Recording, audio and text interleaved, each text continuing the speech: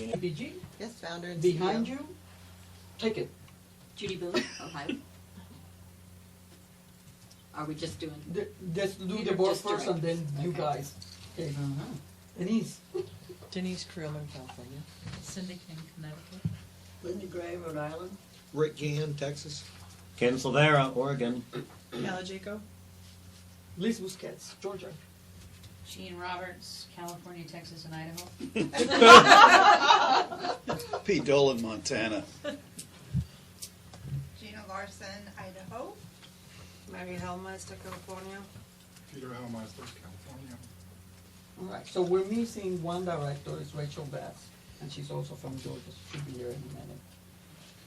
Okay, so, I guess this is get to know each other kind of, session, and then I had also asked you, there was one question that was sent to me, for you to explain to the board and whoever else is here. These guys here, Gina and Peter and Mary Hellmeister, they're part of the DNA committee. Okay?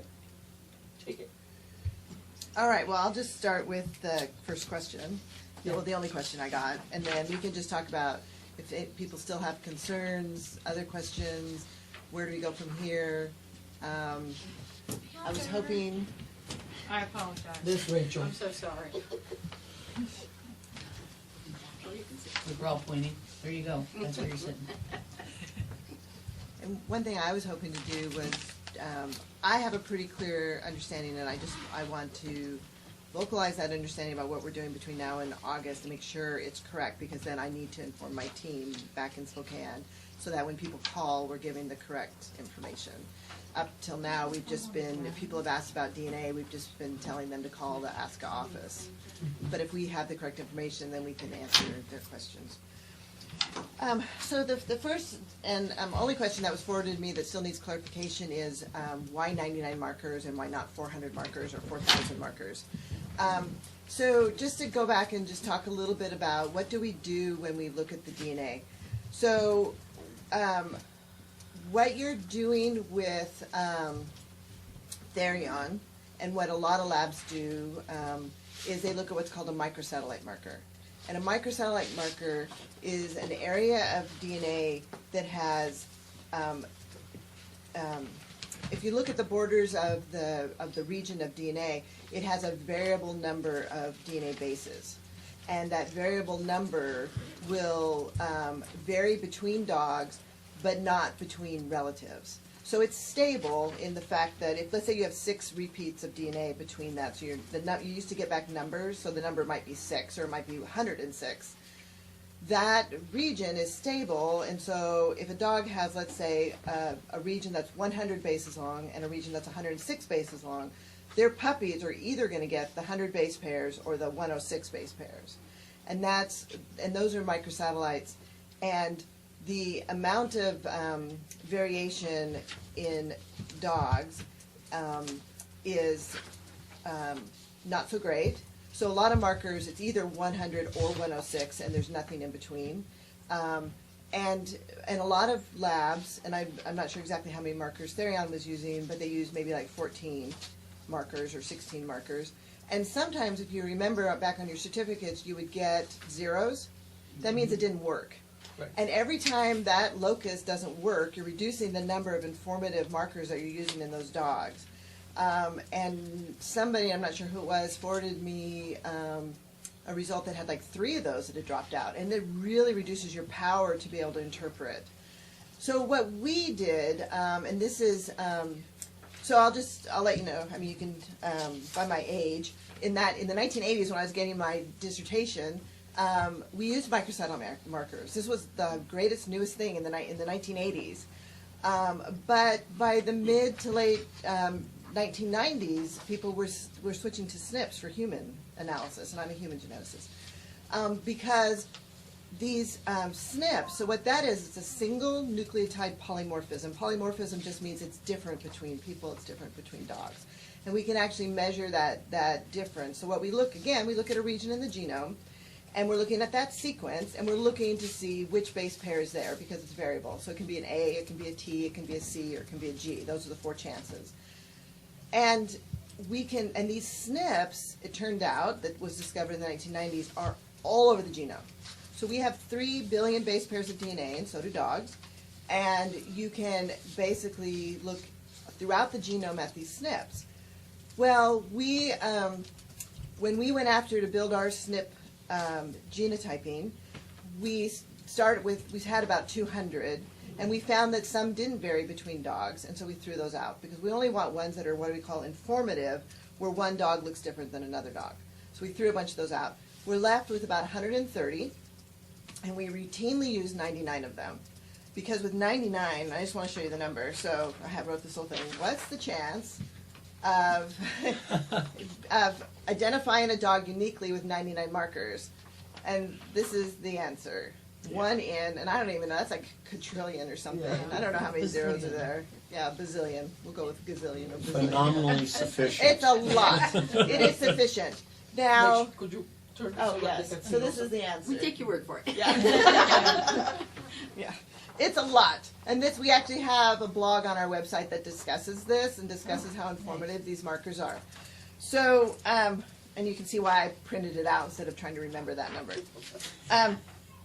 So we routinely use 99, and it almost always, that's all we have to do. But we have this additional markers of about 40 markers to bring us up to 130 if we ever need it.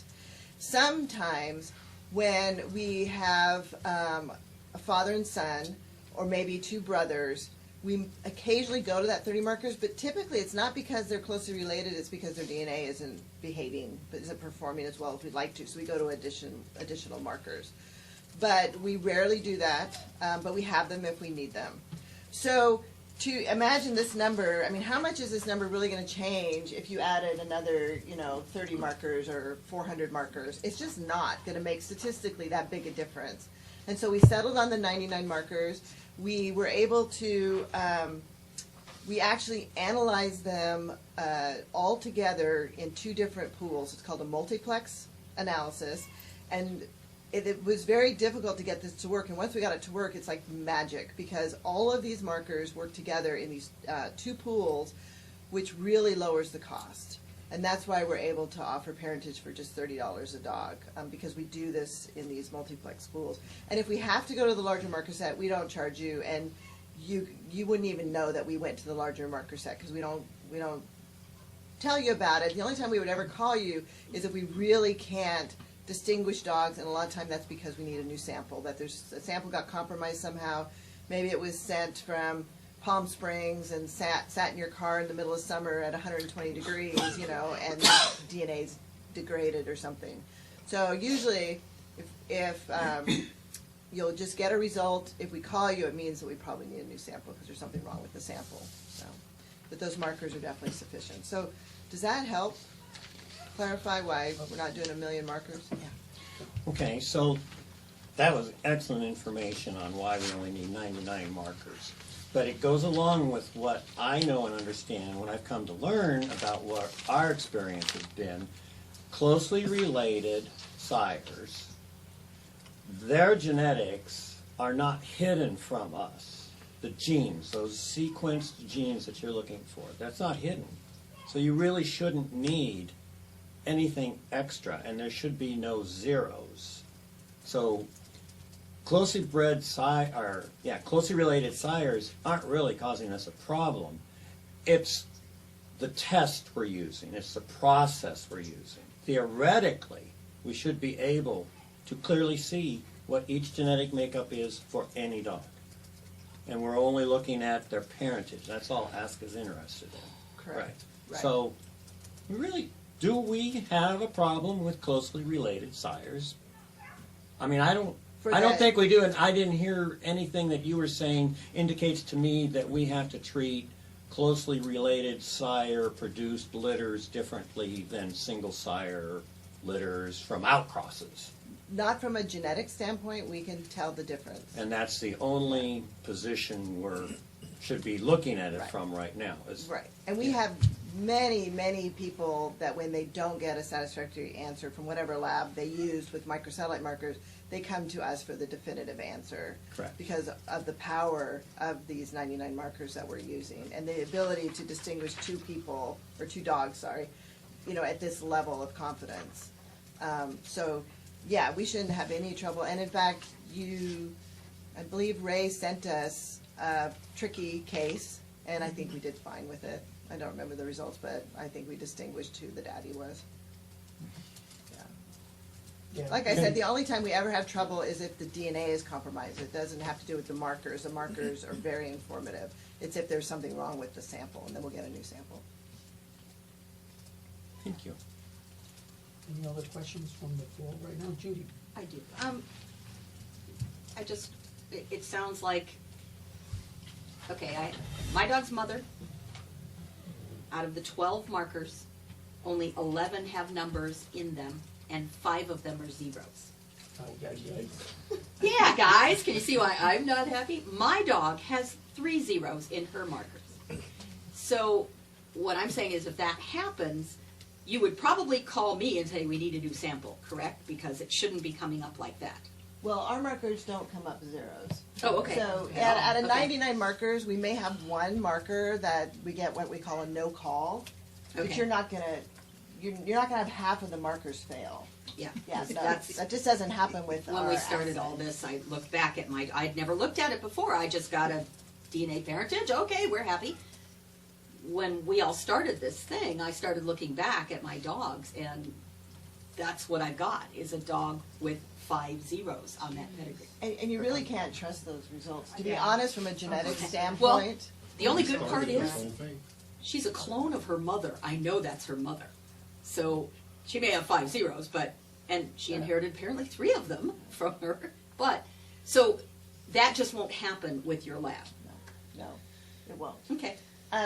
The other thing that we can tell, which is probably obvious to everyone, is sometimes if someone's got 2 litters on the ground, and we actually see this quite often, not necessarily with Australian Shepherds, but we have wandering pups, and we can figure out who the mom is too. I mean, when we look at the analysis, and we're not looking at 101 versus 106, 5 versus 10 for each of those 99 markers. We have a computer program that compares the dogs across the markers and tells us, their relationship.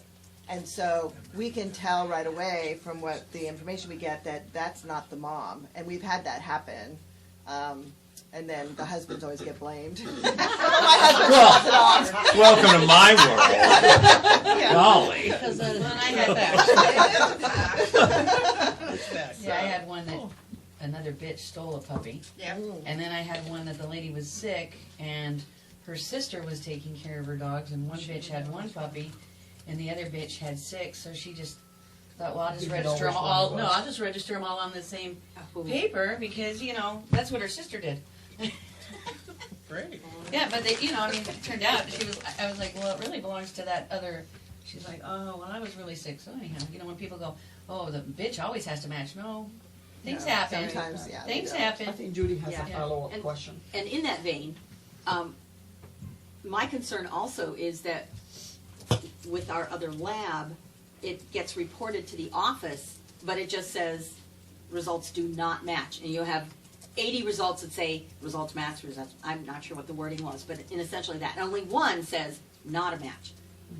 Will your lab actually notify us or the litter owner directly? Or so that we have some way to know this isn't a match? We shouldn't register these dogs. Right. So that's, I think, one of the things that we still need to work Process, out right. is, Our are we process. getting the orders from the members? And then the results will go back in the members' account, and then are we sharing those with ASCA, or are the orders gonna come from ASCA? This is something we still need to figure out. But we can do whatever you want, however you want it working, and for every, pup, you will get, if you submit 1 sire, you'll either get a certificate that says disqualified or qualified. If you submit multiple sires, you will be told, if there's a qualifying sire, you'll be told which one's the qualifying sire. So, a note of that. Ray's not here because Ray's judging the rally trial. And I've already spoken to him. We will find a time for him to meet with him and myself to meet with Lisa to see what process the office will prefer.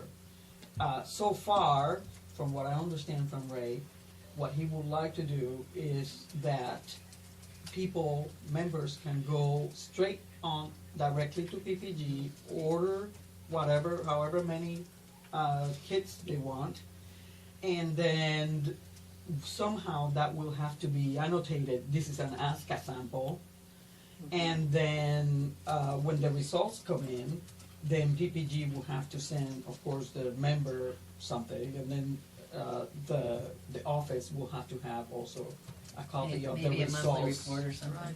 Yeah, something. Or a So- shared database. Or a Oh, shared yeah, yeah, database, yeah, yeah. right, Shared which is database, that's what you talked about at the. yeah, Yeah. right, and Ray was kind of excited about having an online database where he could go and look at it. And we just but- put them in there, and you guys can look at them whenever you want, and Ray can look at them whenever you Pull want, 'em out, so. yeah, that's nice. Right. Yeah.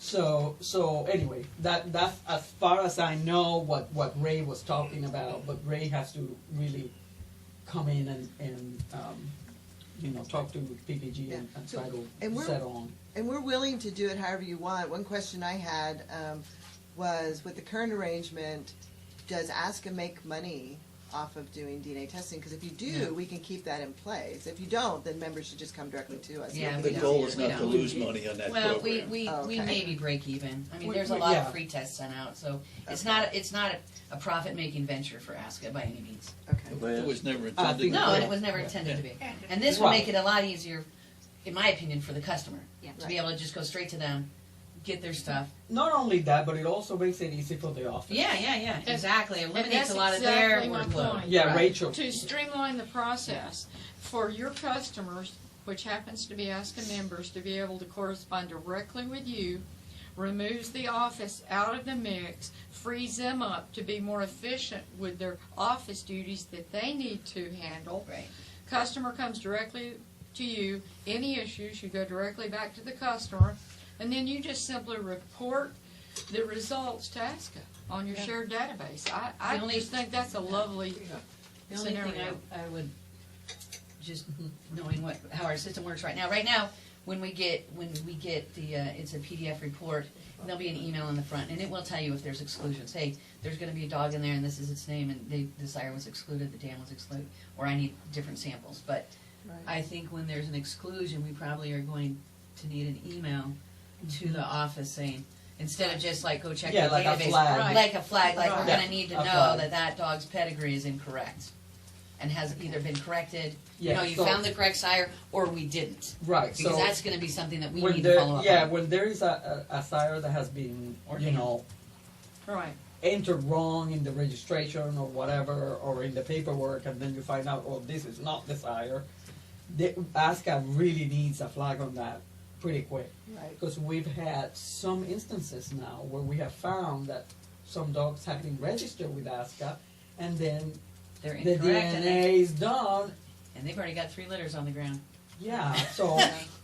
Yeah. it doesn't help us a heck of a lot Right. when that happens. We'll just, I'm sorry, Ken. I want to just focus us right back. I'm sorry, but we need to focus on one thing. When we first, and Linda was sitting there with me, back in 1991 through 97, when the DNA program was beginning, the idea was that we wanted a registry that was backed up by DNA. So every aspect of the DNA test is part and parcel of ASCA's registry program. So it's not a question of making money. This program is authenticating our registry. We are a DNA-based registry. And that's the sad part, where after 15 years we're finding out that we really can't say that now because we've ended up with so many zeros in all of our results. We're still looking towards that goal, though. So ASCA needs to store, not only with the paperwork for the registry, the DNA test that goes with the paperwork for each registry. That is so important to ASCA. That's more important than any amount of money. is the fact that we're a DNA-based registry. Okay, Mary had something. Has anybody ever thought about how to integrate Certigen in this process if we're gonna go directly to PPG before Certigen DNA results were submitted to Therion, from Therion to the ASCA business office? Well, we have talked about it, and we sent a letter to Certigen because we wanted to know what Certigen's position is, and they haven't answered us yet. So, as soon as Certigen answers us, then we can work on it. But we had already kind of worked out that PPG was going to share the markers with Certigen to do ASCA samples. But again, we had to wait for Certigen to say, yeah, we want to do that, because if they don't want to, then, If we want to do that, and we can do that. Right, yes, exactly. Exactly. So we have to, we're just waiting for Certigen to tell us what their position is. The question's been asked but not been answered. Correct. Right. Correct. Well, when has Certigen been asked? Hmm? How long ago is How long ago was it, Certigen has Cal? been asked? I mean, it doesn't really matter, does it? We're talking with them, and Yep. they've been asked. They get a chance to figure out what they can do, and then they'll get I back mean, to you us. could, yeah. October 23rd is when I sent the second email, and The I second. had sent the first one maybe 2 So- weeks earlier than that. Okay. And we actually have a year to come to To work terms, that more or out, less, yeah. to work it out. I think the bottom line is I don't think anybody's looking at changing relationship with Certigen. Certigen's one of our testing laboratories. They just have to get together with POG, because the labs have to be able to work together. So they're going to use, for the database, they have to be the same markers, they have to be the same test, and we need the same results. And so I think the thing about Certigen having to send tests to Therion for whatever was done there, that was kind of an odd setup, wasn't it? That It was was, via email. yeah, I mean, I don't It was- understand even it why that was primarily done, because so. Therion was maintaining the database Right. that we never Right. got to see, so basically they submitted their results to Therion. Therion would then implement it into their database and then report results directly to the ASCA business office. Well, I think that's probably that's what's probably gonna have to happen is Ray in the office, Lisa and Bob Prince and the gentleman at Certigen, they're all gonna have to sit together and figure out how they're going to all make this work seamlessly. We would never want to exclude our European customers, No. because that's the lab of their choice, Yeah, and it's so- easy for them.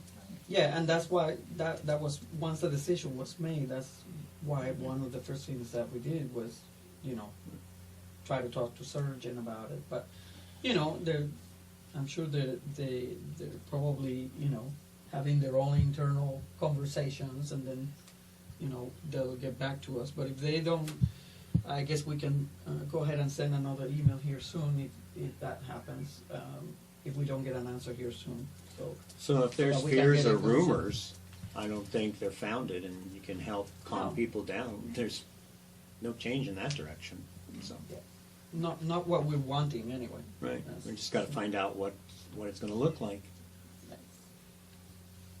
And if for some reason they don't want to work with our markers, we've offered them to them. It'll be a no-cost license. They only, though, can use them while they're working with ASCA, and it can only be on ASCA dogs. But if some reason they don't want to do that, we get samples from all over the world. It's not an issue. And we help customers find the right sample types to send to us. And, literally all over the world, Japan, Australia, Europe, everywhere. Any other questions from the floor at the moment? No, so I guess you wanted to clarify. Right, so I have a lot of questions, and maybe they're for Ray, I don't know. But one is, so we'll develop a database, and the ASCA office can go in the database. We can send emails, we can send PDFs, and we can have flags on the database for any exclusions. one question is the database open to everyone? I mean, we can make it public. I don't know, I had mentioned the Chinese crested database that's hosted on Paw Print Pedigrees. We can host an Ask a database, and it would be open to anyone to look up a dog and see the pedigree and see that the, markers align. This is completely up to you guys. It can also be a closed database. It doesn't have to be hosted on that site. It can be hosted on OneDrive or, I heard Right. Dropbox this morning. So, that's a question for you guys to answer. Then the other question we have is, so when litters are sent to us, a pup can't be registered until the DNA's been done, correct? No, It incorrect. can be. So if I have two parents and they're both DNA, they're registered. I decide to breed them, they have a litter. So then from that litter, I keep one pup, and I can register that pup. This is the sire, this is the dam, and register the dog. Now, if I want to use that dog for breeding 3 years down the road, then I have to DNA that dog. Okay, so then every sample that will come to us can be identified by an ASCA registration number? Because we're trying to figure out how are we gonna know it's an ASCA dog? No, No, it no, has to be. absolutely not. Occasionally. Absolutely not, wait a minute, I But- have but yeses and look, nos. when we have like multi-sire litters and There's a stuff lot like of that. and- unregistered dogs that go get tested. Yeah, because what's gonna happen, for example, I have done some where, I have DNA the whole litter. There is. Soon, like when they're 8 weeks old or whatever. Right, And Betty does And it. they're- Warren does it. Yeah, The and whole then they get DNA and then they get registered afterwards. Okay. So that can happen. so we need a way for members to tell us that they're part of ASCA and that these results go. Would a member ever contact us and say, I wanna DNA this, but I don't want you to send it to ASCA? I mean, how are we I gonna don't deal know that with that's that? ever happened because They can register, yeah. because the board business office has always been the go-between. So that's not, we have had people who have, from what I understood, because we put the forms online to fill out, so they just get a blood tube from somewhere and send it in, and don't go through us, and don't pay. Okay. But we do get unregistered dogs, especially puppies, like she was talking about, or we have dogs that are foreign registered, and then you have people who, when you ask for a registration number, even though this is an Ask a test, they put down their AKC number. Okay. You know how it is when people fill out forms. I do. Yeah. Yeah. So that's the challenge. So we'll What's gonna figure it happen, out. what's gonna have to happen is that when you're trying to identify whether this dog or puppy, whatever, is an ASCA puppy, when they input the information from the parents and stuff like that, or if they have a membership number, ASCA membership number or something like that, something that identifies Yeah. the sample as an ASCA sample. Because I know Therion would just assign them their own number in addition to the registration number. Well, Right, every they have dog, an yeah, ID. every Right, lab you will get a can- lab yeah. ID number. So, but I think on this thing where you were talking about a process, and this will probably go back to Ray again, is Yeah. that it would be with an ASCA form that would help you identify that the sample coming in was from ASCA, because the form that comes with it is the one that they fill out is going to That- help yeah, identify. That We're would gonna have to help, figure- of course, yeah, if we it need doesn't Ray come for with a that form, one. but, yeah. Well, Well, yeah. So Liz, to the So original, two of you and Ray, because you Yeah. gotta look at things like that, because there are gonna be some changes to the, like Right. the litter registration form and the individual Right. dog to match up with the new lab. Right. It's a forms management. Yes. How do you do it with the Liz? Chinese crested? So we don't do DNA for Chinese crested, but we do for the Australian Labradoodle Association of America, and they come with a registration certificate, and we know it's ALAA. So they're registered But they're prior to the registered, DNA. yes. Yeah, see, and sometimes, especially if it's multi-sire, they can't be registered until we know who the dad is. Right, Exactly. so it's like, you gotta have the DNA before we give them a number, so. Right, So, yeah. I mean, of course, the great majority of your Yeah. samples are gonna be, from people, like I'm Routine. registering this pup, this is the sire, this is the mother, Right. So I think I like the idea of a form that can be downloaded from your website. It could even be downloaded from our website. And it basically just states this is an ASCA litter, share with ASCA, and maybe they sign it or something, and Right. it comes with the samples. So I think that would work, because they're not always gonna have the ASCA number, or they'll put AKC, and so, yeah, because we have this issue, so with the Boykin sure. Spaniels, we send, once a quarter, they want all of the disease results on Boykin Spaniels. They track all the Oh. disease results. whereas the ALAA just tracks the DNA results. But with the Boykins, we actually send the disease results. But the problem there is, it's only if you put your Boykin Spaniel registration number on the dog. If the dog doesn't have a Boykin Spaniel registration number, we don't send the data. So it's, again, every club that we work with has whatever parameters, whatever rules you want to set, that's what we'll follow. Right. Yeah, That and makes most of the time, they will have a registration number, Okay. because that will be the majority of your, dogs. To your, Rachel. to your point, if an ASCA member wants to come to you to get any other testing done that's outside of the ASCA required DNA for registration, they're just going to be another customer Right. for paw prints. So that would be outside of what we're looking at here. Yeah, the health stuff, it will Right, be if up they to the want individual. health stuff, or if they want to determine themselves something about a multi-sire litter and they come as a separate customer, unless it has that agreed upon form or whatever we come up with, they'll just be another customer. Yep. Okay, I think that'll work really well. right, but they And have, must have, unfortunately, yeah. if they forget to include the form, if they contact us down the road and we've already done the testing, they could send us the form and then we can release the results to ASCA. Yes, So right. it's not like it's the Right. end of the story if it doesn't come with the sample. But every Australian Shepherd that hits the lab, we're not going to call them. If Right. it comes with the form, it comes with the form. If it doesn't, it doesn't. And then when they go to the office and they go, hey, I don't have my results, they'll go, well, you need to, you know. And then you're gonna say, well, And then we we didn't can get the release form, them. here's the form. So Liz, I wanted just to go back before we leave it. The one point is back to my original focal point again. And this is like 20 years ago, we started nobody was doing it. So we just came up with whatever we were able to copy from other organizations, other breeds, other type of animals.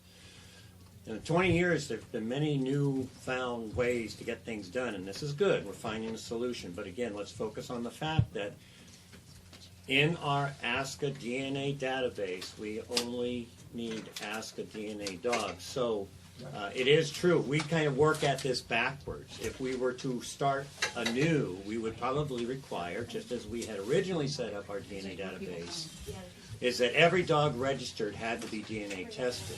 But that didn't go over, so we ended up with this.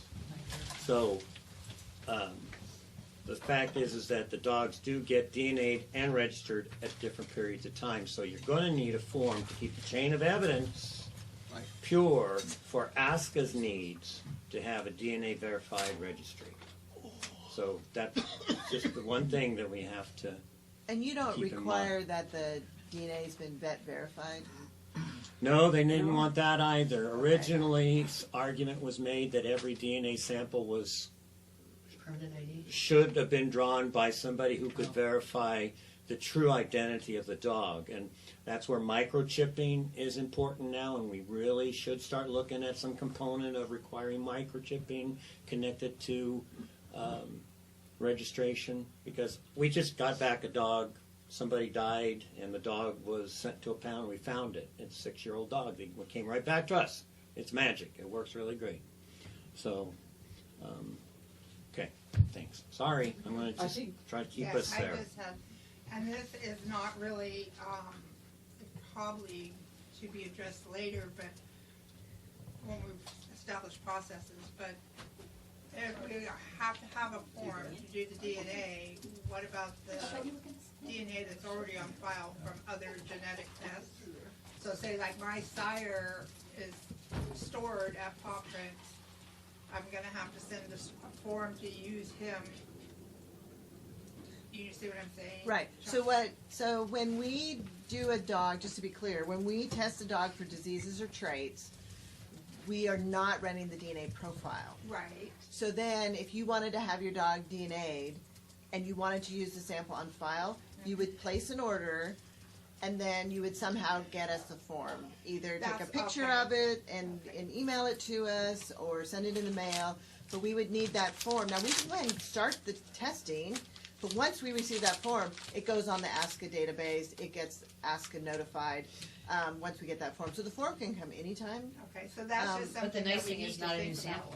You don't need a new sample, no. If your No, sample's no. on file, you wouldn't need a new sample. That's just something that we have to write up in our process, so people know Right. that Right. they're gonna have to have this form. Right. Yeah, and I think that'll work really well because somebody might have already done a litter with us.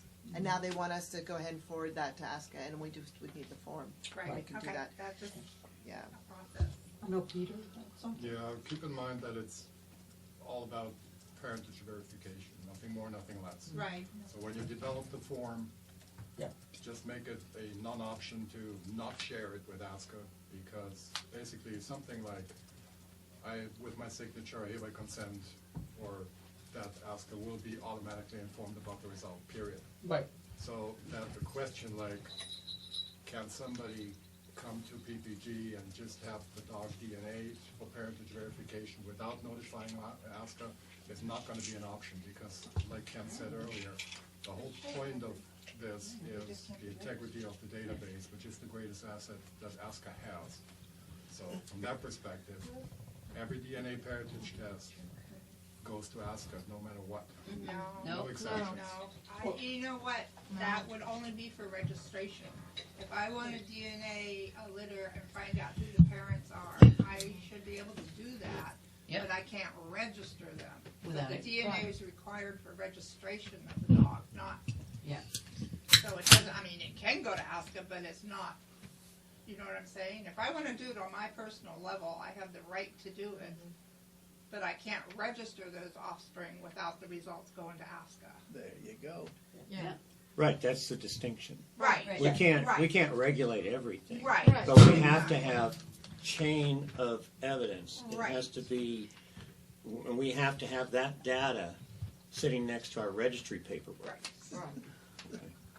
So nobody from AKC DNA tests their dogs with you, do they? Because they won't, AKC won't accept your test results to Correct. register their If you, dogs. for registration purposes, you have to use AKC Right. to register AKC. Right. But tons of AKC people use us because they've done dual sire litters, oof Right. litters, whatever.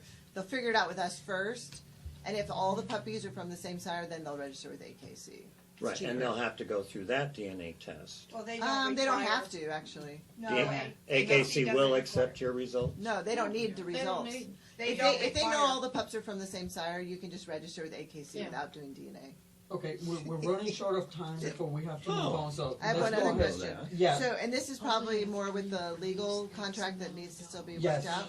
But we recently had to change what we were doing with the Australian Labradoodle Association of America, the ALAA, because they wanted access to the DNA in case of member disputes. Which, believe it or not, we're involved in a member dispute, not just with Labradoodles, but with every breed, every week.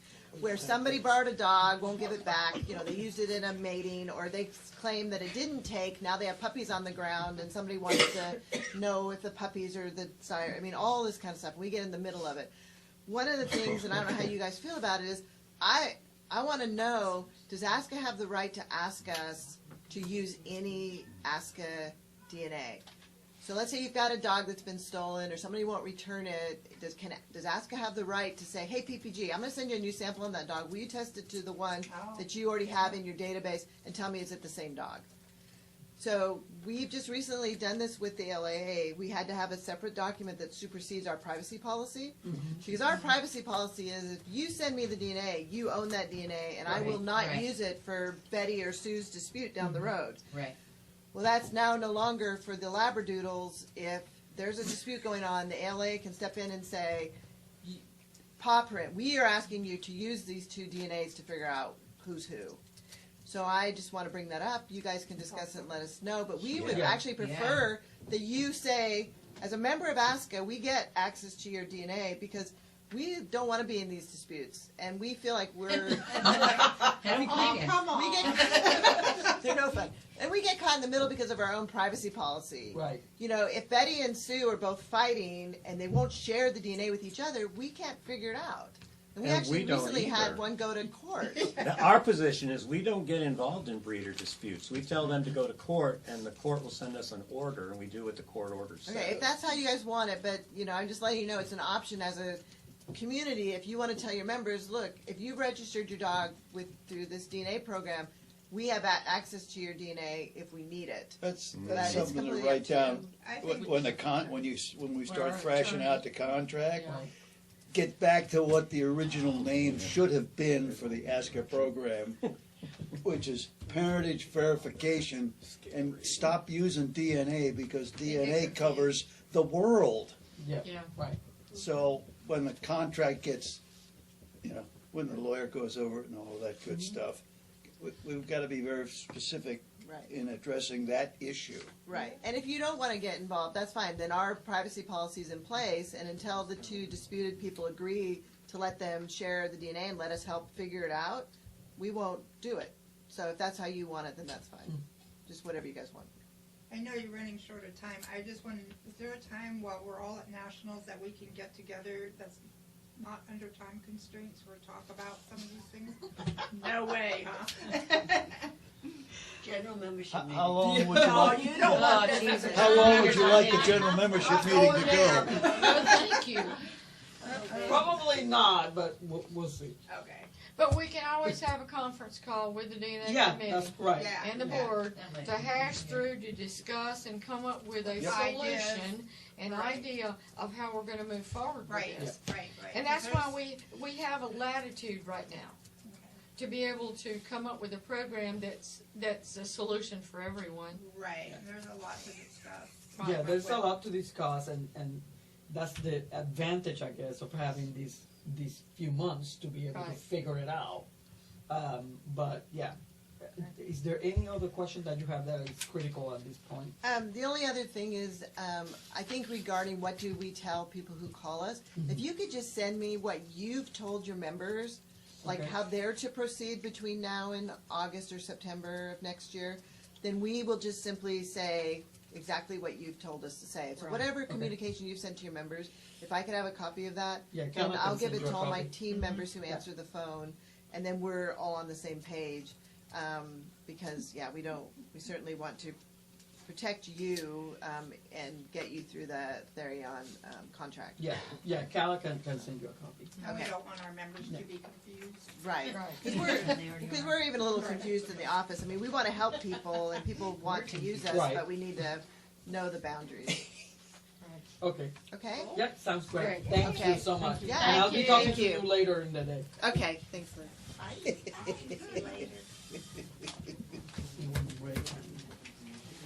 Okay, okay, so our next, we got our junior committee here. Yes.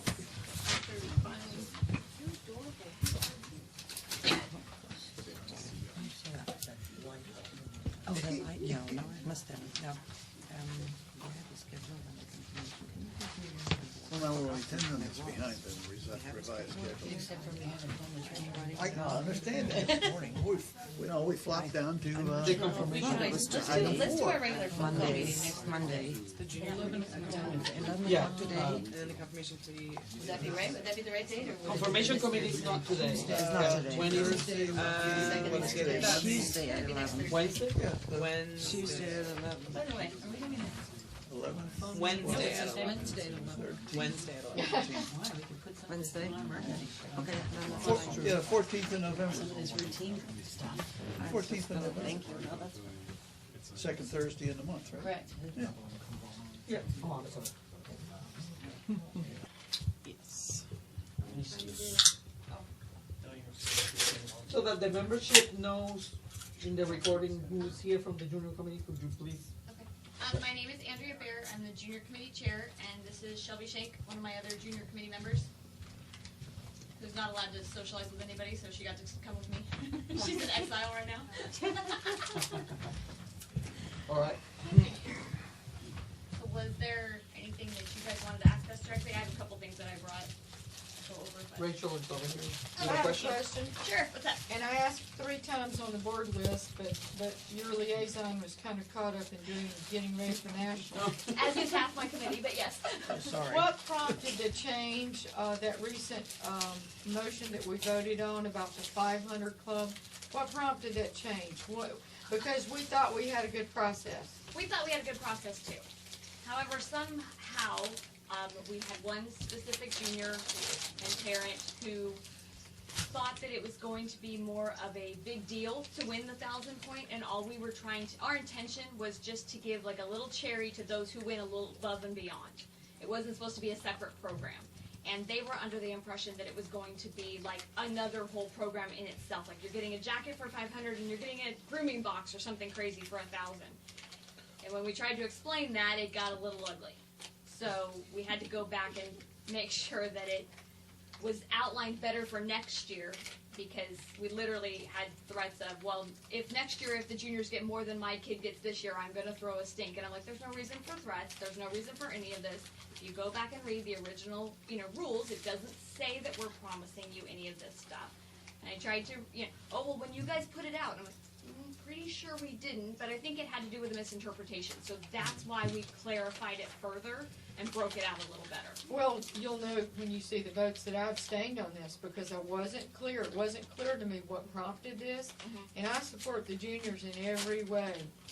But when you're not clear on what prompted a motion, so that's why I had to ask that. I understand completely. I Okay. abstained as well for personal reasons. Yeah. Because it is somebody Well, that see, I know very noticed well. that, and that's what, I'm like, she Only abstained. because it's a really good friend of mine and a Okay. junior that I have worked with, and I did not feel that. Okay, no. And my vote yeah. would not have changed anything All right. anyways. So Got it, thank you. Yeah. For the And clarification. on the same subject, one of our directors, when we made the vote, we didn't discuss it very well. And she made some very good points, and I would really like her to share those points Absolutely. with you, because I would have agreed with her and not voted for it because of the fact that we still haven't addressed the whole 500 Club issue for all the programs. And so as we did this one, I would have liked to have seen us get caught up on where we really should be right now for all juniors in all programs. Right. That is definitely still on our to-do list of trying to build these for the other I areas as know, well. but it's been so long. It has been long, but we've run across. We need to revamp the stock program to fix that, and until we do that, we can't do the stock program I for know. 500. We It's don't tough. have an agility program to build a 500 from. So, I mean, I can move forward with agility and rally, but I felt that rally and obedience, but stock and agility need more attention. We did get a member finally that's from the stock program. However, she's answered one email all year. So that's not really helping me. Well, I guess well, when to I get address- off the board, I could volunteer to help. To address the original question about whether or not this can actually take place in a timely manner, we need Ray here, because apparently Ray said, oh yeah, it can be effective June 2020 for the next nationals. I guess when I look at it, I think, well, that's probably true, because the numbers are already in there, so he wouldn't have to change, well, and of course, hopefully our computer process is gonna be moving forward, so that's kind of that was my only thing, is that, I didn't feel like, that the, effective date was correct. But, Originally, we were instructed to do it as an emergency motion, so it would be effective now, because the points that the kids are earning now are what's being awarded at well, 2020 that's what I'm Right. saying, that's what I'm saying, Right. you can't make it effective for June 2020 to be, awarded Right. at September 2020. Right. That doesn't make sense. And I But I agree with that. understand that Ray says that, and I get I get when I think about the process, I understand it, because the points are there. They're just not in the report right now. Right. So all he's saying is he can pull them out of the report, and we can do what you're saying. And he had to do So a that's- manual to fix this year, Right, because it and I originally hate was manual listed stuff. all at 500, and we didn't have Yeah, 1,000 yeah, broke out, so we had to go yeah, back and fix that. Yeah. It's actually. But as a sidebar, I don't think stock needs to be revamped. There's an easy solution to these things. Some of the research that I've done on it, and I use research very loosely, Ray actually wrote me a revised program that we've tried to review and go Right. forward with, but like I said, the one person who's really good at stock is not really answering. Right. But I have some other people that I'm gonna tap in to help with that. And from some of my discussion with some stock dog committee members, and I don't mean to place blame, but to No. me, it sounds like it's an education issue with the stock dog judges. They need to quit freehanding these easy scores in that junior class. Well, the thing is there's two junior classes. There's a titling one and a showmanship. Right, the And we showmanship want one. the points from the showmanship. Right, the showmanship one, a lot of times I'm being told, I don't know firsthand, that score is, they're so proud to see a kid actually out there doing it that they give them a really great score. Oh, well, that's great. There's no Good. penalty in There is no in that. verification to stock dog judges. When a junior shows up, you are so happy to see them. Right. Right. In a lot of cases, So you let's don't get 'em even a have a jacket, score too. I sheet think to it'd be score great. it on. Are you aware of that? Yeah, So- that has been brought to me too. Right, so What? there needs to be Don't a have a score huge sheet. There's clarification. two There's a scores. score sheet. There is two. Yeah. There's one for open working and one for. I've been just told, I've telling been you told that down, before. boots on the ground, sometimes you'll go ahead and score the junior until they find the junior Oh, score sheet. yes. They have to Oh. be Yes. The found. clubs aren't They carried get out used now. so often that they're Yeah, nobody usually ever thinks to buried in give the them. bottom of the Yeah, score nobody box. gives them to the judge. I get it. I Right. understand. Cindy? The scores for stock and juniors that are used for all around come from the open working junior. The junior handler stock is only for the merit at the end of the year. Which is where the 500 club points would come from. Exactly, Correct. exactly. The 500, the points from open are objective, are averaged right now, not accumulative. The points from the working handler class can be on anybody's dog, and the dog can be used up to 3 times. There's no training involved in that class. Which is another issue because Well, there's so, no ownership requirements on right, that. Ownership So- requirements. right. Yeah, and the ownership requirements need to be the same across all programs. But Why? Because No. if you're required to own your dog and your dog is required to live with you in conformation, and your dog, you're I'm just required, saying, why? it's Just because we've always done it that way. No, because it's the building a juniors. relationship between the junior and their dog, and Right. that's what we're Yeah, trying yeah, to yeah, encourage. yeah. Okay. That's a good answer. Thank you. I just had to get the right words Yeah, going. that's all right. Thank you. I just want to know why. But right now, the junior can take their mom or dad's Okay. dog Because in when the for dog the didn't handling live with me, class. and then when he started Right, living with for me, stock, because that's they what I may did. not Oh, take yeah. their dog. No, I'm straight up to that I'm not level. arguing it. I just want to make sure that we know why. So are we you can tell saying you're people. gonna change that? You're going to require ownership in that handling class of the dog? And it's a big hurdle. That is. People don't want to do it. Well, when you get little kids out there and you got a nice dog that's That's a witch right. and you can put Yeah. it on 14. That's right. You know, it's fun. It gets them in the arena and stuff. Right. But then that's why it's not a class that they can get something special for other than they're at the trial. I understand. And we So, always yeah. try to give them a Yeah. nice ribbon Oh, and a yeah. nice Yeah, yeah. prize. 'Cause But if we're it's so gonna happy. Kites and squirt guns. It's But if kind it's of gonna apples and count- oranges that we're trying Right, to merge right. together. So yeah, If that's it's a very gonna good count point. for the 500 club, then it needs to be scored, I think. You But know, it needs to be scored at correctly, least, not yeah. Oh, boy. an attaboy, kind of Okay. score. Or we look at it the other way and say that the 500 club comes from the juniors that are owning, training, and accomplishing, Come from the Oh, titling with their classes. dog. come Yeah. from the titling classes, Right. because just like the obedience is coming from the titling classes. That's true too. Yep. That's a good way to And look at that it. way yeah. you Yeah. will not interrupt that child, Yeah. that That 6-year-old started that's to learn. coming into the arena with their mom or dad's dog. And Or we're their getting them friend's dog, started yeah. in herding and getting them Yeah. out there in the Yeah, arena. have it come so- from the titling class. Right. Because that's what you're gonna have to do in Yeah. obedience, and that's what you're gonna That's what you ultimately do do in in rally. rally. Because Yeah. we're seeing so few people, so few young people showing up in the herding arena. Please don't interrupt anyone that Oh, wants no, to I get don't out want to there. discourage any of that, Right. absolutely. I mean, trust me, I've got a dog working right now. I'm trying to get my own out there eventually. She ain't ready yet, but we'll get there someday, I hope. And this is a discussion that has to happen because the working junior program was not created to have it do anything but work in the stock dog program. So we need a third class. We do need to work on it, like you're saying. We understand exactly what the parameters are, like you just explained so very well. So it's all got to come together. But the problem is we need to get the right people all sitting down together and make Exactly. this get this going. And that's a hard part, so So- it may even mean that we need to put out hey, do you wanna volunteer to be, I need to pull people from this venue and that venue. As far as agility goes, I know Judy and I had some discussions at one point, she tried to write something up, but then when I pointed out the ownership requirements and how we get to our 500, it was not going to work. And so I think we've had some discussions amongst the committee prior to this year. We have not worked on that part this year at all, I will admit, about how we can go forward. I've talked to several agility people about using like just the regular class, not jumpers, not games. Just use the regular class and see if there's a way we can use the 5 and 10 point cues to add up to get somewhere. Oh, Then it was brought up that really the only place you're going to be able to get 500 points doing that is California and Texas. Well, that's kind of the same as handling in a lot of places. Unless you're doing the trailer race, that's where the trials are, and that's where those kids have more opportunity to get enough points to do it. So we're still trying to. Or maybe the 5 points would equal 25. Maybe Like, there's because it's like with junior showmanship, if you beat so many, you get this Right. many points plus. Right.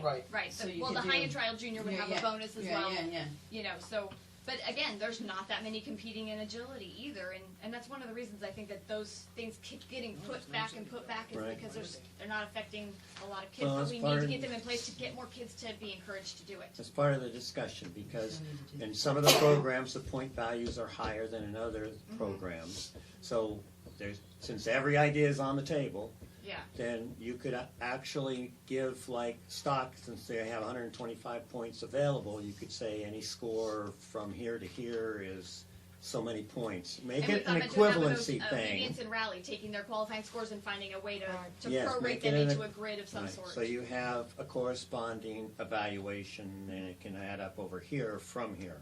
Right. So Right. it's just going to take a lot of talking and a lot of attention It to is. get it done. And this year's been extremely hard because, like I said, half my committee has been working on this week. So, Good. but, okay. Well, I will tell you that I'm very pleased to see an active junior committee again. Yeah, and no disrespect to anyone who's been on it or whatever, but the junior committee's just kind of been laying dormant and not really doing anything. So I'm very pleased On there. and enthused that you guys are actually trying to step up and create programs for the juniors that are really meaningful.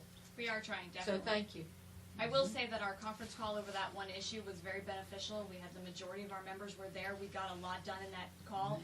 I would recommend that to other committees if they can do that, to do so.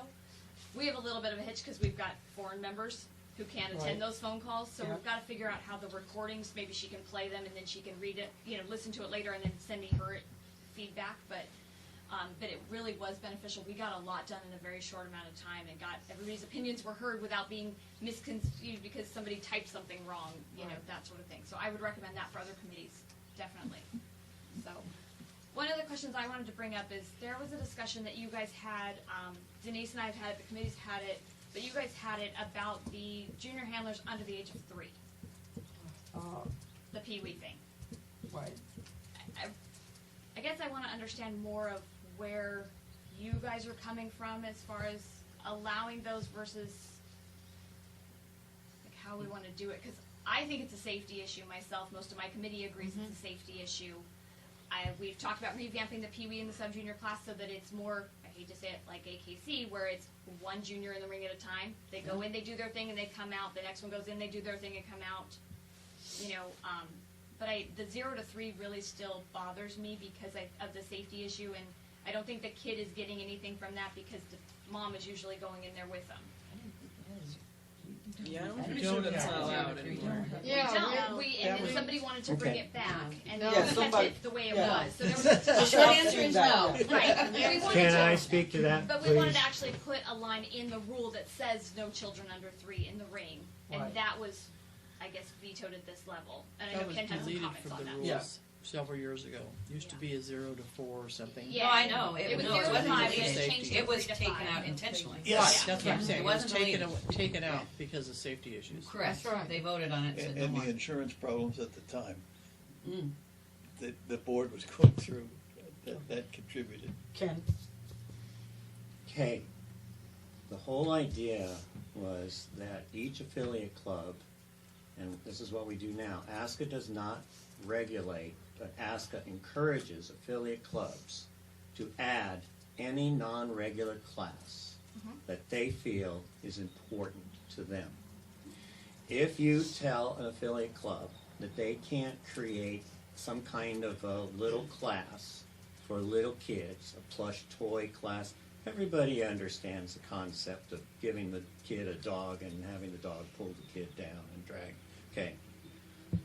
We are not going to regulate what the affiliates do for their non-regular classes. You can't say that a child from 0 to 3 can't be included with their brothers and sisters, their mom and dad, in what the family hobby is.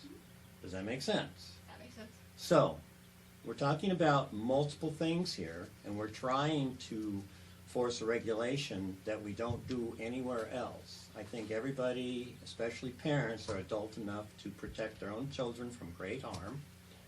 And the idea is that some clubs like to introduce their new family members to the rest of the club, so they do little different things. You say, no child, you can't form, it's just not right, and that's not what ASCA does, and that's all we said the last time it came up, is that we're not going to tell the affiliates that they cannot do this. They already know, because you've all made the notes, and we've all got it down, that kids can get hurt, okay? Kids can get hurt in the stock arena, kids can get hurt in agility, they can get hurt everywhere, so let's be consistent.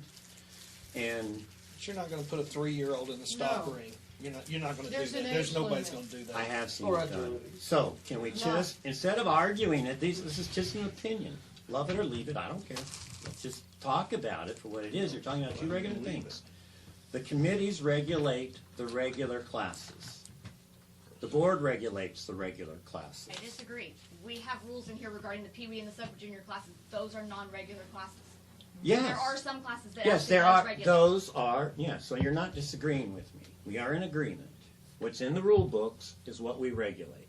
There are the Pee-wee and the other class. The sub-junior. Yeah, sub-junior. Those are regulated. Those are what we have control over. But those are non-regular classes. Yes, and then a club can do any other event they want to do. That's ASCA. So you're going to change ASCA's philosophy, you got to change it across the board. You can't deny one program and allow it in another program. Yes, you can because of age requirements for the specific All program. right, well, anyway, Okay, that's well- what we're talking about. So if we could just focus on that, that would be great. Uh, But there are a lot of affiliate clubs that want to do a plush toy event. Your idea would get rid of that. A lot of kids have parents come in and they hold the dog.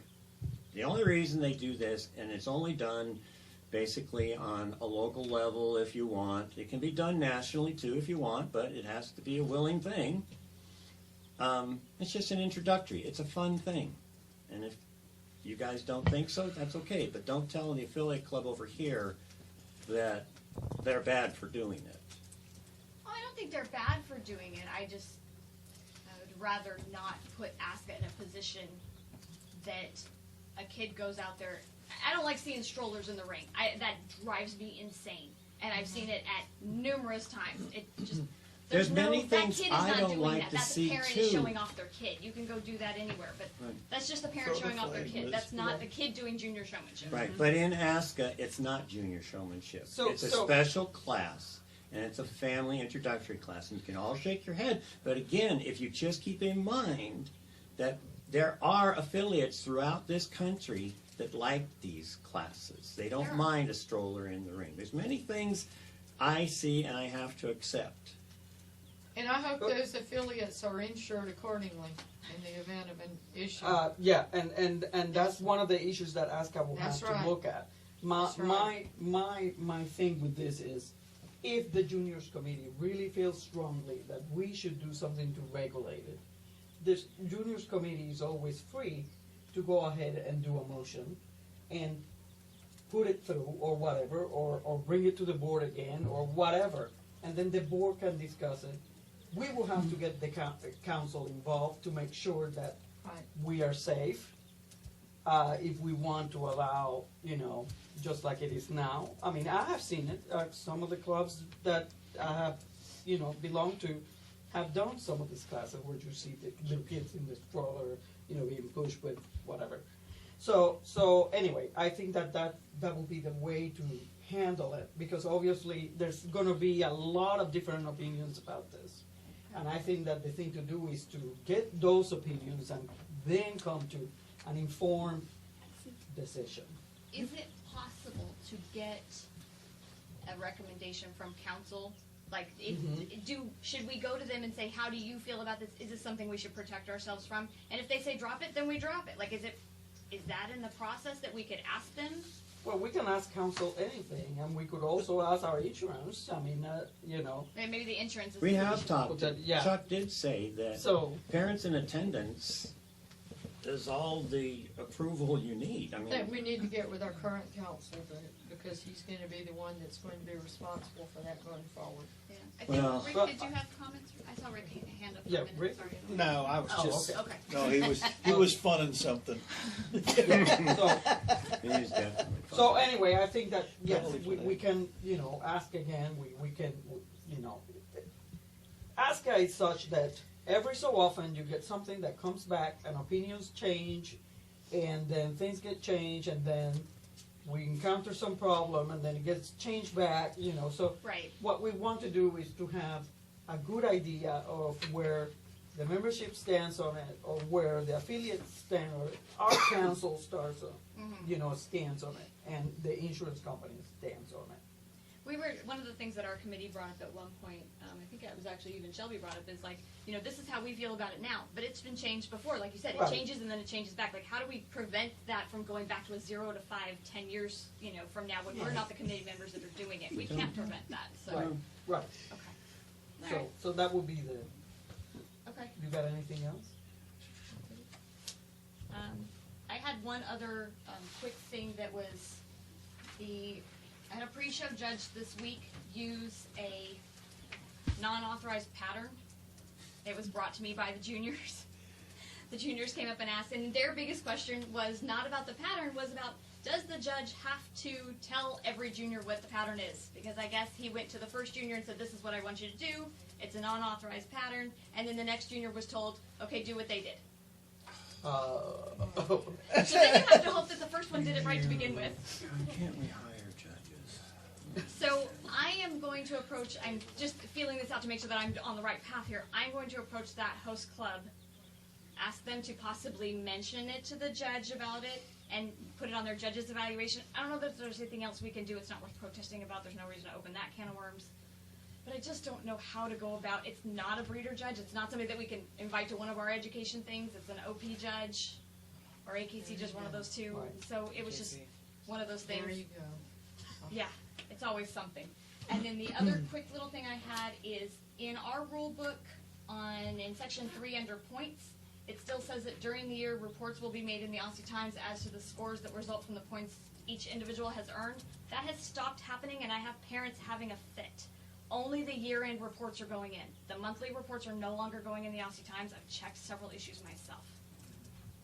So I either need to know that we need to adjust this so that it doesn't say that anymore, or we need to have that information sent to the Aussie Times and get it going Okay, again. so I think the first step will be for us to find out why it's not going to the Aussie So we need to ask Ray. So we're gonna have to ask Ray, we're gonna have to ask Cynthia, and then I'm sure it's we'll because get they're to putting it on the website, but I think It could be, the but. kids may want to see their name in print in the book. Would be my Right, only thought. I So, understand. So Yeah. I think the first step will be to find out why, and, why it has been changed, that it's not, Right. and then we'll take it from there. Okay, that's what I I had. think we took all the monthly ones out of the Aussie Times, didn't we? I have no idea. We did. Yeah, so see, this is the problem when you have rules in two different books. Yeah, Mention the junior entry. To cut. Oh, Yes, yes. you know, yeah. That was the other thing. Ronnie Bates, that's was his big idea, and I'm firmly convinced that we should have done it. Okay. Junior finals entries. We had some confusion. Past year's junior finals entries, because there's no fee involved, went to the host club. This year they were sent to the office. Right. There was some confusion over that. Some people, I sent mine to both because I didn't want my child to miss out because I misread something. So I sent it to the office, and then the email that she got it, I sent that to the host club, but that doesn't mean every parent did that. What's going to be our process going forward? Are all finals entries going to go? 'Cause right now, all the other finals go there, but ours doesn't. Well, the only year that we have to really worry about it is next year, because then Right. ASCA's taking over, so Yeah. it will be the office. Right, okay. So I think The that process is probably, yeah, that probably the best thing to do would be to change it in some way in the rules or whatever, Okay. so that it goes to the office. Do I need to do that as an emergency motion so that we can get it effective now? No. No. Okay. No, because you still have to. You almost never need to do an emergency. Right. Okay. I'm like, oh, yeah, don't even say that. It just Yeah. needs to be in This the makes me- premium, very clearly made in the Right. premium Okay. for In big Georgia. letters. Right, okay. Yeah. All right, Okay. and then, I mean, the letter that the office sent to all of the people who are invited to finals said to send it to them, but like I said, Right. a lot of us are creatures of habit, and that's what we do. Yeah, We of send it here. course. We And also do we it have Even to- though we got a letter telling us to do differently. Of course not. Yeah. So, okay, well But, then I yeah. will see if we can Okay. get that clarified as well as the rule book. Well, I don't think entries for finals should be in any of the program rule books, because that just means we're gonna have them in the national rule books, you know, and then the program rule books. I mean, it's just, it should say refer to policy book for further information or something. Okay. Because that way you don't have to worry about changing it every time the When board things changes the changes. process. Right. Right. Yeah, okay, we can do that. That's just my opinion, so. All right, that was We're it.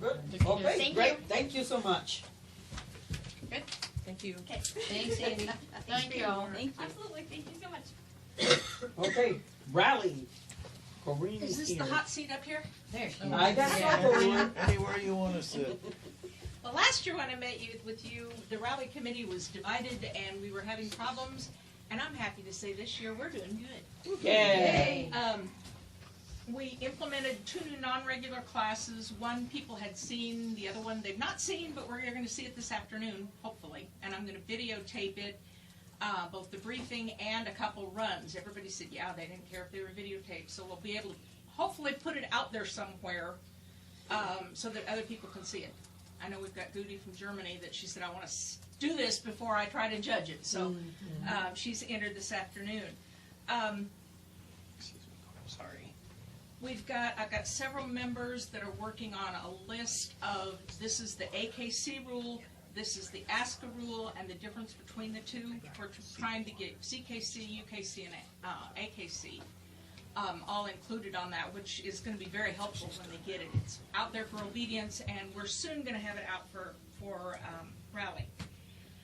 We lost some judges over education, but I do the reviews and see, and these judges had not judged, some of them in years, and some of them it was a good thing that they are not judging anymore. So we weren't unhappy about that, but we've actually had several approved since then. So we're kind of making up the difference. We had heard over education we were going to lose a lot of judges, but the last day they all snuck in there and got on the computer and got it done. So we got that done. We still have not implemented a report for the judges to fill out after the trial. We had so many issues with education and judges complaining that we thought it was not a good time. So we're still working on that, want to get that done. Because we also want one for trial secretaries. I get texts from trials as people are going around and saying, look what we found on a course, which was a total illegal course, which that was handled. But just different things judges are doing, I get those texts all the time, and we need to have a better way of reporting that for the trial secretaries. Trial secretaries know what's going on, but they don't say anything. They have a sheet to fill out about the judge, and they're not filling it out. Does anybody have any suggestions? The same reason no one else does, they're afraid of retribution. They're afraid if they attach their name to something and they complain about it, and I don't know, I mean, we all get calls about, did you hear about this?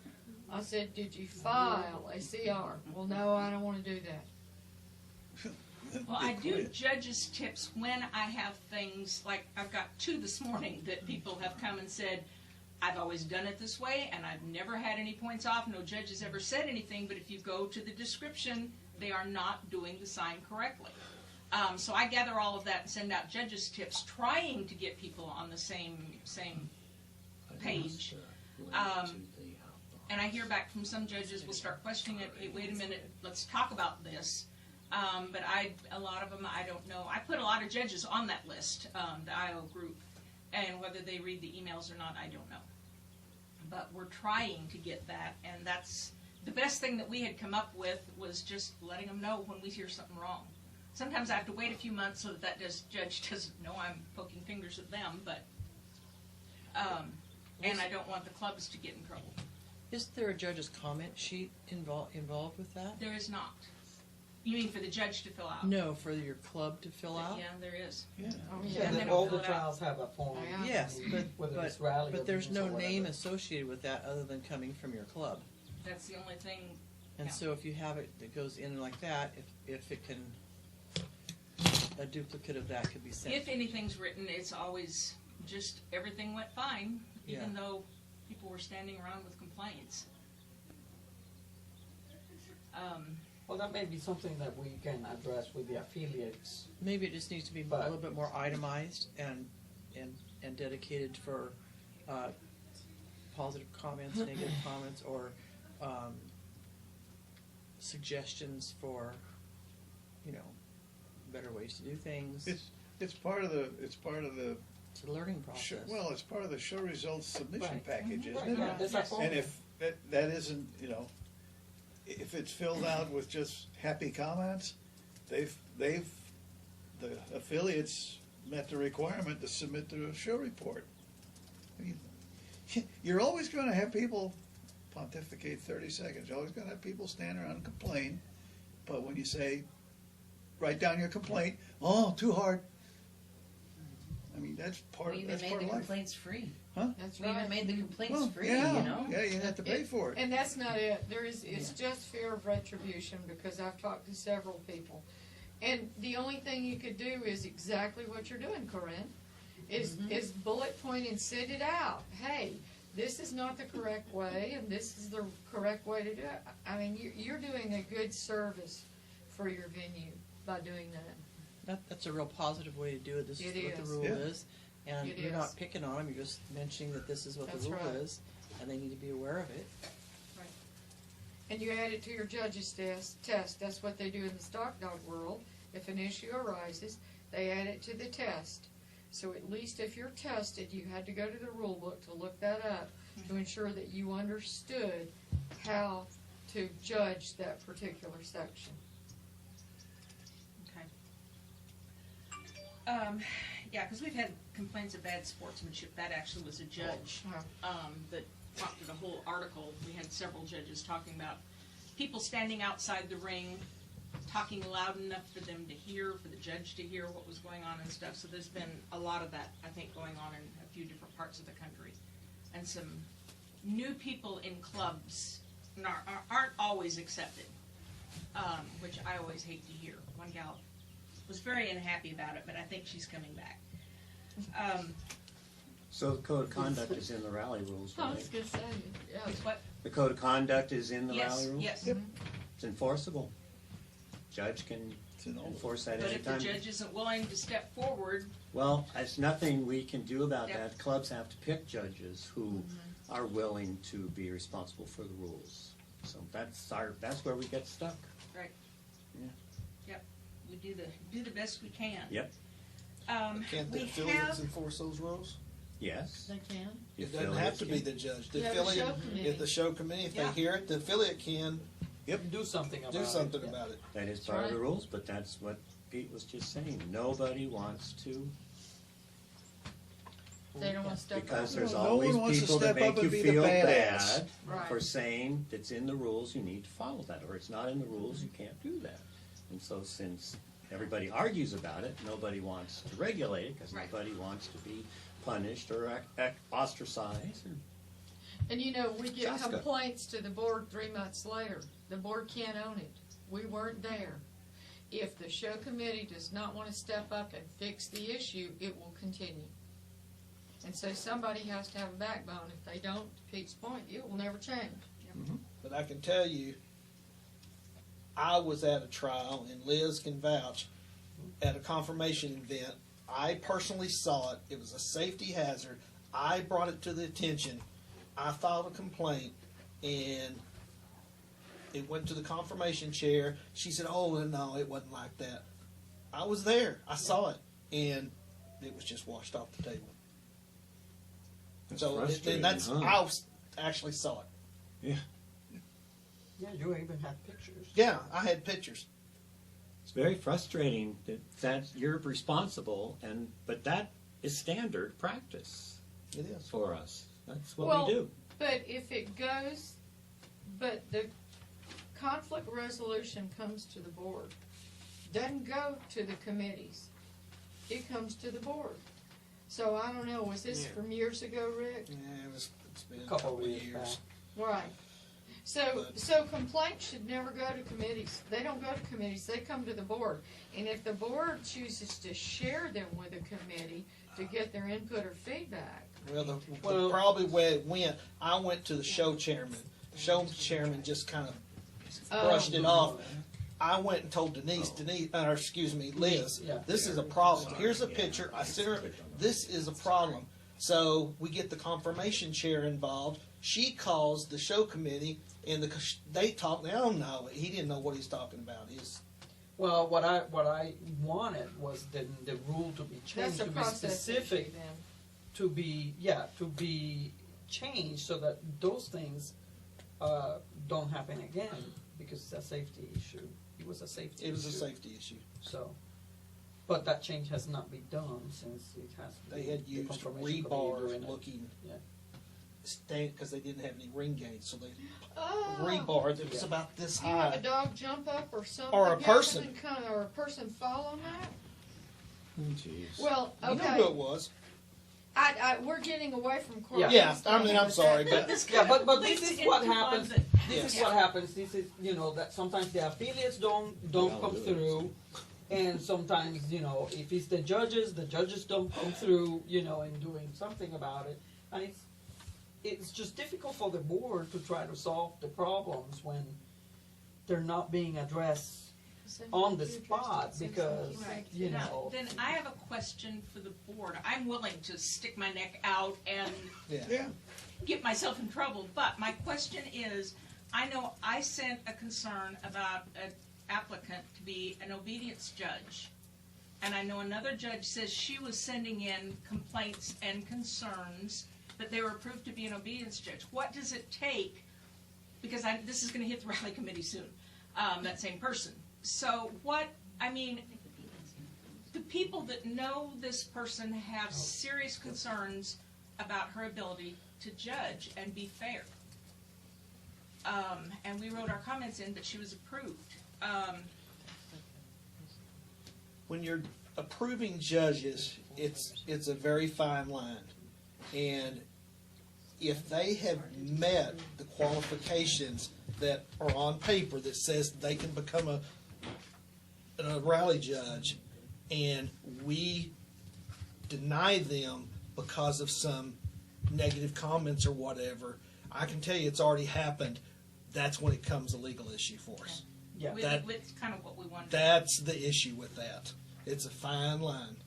Yeah, well, we were. The problem is if on paper the person is qualified to do it, it would take a preponderance of evidence for It's like us a to rule be violation. able, Which is what was spelled some out. kind of rule violation. So it's got to be preponderance of evidence that this judge is really not. Okay.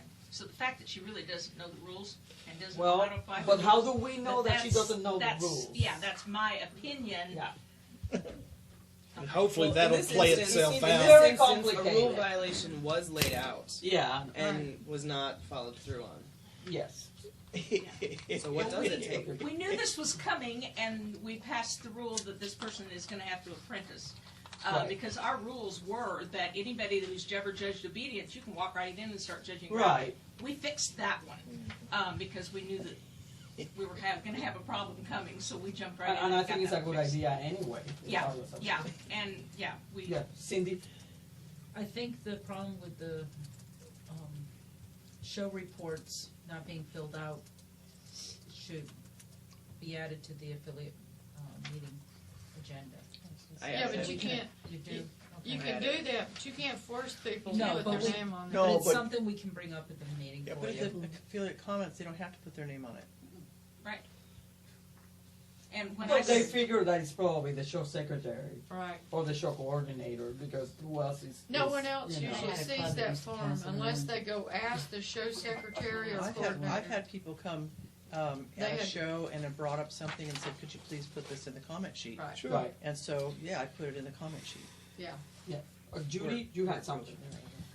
About the judge, and concerns with the judge.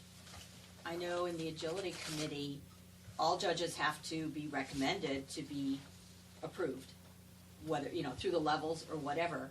And the agility committee in the past has said that they will not recommend this person for approval, but we also always put what we thought they needed to do before they could go for approval again. So we didn't just flat deny them. There isn't anything about, it's not a personal thing. It was, we detailed this person has a problem with course review, course design, and we feel they need to do more review, 3 more reviews, and course build for 5 different judges. We asked those judges to please rate them. The same you could do as far as they're apprenticing, whoever's monitoring them. You get that feedback, and when they complete those requirements, then they can reapply, and in both cases, we did approve them because they completed the requirements, they changed what they needed to change and go on. So I don't know if that's something that your committee can do according to your rules or whatever, but I know it's not in the been rules done. now. Anybody can apply, and there's certain things they have to go through. Right. And we have put some things in. We had one judge that, during the apprenticing, we compared the scores, and we had one judge that they were just miles apart. NQs versus high scores and lots of problems. So we have a rule now that if I look at them and if I see a problem, there's a lot of discrepancies, we make them do more runs, more apprentice runs. Right, so. That's fairly standard across the programs. I mean, But Rachel. years ago, when the issue that Rick brought up happened, we were counseled to remove recommendations by committees for a judge approval. That if they met the requirements, that they be passed.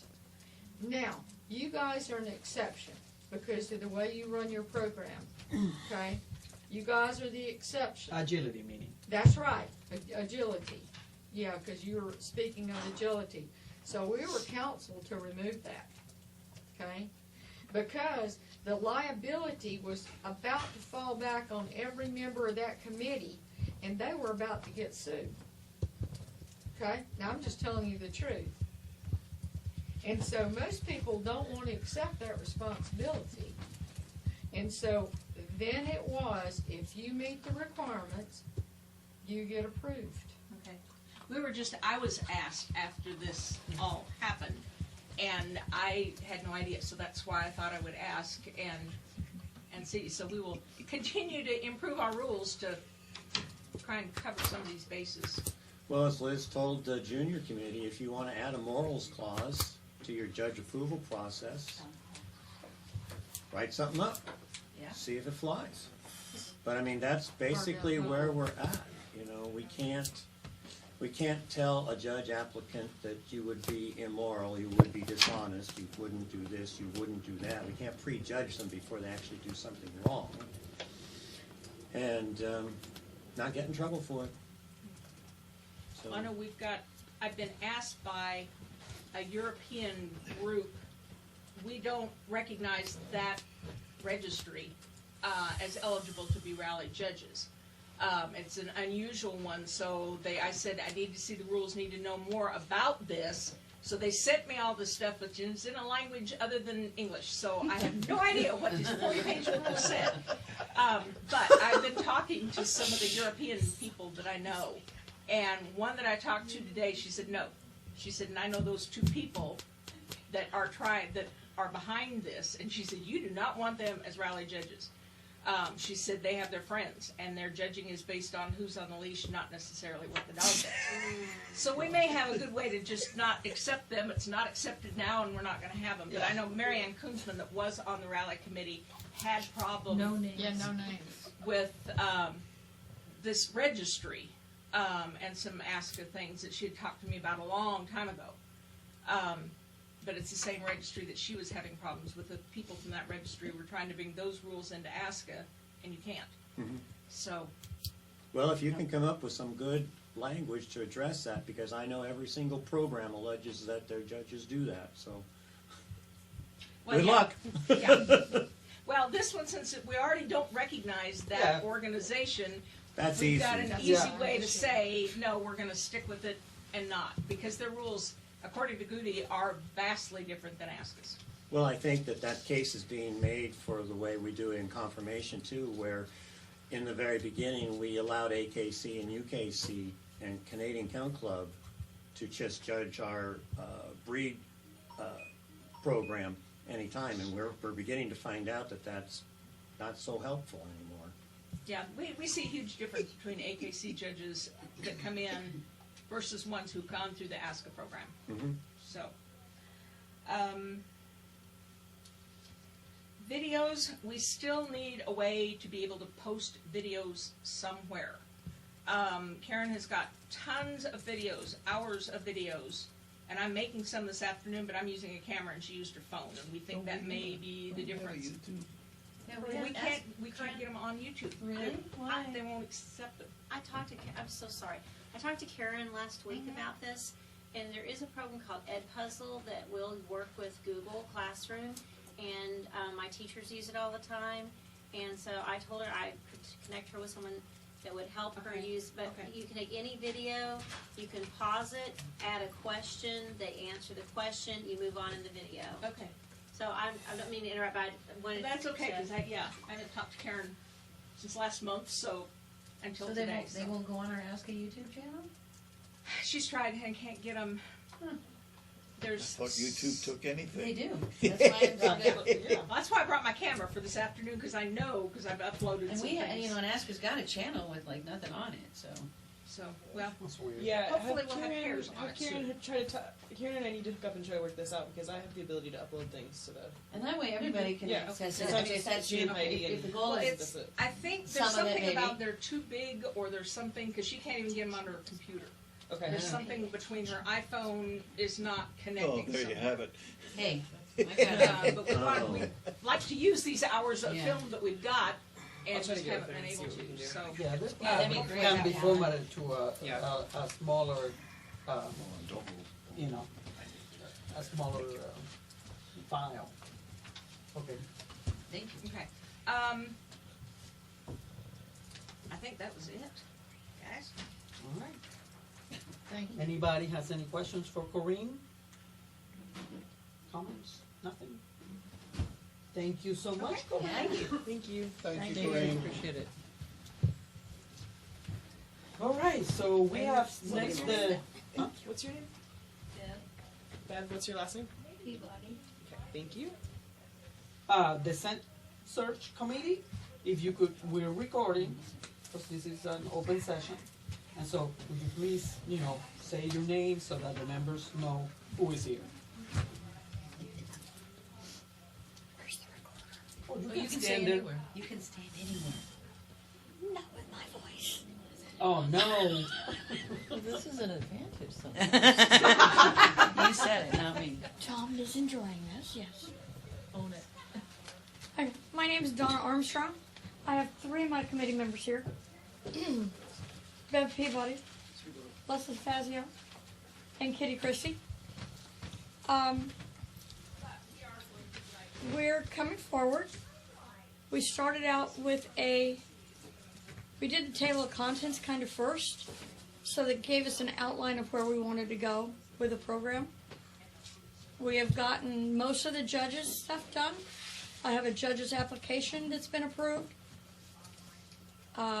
We did change, as y'all know, we changed the name of what we talked about last year, and we've done our mission statement. I have a question for the board. How do you want me to? Do you want me to wait until the program is basically finished and send it to you, or do you want it piecemeal in sections? Go ahead, Jean. From experience, when we got Rally, it was done. I said, And the same with the dog jumping, it was done. Yeah, well, dock jumping, it was just. I'm just Yeah, saying that. it was, and that's why, because And I was that on the seems rally, easy. because if I send it to you piecemeal, you're gonna know what you're looking at. Correct. So, okay, then I will send it to you pretty close to done. At least if I can send you this amount and have the basics and novice done, so that they could start possibly doing novice and then a couple of weeks later feed you the next level. Mm-hmm. I think we're gonna go ahead and we're gonna do 3 cents with 3 classes at 3 levels. We're gonna do our titles very similar to stock, where you have the little decoders of the different classes. And that's really about all. I'm having trouble. My complete committee vanished in June and did not resurface until about 4 weeks ago. And since then, we've got 1 vote done, 1 vote almost done, and the next one almost ready to go. So we are progressing. It's just slow, between people, real life steps in the way once in a while. Yeah, and it's a little harder to start from scratch. Gee, rally took 7 years. So. Pardon me? I said rally took 7 years. Don't go there. Yeah. I'm just saying. I was there. So was my wife. So, did the committee have any questions for us? Is there any expectations, anything? I think you guys are doing great. I'll just say, that idea that you mentioned, we can't approve a program and have it go into effect immediately. We can only approve a program effective on June 1st of a particular date. 2020, yeah. So if your thought is to start with novice for this show year, you won't be able to do your next level until the following show year. But if I send it in, like, say my novice was ready and my judges were ready and all the back stuff that has to be done, and I send it in a couple of months, and then a couple of months later I sent it in, you could approve it for June. And if I get the next level in, you could approve it for June, depending on how far we go. But It it all might depends when you send it to the be. board. Right, I understand. Yeah. I understand your dates. Because remember, each program that we add is going to have to be programmed. Well, and that's Right, it. so- When we And we can't program it until we have the rules That's right. into the computer. Right. See what I'm saying? Yeah, I know. It's okay. And we're still trying to program agility into the computer now, so. No, That's Not what on that's that program. that's Yeah. exactly Bug it. fixes. I don't think we're in any kind of rush because I don't think it's something that they're going to get done and be up to date enough to add a new program within the next year. Probably not going to happen. So I'm figuring if my goal is to have it to you in Georgia. Yeah, that'd be good. That's good. That's my goal. We know how goals happen. But that's my goal, is to have it to you in Georgia, or at least enough of it to go forward. And by that point in time, we should have the agility bug fixes and dock jumping added to the program. And so we'll That's- probably be ready to and- add and- new programs. And not adding to the stress of where's my, Right. So that's our goal, if that's acceptable to y'all, Sounds good for me. okay? Reasonable. And if I get that goal, it's 2 years. So, Well, the okay, committee is gonna have a demonstration. this Wednesday afternoon about 3? Oh, cool. Cool. 3 dogs here at 3 different Where is it going to be? Over at the show barn. Where- The sales pavilion. better define the show barn. Sale pavilion on Grand Avenue. The building behind her motorhome? Oh, where we had the meeting. There we go. Okay, got it. We know where her motorhome is. Right, all right, got it. Okay. Some of us know where. That's exciting. Got a big sign And, on yeah, the I've got quite a few people wanting to come and We're play. just down from the barbecue and the I was taco gonna say, place. when you go to lunch, you pass it. That's right. So. Yeah, It'll we're be right great to see. downwind of all that barbecue. It's Yeah. wonderful. So you're hungry every time you go home. Well, if I ever get there, yes. So that's gonna be great. I think Yeah. they were gonna try to do an indoor and an outdoor. Is that true? I'm thinking about it. Yeah. By the time we get over there, it depends on the crowd and the wind. So have Oh, you, yeah. so have you looked at the? No, outdoors, the We're buildings gonna should be go open. Okay. Go ahead and take it. We'll go over there Rain, snow. and take that. Okay, perfect. All right. Cool. Thank you guys That'll for be your fun. time. Thank And you. now you Thank you. should have some extra time to go forward. Catch up. We were Thank running you. late, so we don't have extra time. Yeah. So now we're back on. We appreciate Okay. y'all doing Let's- Where's our obedience? Aren't they coming? No, next is Laura. So let's have a bathroom break. Yes, thank you. Okay, ladies. Bathroom. Okay. So our next item is a meeting with Laura Gibson. We will discuss nationals. Well, thank you for having me. Actually, I was invited. Apparently, Island Grove sent you a bid, and then I was asked to come to discuss both that bid because of my knowledge of that facility and possible bid from Brazos.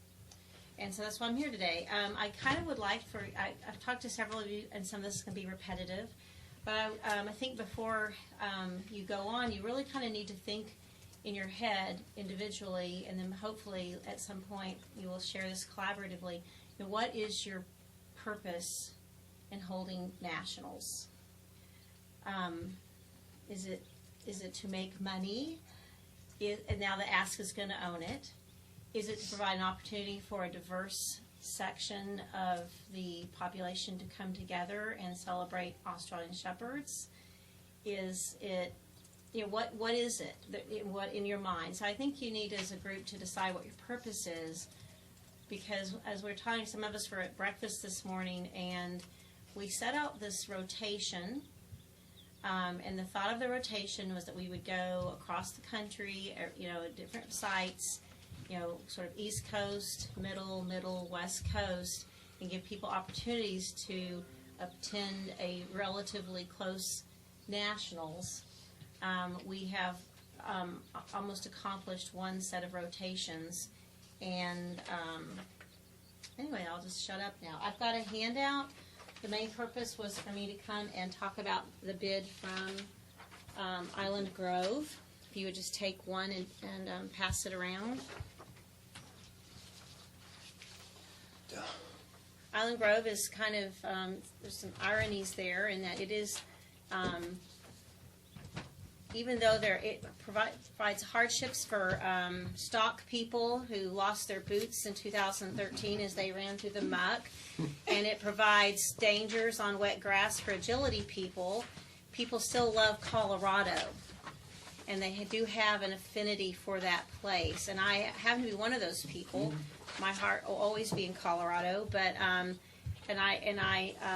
don't know that I would want to go back and host a nationals there after chairing it there last year. I think we put on a lovely event. The event made $37,500 of profit. You just get one piece of paper.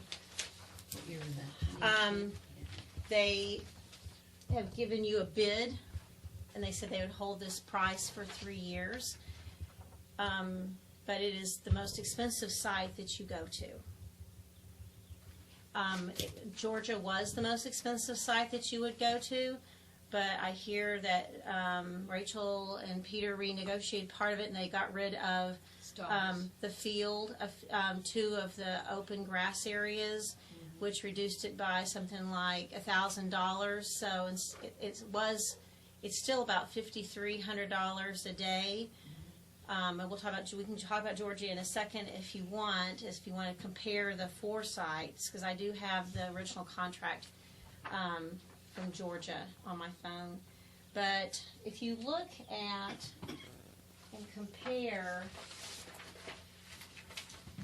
the thing about Colorado is they charge you for their facility, but then they also charge you a $9,000 cleanup fee. They also charge you a vendor fee. It's only $10 a vendor. But then they make you go around and they also make you collect sales tax from each vendor.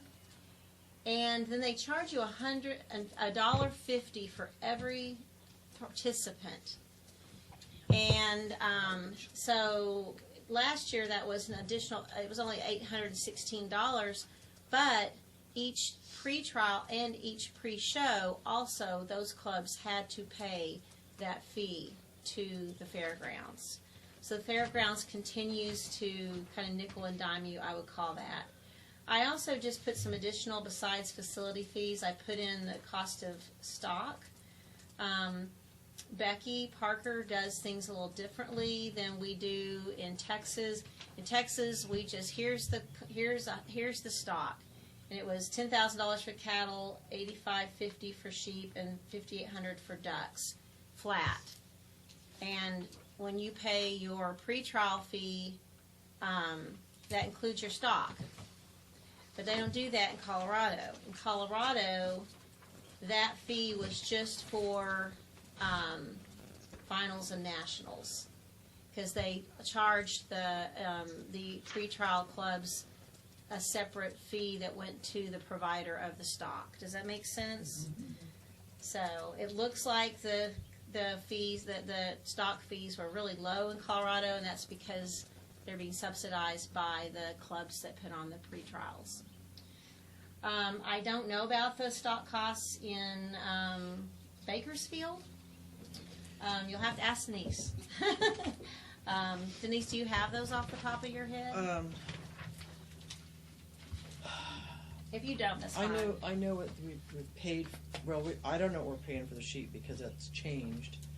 I know what we paid per day, but the transportation has changed a lot because in the original contract, and it'll reflect in the fees, the price that we send back also in our budget to the finals. He thought we were getting the sheep from like 5 hours away. And when I called him Friday to check what time he was coming in, he says, "When?" I said, "Today." Mm-hmm. He's like, "Really?" "Yes." And he's an hour away. So his $2,000 in shipping, or whatever it was, will be greatly reduced. So some of those have changed. The cattle contract is the same, and it was a flat rate for the week. And the ducks. What was that rate, Denise, on cattle? I think that cattle were $10,000 for the week. Okay. So, and I don't know what the ducks are. Sheep. What were your sheep? She doesn't know because they changed at the I last don't know minute. exactly what the sheep are because of the transportation costs. I will say in Texas, the transportation and the feed are included in those contract costs. So that's great. Total. Yeah. Well, they are here too, but I don't know what they are because they changed. And then I I wanted to show you the comparison of the attendance, and so that's broken down, and then I showed you a comparison of participation in finals. I will tell you that in the last 5 years, the largest nationals that you had was in Tennessee. I have those numbers. In fact, I gave you, here, I have this for you. I wanted to show you these. I only have 9 copies of this. I apologize. Some people might have to share. Just, take them and pass them around. What's really interesting, I'll let you pass these around and look at them. What's interesting about this breakdown, this is something that Peter Contos requested of Lionel, and then Lionel gave it to me also. Since I paid Lionel $3 the last 5 years, I felt like that was all right for. Lionel is the guy that creates the software program that runs our entries. Okay. He is amazing. He is amazing. He is amazing. We love him. He's Johnny on the spot. He is. He's wonderful. What's interesting is if you look at California breakdown. And I did this for each of the last 5 years. Did y'all pass those around? We're trying. We're trying. Stick them together. Yeah, you have nice. Oh, they're you just here. I accorded them, so here. You just took a stack. They're already grouped. Yeah, They're already grouped. You just take a stack. Oh, okay, got you. You just take a stack and you pass them around. I should have passed them out. Clear. You mean help you, Rachel? No, I believe I can get it once you clarify for me. I'm sorry. So somebody took that one, so there you go. Look, Rachel. No, I got it. Now, some people have to share here because gonna I share only with Rick, had aren't I? 9. I only have 9. Well, it's not in color. Why don't you Well, get a color? because I printed mine off at home and these were printed at the hotel. Alright. So, what you'll know, oh, here's 2 more sets. Who needs a set?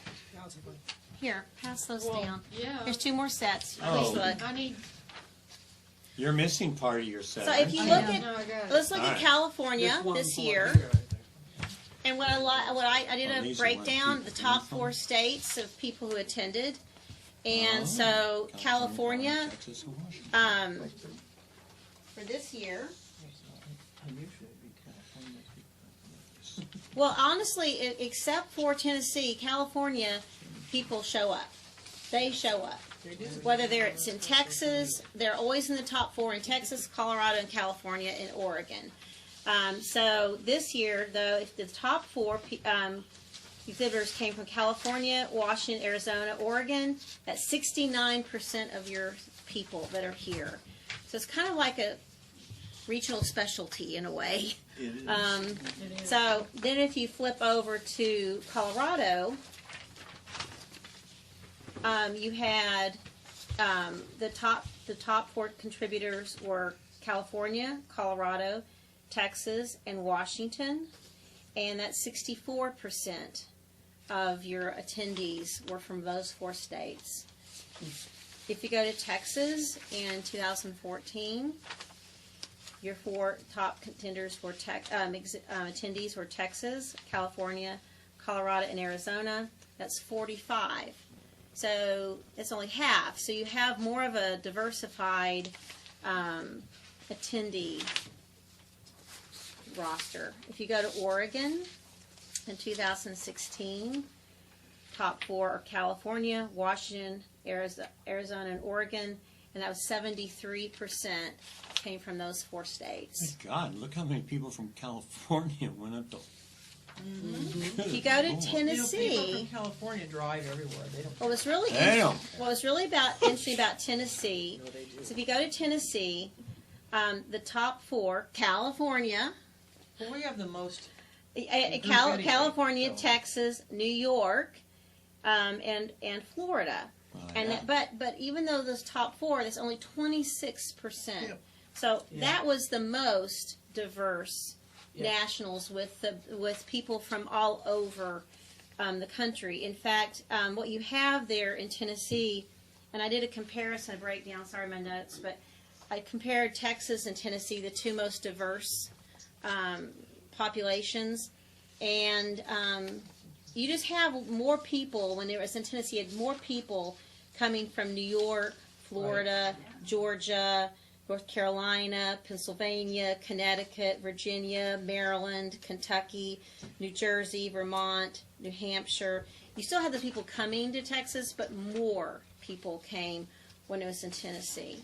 Unfortunately, I would never go back to Tennessee, but I wanted y'all to know, to see that that was your highest. Facility in Tennessee.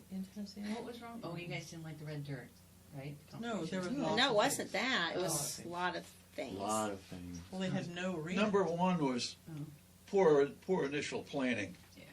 This is Well, coming. yeah. This is coming from the guy who came onto the board and became the Tennessee liaison. Excuse me. I don't think the facility was utilized well. I like the Exactly. facility. I liked it, yeah. But Cheaper there was a back. problem.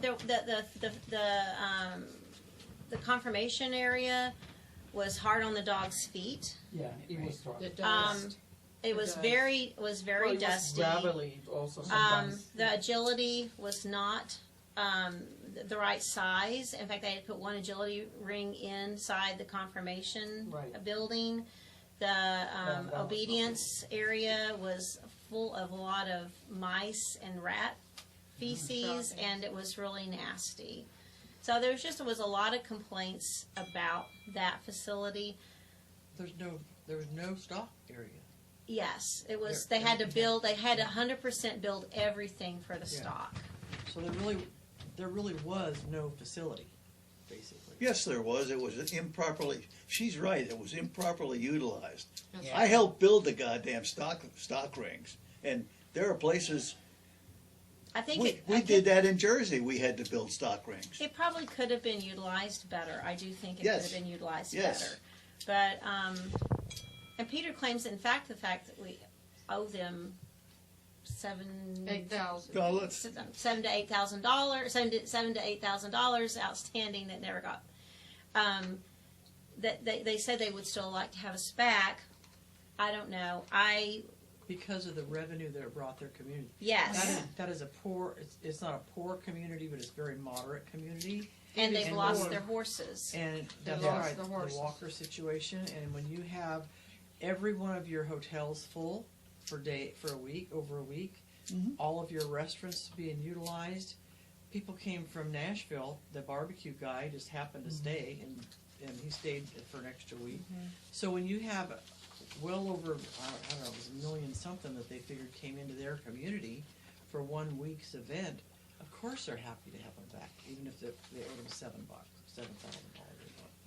But I wanted to give you this data to chew on. I wanted to see if there was any questions, and then I wanted to just leave with a couple of requests. But are there any questions about the comparison page that I put together, This one?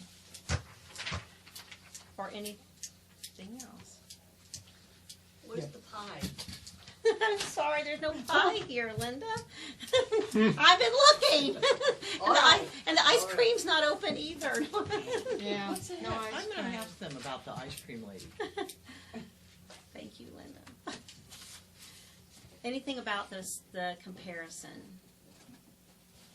It's excellent information, thank Right. you. I appreciate the I- fact that you provided this to The us. same kind of information. It really all the is way back to clarifying. 2007. Yeah, I know. I think right now we're at 100 and, I think Jay said something, 196 or something like that, RVs.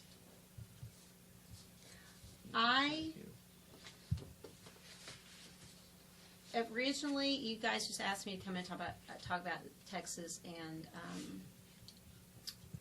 Island Grove, but I put Bakersfield on here because it is part of the rotation, and it is the least expensive site. It's not I- part of the rotation. We haven't voted to come back here. It was part of the original rotation. It was the third in the rotation. We're here You're gonna now. go to Bakersfield and then back? Yes. Oh. No, Yeah. Gene, no, we weren't gonna go back to Bakersfield, no, that's what I'm Right, saying. okay. But when we originally said for 8 years, this was one of the places, and This so. was the last right, right. in the original. Yeah, so, Can I just ask Liz, can we also open up discussion number 9 and do that while it would be invaluable to have. Yeah, it's not supposed Can- to be kind of part and parcel. That's why I put it Yeah. after Laura's. can we finish here and then I let's can. finish Yes, this and finish then we here, continue on but Laura. can we So, also? Laura I can stay. I will say that, even though I like this site, I do, I still think Brazos is your best facility. It is the best facility, I agree. But you have to decide, what is your purpose? Yeah. What is your purpose and what do you want? So the other thing I need to tell you is that when I went to Brazos and I asked if they would give a 3-year guarantee on their contract, they said no, they would not, and here's why. They have asked us for 7 years to be permanently at their facility, and we kept saying no. They have gotten another group that's going to come in between the fair, and they started coming in last year, and it's a firefighter's training. They're coming in between the fair and us. They don't take the whole facility up. They take some of the exhibition hall. So that when I go in and I set up, we come in and we set up. We get there at 6 a.m. in the morning, and between 6 and noon, we set up the entire facility. And we do it because that facility, those people are so phenomenal. But they have a little bit of concern because they said, we want to make sure that we can turn that facility with these firefighters here to your satisfaction and our satisfaction before we put out what they felt like was a contract to you. So they're not going to, but they said they would still love to have us. They would love to be the permanent site, but I think you're in danger of losing Brazos. I do. So, and it might be okay if you lose Brazos, but I think you might be in danger of losing Brazos because, it's a great site and they have economic needs to fill, and so they are, soliciting other people to come in. So, and the firefighters are coming in and they are taking up part of the exhibit hall, which is fine. I'll be able to set up. We're going to lay mats later in the day. It'll change when the vendors can come in. But the main thing is it won't affect the stalls, the RVs, or the stock areas. So that's okay. But anyway, any questions on that? You need to decide quickly what you're going to do, because you need to be able to put your next contract, your 22 contract. It's not too, if you're going to go to Colorado, great. I'm the one that came up with this idea of rotation. I'm all about it. But if we are going to, but people keep talking about changing this idea and rescinding it and doing this. Well, whatever you decide to do, you just need to do it pretty quickly so that we can get 22 lined out, start talking about a committee for 22, a chair for 22, a contract for 22. I hear that there's been a request, or there is going to be a request for you guys to pay for mats for Georgia. Please vote no. That is not ASCA's nationals. That is a consortium nationals. They said they had the manpower, the facilities, the resources to put on that nationals. And you don't need mats in Texas. So if you do need mats and you need to buy them, maybe you have to, and you don't really need to buy mats for Colorado. So if you end up coming back to Bakersfield in 4 years, then you can look at buying mats. But you don't need to put out $30,000 right now. Does that make sense? I just wanted to say that. Infinite sense. And the other thing I was going to say is that we need to, we said that we were going to start putting in a draw for pre-trials and pre-shows and we need to do that pretty soon. And so Denise and Rachel and Renee and I are that committee, and we're going to come together tonight and have a meeting. And but we need to have an announcement and draw for those soon. Does that make sense for 21? Mm-hmm. I'm done. Stick a fork in her. Oh. Thank you for hearing me. Okay, thank you, Laura. So Very informative. Good job. Yes, the next item is related because it's the national site rotation item. So And in your OneDrive, you have the history of motions regarding this. oh, thank you. Yeah. So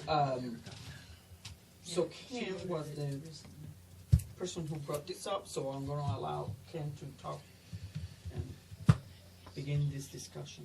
Okay, so we are all familiar with how this has been an all-encompassing and changing discussion, and the survey is in this file as well. The original survey, which showed that at that particular time, the people that responded to our survey wanted us to have nationals that were, they would attend nationals if they were drivable within their geographic location. So that was what started us on this trek to find regional sites. Instead of having regional shows, we could have a regional site for our nationals. And so what we found over the years that we've been doing this is that basically the only sites that we have right now, if you take and draw a line from the Pacific Ocean to the Atlantic Ocean, pretty much you're drawing a straight line through the southern third of the United States. So basically that's where we're at. And so those are the facilities that work, and those are the good facilities. We can't find anything up in the Pacific Northwest. We can't seem to find anything up in the Atlantic Northeast or the Mid-North or somewhere along the center section of the United States. So a lot of people have, because we've been to these different sites, people are already evaluating our experience at these sites, and certain ones are becoming favored by groups of people. So what we've got is we've got people who want to stay in Texas permanently near our office, because if we have to buy any kind of show equipment, if Nationals is going to own the show, well then Nationals, or the National Club, should basically own all the equipment it takes to put on a national show. Agility jumps, obedience, obstacles, all the stock stuff, mats, whatever you need, and it would be right there in Texas. You could do that anyway, since we're going to club-owned shows. And you can just load that stuff on some rental truck that it would fit in and drive to whatever show site you've chosen. So that's something we can all talk about. Those are all ideas. We, in the beginning, set up a rotation. Then we've changed the rotation. So right now, we have Bakersfield, Colorado, Texas, Georgia. Right? 4. Yeah, those 4. And people are wanting Texas. People are wanting Texas and Colorado. Some people want to add the California site. I'm not sure what. Is Georgia, is this the 3rd time we're going to Georgia? Second time. Is it at the same place, the horse park? No, actually, this is the Third. third time. It's the third Yeah, time we've been to the third horse time. park. Yeah, so The this is the 3rd second time. time at the horse park. Yep. Okay, so we've got plenty of experience with the Bakersfield site. Very adequate, certainly can be in the rotation. Texas, we're very familiar with that site. Colorado, we're very familiar with that site. Georgia, maybe we need to wait and see how it shakes out this time. Yes, please. So I would greatly suggest that what we set up for our evaluation date is no longer effective and needs to be changed. We should evaluate after Georgia Nationals. Okay? And if that way we will know, we can pick if those are all adequate sites, and whatever else was in our matrix we're evaluating at that time.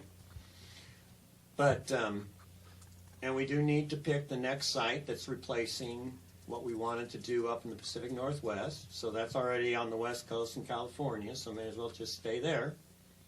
And because nobody's been able to present anything else that's workable, and we need to get planning. But I think probably the biggest issue in front of us is, are we going to decrease the size of where our rotation is? Are we going to just stay in Texas? Are we going to go to Texas and Colorado, Texas and California, Texas and, what are we going to do? We've got to make some kind of decision and do it, because it's all uncharted ground. We've never been there before. We're going to have to just discuss it all and find out what's best going to serve ASCA.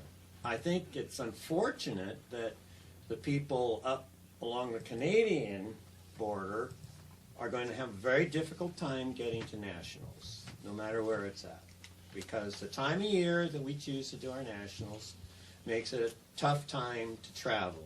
Maybe not going away from home, but coming back to home. And they're going to be spending a lot of money every year to go to nationals. So you're going to have, you just have to accept that's what it's going to be.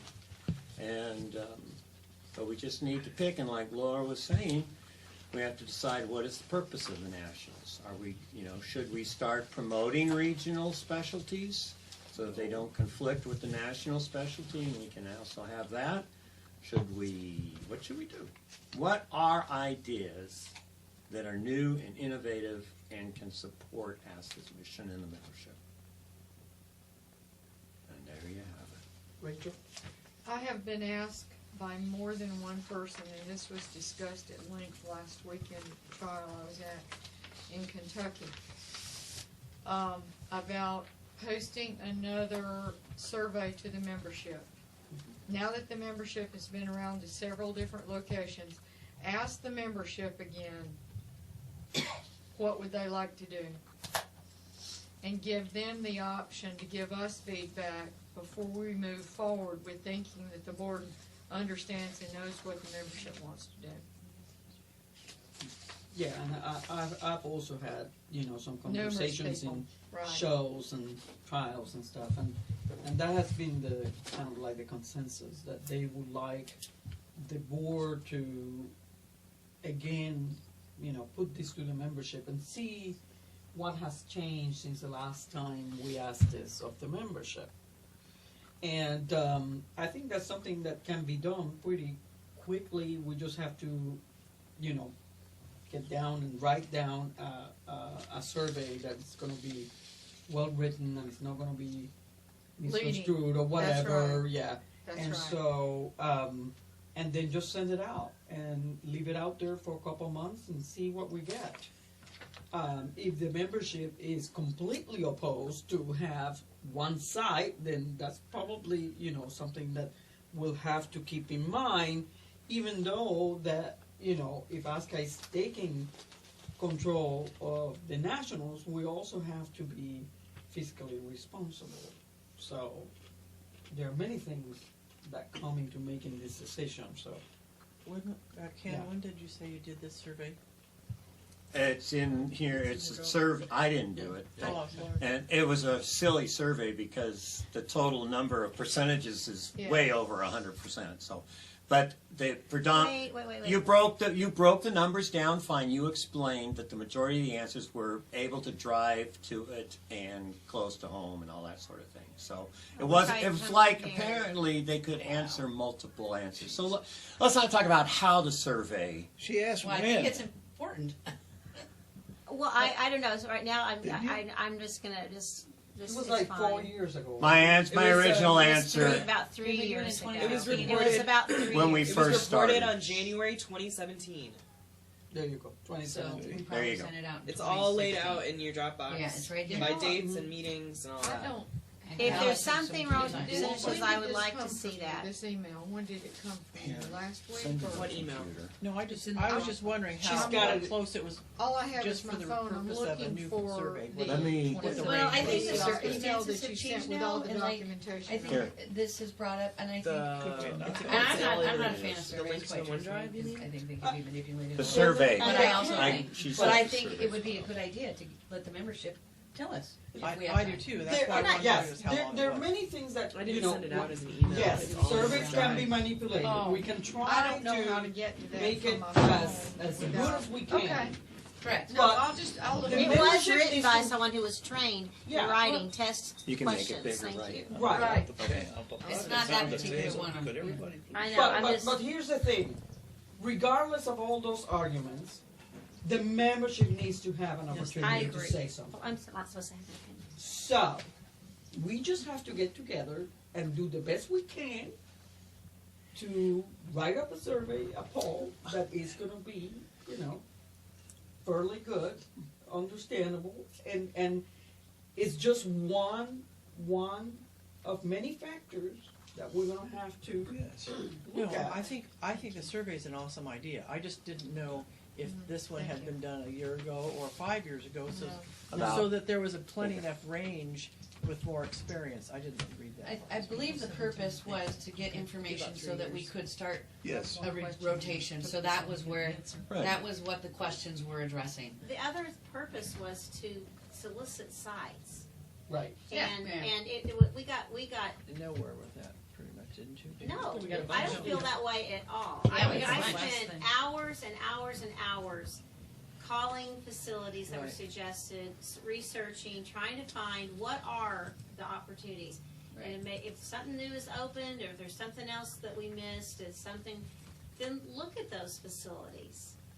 I took days, there were 28 Mhm. sites on the list, and there were other ones added after that. I took days, weeks, trying to pull together information on those sites to did. see if they'd be suitable. And I'll take this a step further. I don't think it's just the membership we need to hear from. I think we need to hear from the people that actually come to nationals. Right. Oh, that's what I was. And because that really is your population. I mean, there are people who are Asker members, and I love them, but they may never go to nationals, so it's really not their concern. And I'm not sure that it would be correct to allow them to vote a preference. That's why If that's you one of look- the questions if you on the look- survey. If you look Yes. at this, Right, and I there's about believe that was four- on there. There's Yeah. about 400. My estimate, there's about 400 people who come no matter where Where you it have is. it. Correct. And Yeah, they they're come. diehards. They're gonna And go every then, year. depending on where it is, Is you your know, second largest population suddenly, probably. like, why was Tennessee so big?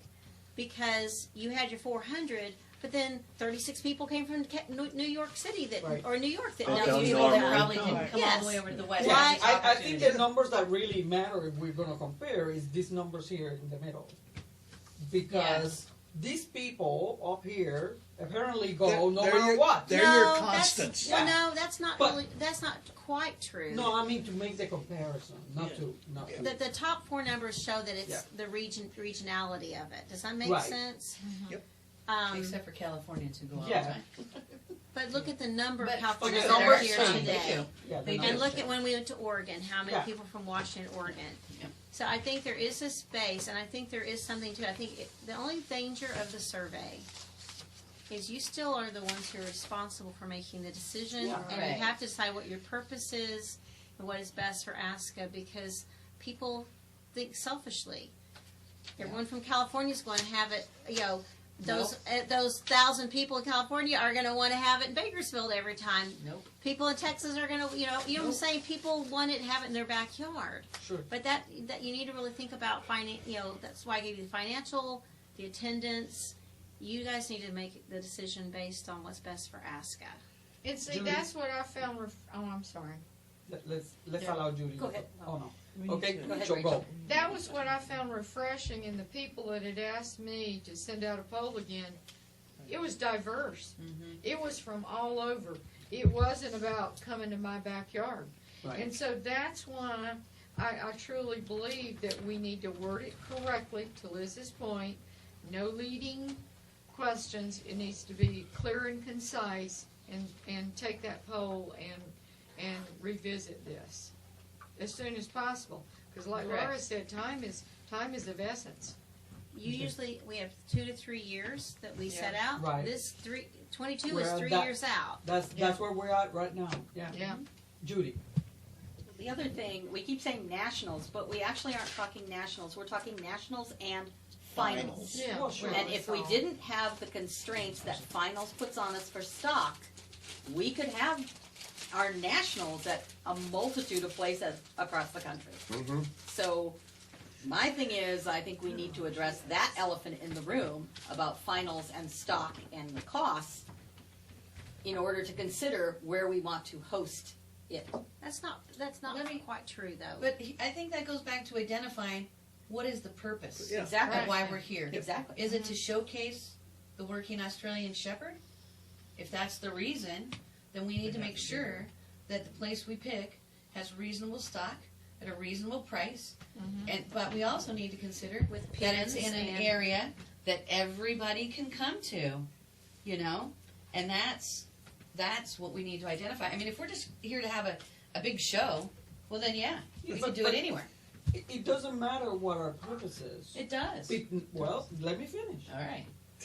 Okay. Because no matter where it is, we need the most people to come to Yes. actually get to that goal, whatever Right. it is. If Right. it is to showcase the working Australian Shepherd, showcasing to 100 people, Right. it's not gonna make that goal. That's why I said, but it's come got to to be a place fruition. that everybody can come So to. it's gotta be, those goals really. When we say goals, I think that we have to think not just one thing. There are several things that Yes. we need to Yes. include in that goal. Right. But we have to, I mean, we'd have to agree that, or we don't have to agree, either way, we have to decide whether working stock is important as part of nationals or finals. And Well, Because that's gonna help us choose our site. That question's already answered. Yeah, And the answer is yes. We yeah. can Okay. only go to a Well, place where. I don't assume, no, well, because I've heard, It's not, we're not assuming it is proven. We need to pick sites where we have good access to. that's not what I've always heard, Ken, so that's just my opinion. Yeah, okay? some people have, yeah. Okay, we don't need to fight. We know No, that. I'm not that- fighting, I'm just Go. saying, I'm looking at it a little differently. Okay. Okay, Judy. okay. While that's true, yes, I'm never going to say that we're not supposed to have stock. We No. are, but the requirements for our stock program at nationals is vastly different than finals. So you have to decide, does finals truly represent our stock program? Just like any other finals represents that whole program. It's a very small snapshot. And if we look at having nationals as promoting our working Australian Shepherd with 3 days of working at all levels, then we can tailor our site to that, which doesn't require the vast amounts of stock. That's all I'm saying. And I'm making a list, I'm writing it down, that is one of the perennial discussions we've always had for the last 20 years. Split finals and nationals. And it might I be just wanted, part of this discussion. I just want to say that I checked with the other organizations that have stock finals, just because everybody's always questioned whether or not other organizations have fresh stock, and if they have the same numbers, and they do. First go around is always fresh stock, and it's somewhere between 150 to 180 head. The only difference between USBCHA and the Cow Dog Association and the Sheepdog Association is nobody does ducks. We're the only ones who do ducks. Really? Why is that? Because apparently they got rid of hogs. Well, that's why, no. Okay, I'm gonna let Now Cindy, let's- let Cindy go because Cindy has been waiting here for a few There you minutes go. now. Okay.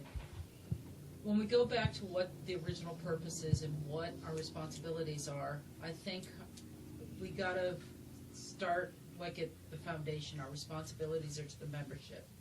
So we've gotta understand that the members can attend and participate.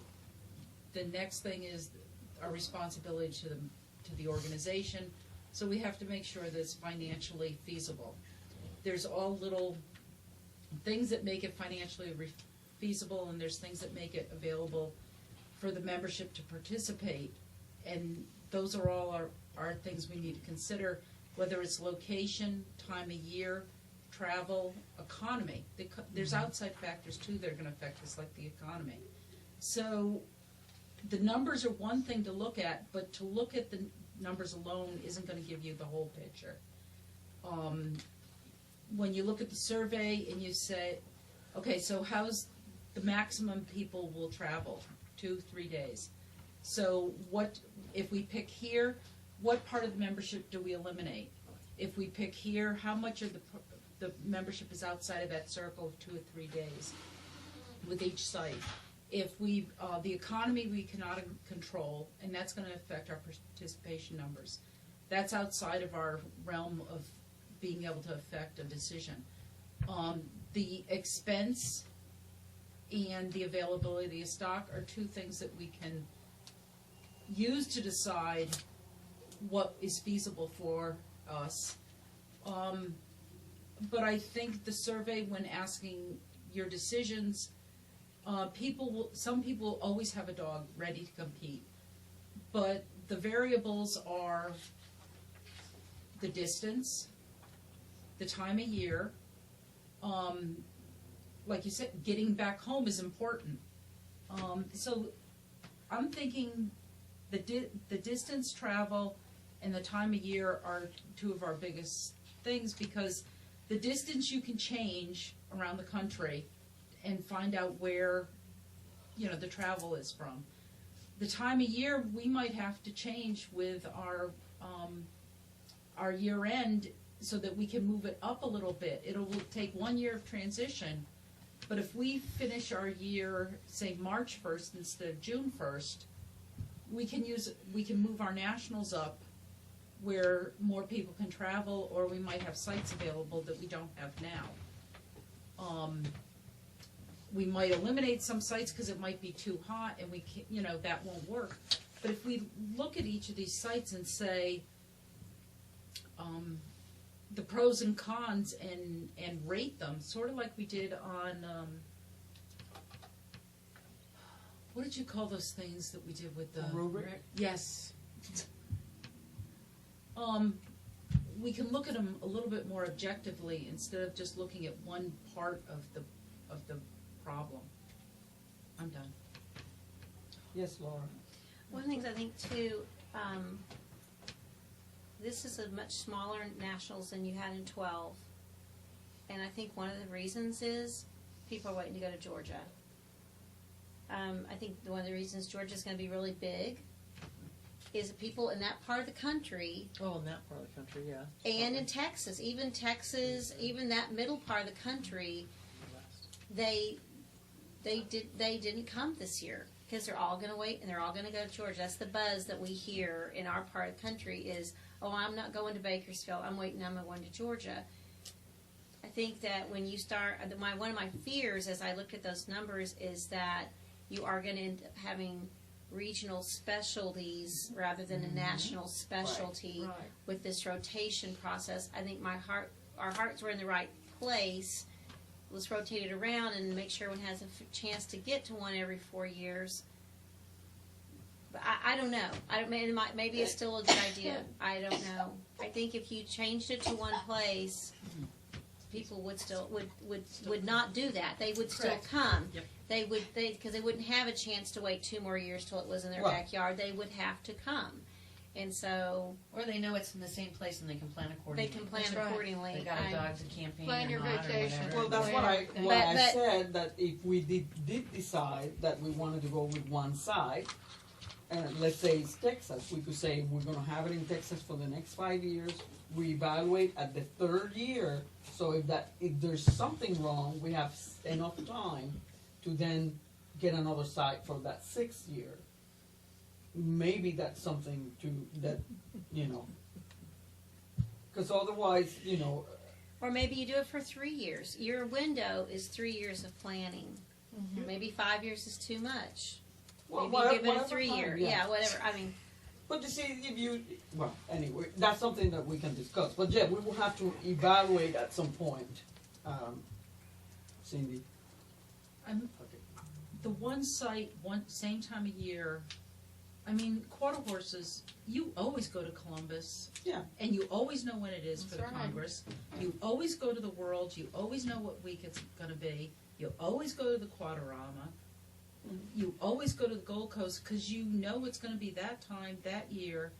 And you may go to the Gold Coast and the World and not hit the Congress, but you know when they are, and people come every year.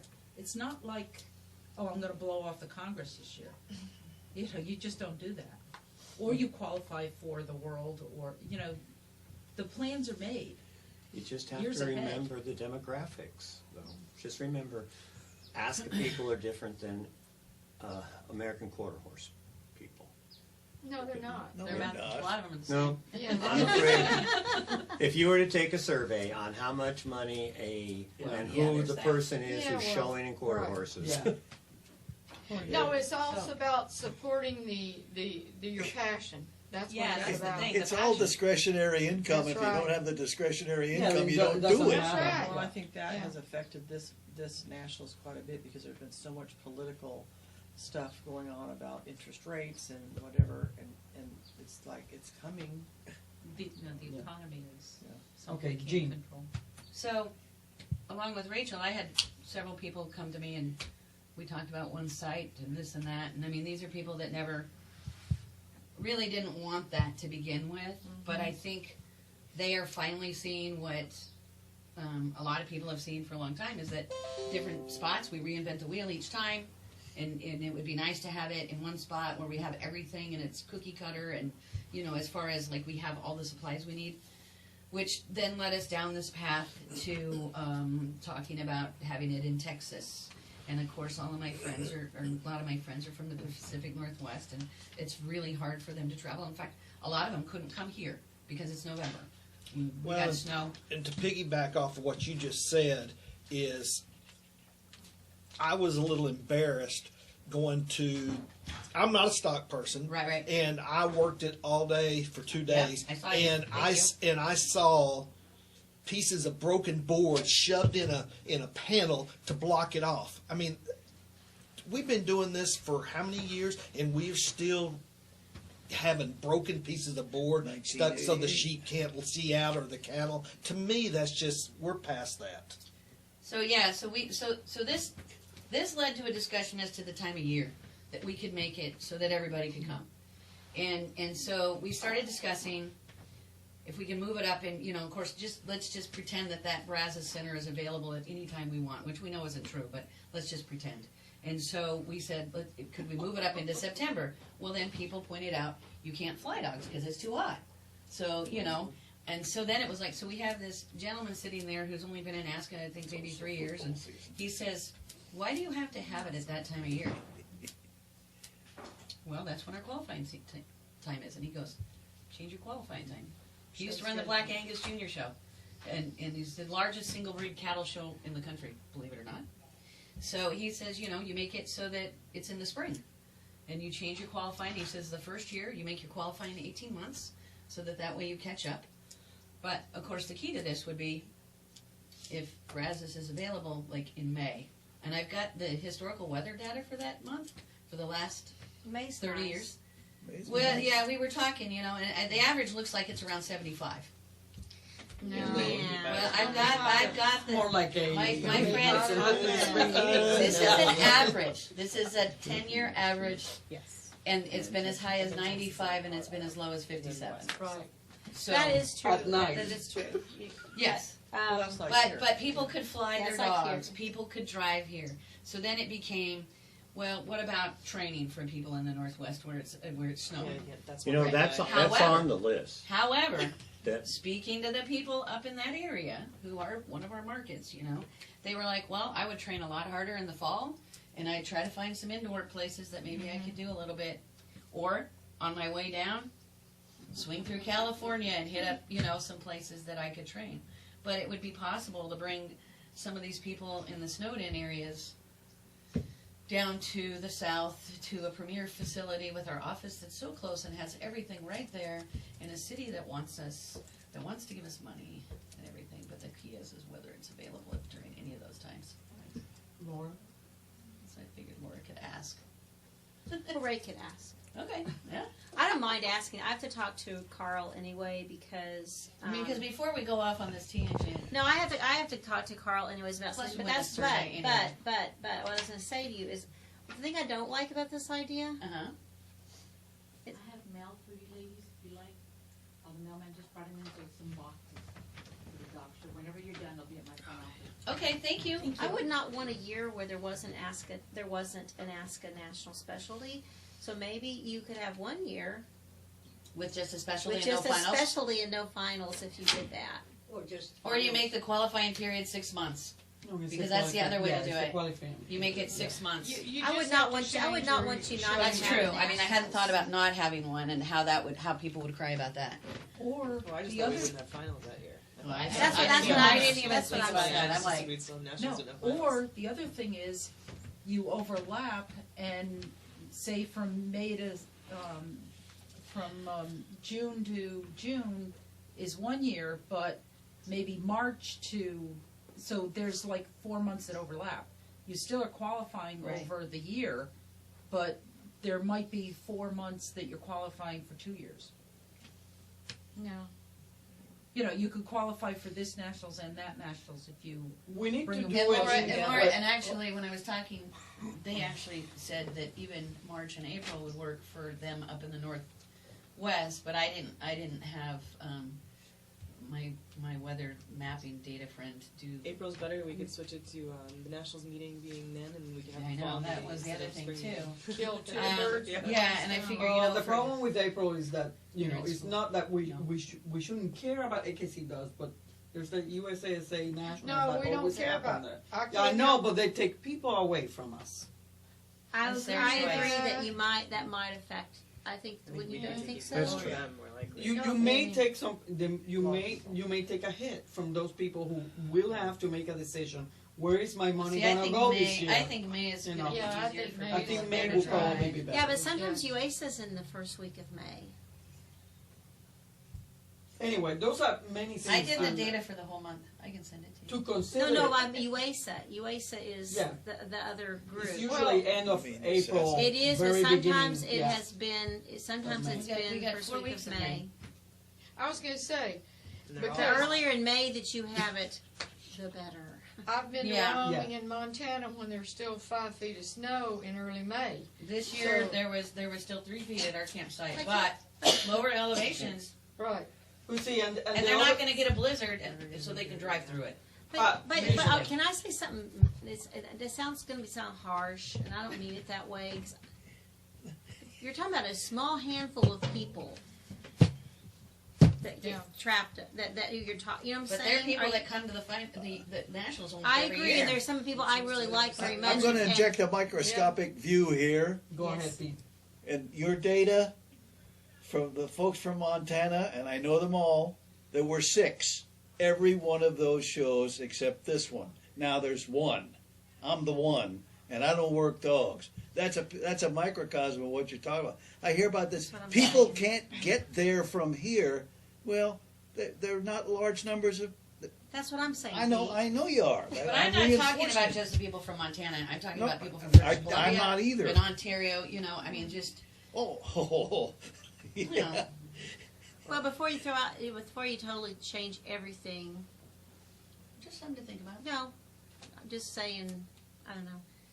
I've said a lot, and I'm gonna go now. Thank you, guys. Well, we have to also Fine, consider if we ever consider seriously to change the show year, how, you know, if we do that, when we do it, how easy it's gonna be for the office to do it. And- Because and- we Oh, tend to man. just say, It'll be- hey, let's do that, and then poor Ray is like pulling the very few hairs that No, he's got. Ray would have to, that business office would have to be recalibrated totally. Yeah, so I mean, All you all gotta do of is it- change the dates on every Yeah. single thing. That's it. You know, Yeah. I don't think that's something's going to happen between now and 2022. No. You need to really focus your energies on what you're going to do for 22.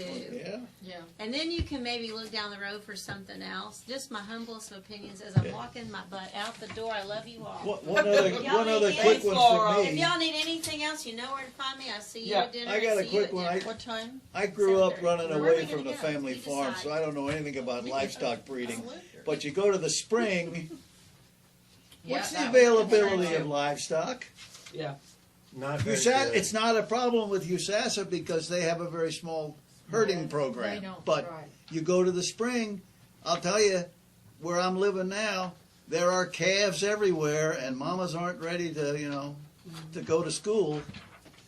Well, that's why we have to talk, because Yeah. up in Oregon, you can't get somebody to commit to keeping a big group of cattle. If the market's good, they're gonna get sold. That's Yep. what happened Right. in Albany. So, Yep. Okay, I've written down some things. We were supposed to be generating ideas, not trying to solve each idea as they came up. Yep. Because we seem to all agree we need a new survey. The idea about splitting finals that Judy reminded us of from the Nationals is a good one, and that's going to be a long discussion on its own. Change the date of our national specialty show. That all of these things are connected to each other, Right. so they can't be separated. We've got to replace the 2023 site because we should already be in the process of planning Colorado, and we haven't even begun that process yet. Right. And there was one more, and I can't forget because it left my mind, and I can't get it back just yet. So in that rotation, where was 20, what did you say, 20? 2023 was supposed to be in Oregon, and we nixed that, and we were supposed to do evaluation after that. So We're gonna be in Georgia next year, then Texas and Colorado, and I just presume we should be back in Bakersfield right now for the sake of planning, and since we haven't found anything else acceptable anywhere else. I think that's Gotta make some plans. That's the thing. If we are gonna complete the rotation, then we need to say, yes, we're gonna complete the rotation and start working on what we're gonna do and where we're gonna go when the rotation is done. If we are thinking that we're not gonna finish the rotation, and let's say, Texas is already on the docket, and we need to do something about Colorado pretty soon if we're gonna go to Colorado. So we need to make a decision about whether we need to, revisit the rotation or do something else. So, because Colorado, needs to be, worked on pretty soon, if we're gonna send a survey or whatever, and then try to use that as one of our factors to, make a decision, then we need to do that pretty soon. I would suggest that we take the information that Laura provided us and provide that to the membership. Oh, yeah. So that they too can see the attendance, they can see the site information. Yeah. So anyway, I think that, did you have something to say, Denise? I was just gonna say, if you're gonna complete the original rotation, and Bakersfield is that location, then we can talk to Mike about dates and see if they're available. When I first talked to him about this and said, well, it looks like it could come back here in 23, he said that they would make it available. So we need to see if that's still the case, it can be made available. We've been very fortunate with having, last night at the Stock Awards reception, all of the judges commented very positively on the stock. And last time was the same way. We're fortunate to be able to get livestock in this area. And this guy seems like he'll be stable. And well, our last one that was a good source of livestock and a little bit closer, they actually cost us a lot more money than this is. But the guy died, and now they're a dairy heifer replacement facility. So this guy is not much further, and he's much more willing to just do it for us because of his circumstances, and probably will still be around. But anyway, that's just what I'm saying. It's just, while we're here, look at everything from the factor of how many people are here or not here, whatever. And if we could be earlier, we would be earlier. But because of their fare, we can't be earlier. And yes, we lose those people in Montana, and the north, although some of them are here. It just some people travel and some people don't. California people go, and it doesn't matter what they go for. I don't know why we drive more. Maybe it's because we don't have inhibiting weather. But I know when I went to Pennsylvania, and it was like, I can't go. It's an hour away. Really? So some people travel and some people don't. And California probably go any place. I don't know, but I think that we should at least talk to Mike and see what he has to say about 23 if we're going to complete that rotation as it was scheduled. Wow. So Liz, to wrap it up, I'd like to make some motions so we can actually get something Hold on, done. Ms. Linda had something to say, okay. so before you do that. I just have a question. Do we have a total list of everything we need for nationals? What do you mean, like Equipment. Equipment and I don't think all we've the written one buildings? down yet, no. Rachel made it. Rachel had Oh, it. buildings, yes. You were going to add something. I don't remember what it was. I added it. It was matted rings or safe jumping surface must be provided. Okay. That was the most recent thing. Yeah. And Can you did you send me add, yeah, the panels for the livestock, because it must be set up for livestock. The I think I facility have- must be set. I think I have that there, but I'll send it out again. Yeah, I can't. Have everybody, go Right.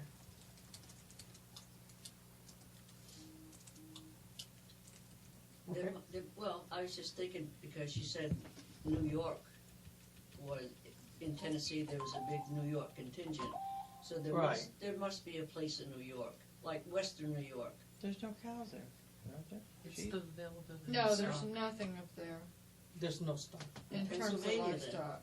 No. The Harrisburg facility was so expensive, it was outrageous. The Yeah. 2007 national specialty, the cattle came from Virginia. The sheep came from across the Delaware River at Raspberry Ridge. But they didn't have enough sheep to do today's finals. And the duck lady was still in business, and she hauled them in from Michigan, and she's out of business now. But she used to travel around with like 400 ducks, and she handled the ducks and did everything with them. I So think Denise is going to take that over, though, isn't she? that's no. I mean, this woman had a truckload of I ducks. asked Liz if she wanted me to put a stamp on their beaks to send them to, Georgia. no, I Yeah. was gonna send them to Brian, so they could winter there. Sure. So and the Northeast went out of Okay. business. All right, let's get back to business. Okay, I just said the Northeast got Yeah, out of it's- business because of the numbers of finals. Yeah, It's ridiculous. difficult, Yeah. Okay. Sorry.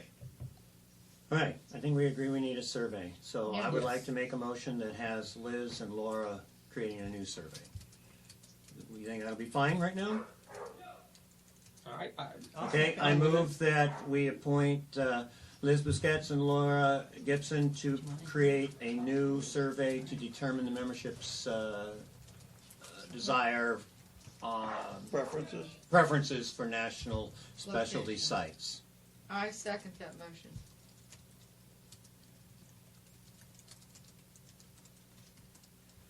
Okay, so we have a motion on the floor. If Carla can read it back to us, that'll be great. Motion by Ken to appoint Liz and Laura to create a new survey to determine the membership's preferences for national specialty sites. Do we have any discussion? We need to put a Date. end date on that, because, like you said, we're at an essence of time, and we Let me see immediately. Let me take a look at it. 30 days. What do you think? You gotta do the work, what do you think? Well, Well, you have a bunch of people right here, why don't you put up why don't you print out a survey and stick it up here? yeah, because it's not gonna give me really No. time to think about, the questions. I mean, That biases the survey, Right. for starters. We could have Heidi, ready to send it out December 1st. December 1st. Yeah, I think that we can work on that. I mean, of course, Laura's not here, but I think we can probably do that. Because what I mean by that is that gives you guys enough time to hopefully come up with the questions and maybe Well, it gives bring it back us to you guys to look at and then to basically- it could be posted December 1st, something like that. 1, 2, 3, 4, 4 weeks. Yes. That's a good idea. No. What? Then we'll go, that membership meeting will go on for 47 hours. Oh, no. Oh, no. Yeah, no, Yeah. you That's- can't. General membership meeting should last about 45 minutes if you run it right. Been there, done that. Okay, so December 1st. Okay, so let's have a due date of December 1st. Got it, thank you, ma'am. Okay. So, I actually have it as ready to post on December 1st. There you ready go. to go out on December Yeah, 1st. right. Okay. And just so you know, under the discussion phase, I saw Laura was upset when I tried to answer Denise's question about the percentages used from the last survey. On question 5, the total number of answers was somewhere around 180% of those who took the test. So I was just saying, it's Yes. useful information, but the way it was generated, we may want to look at it in the future. yeah, took- that one, she- yeah, go ahead. She took exception because Denise asked when it was done, and you launched into something about percentages, and that's why she took Right, I exception. said, my first answer was that it was when we first were looking at this whole process. And then somebody said something, and that's why I responded with the percentage thing, so. I'm just telling you what I heard down here. Okay, I'm very let's sorry, get back to the motion, There please. you go. The one thing about the motion is that if we put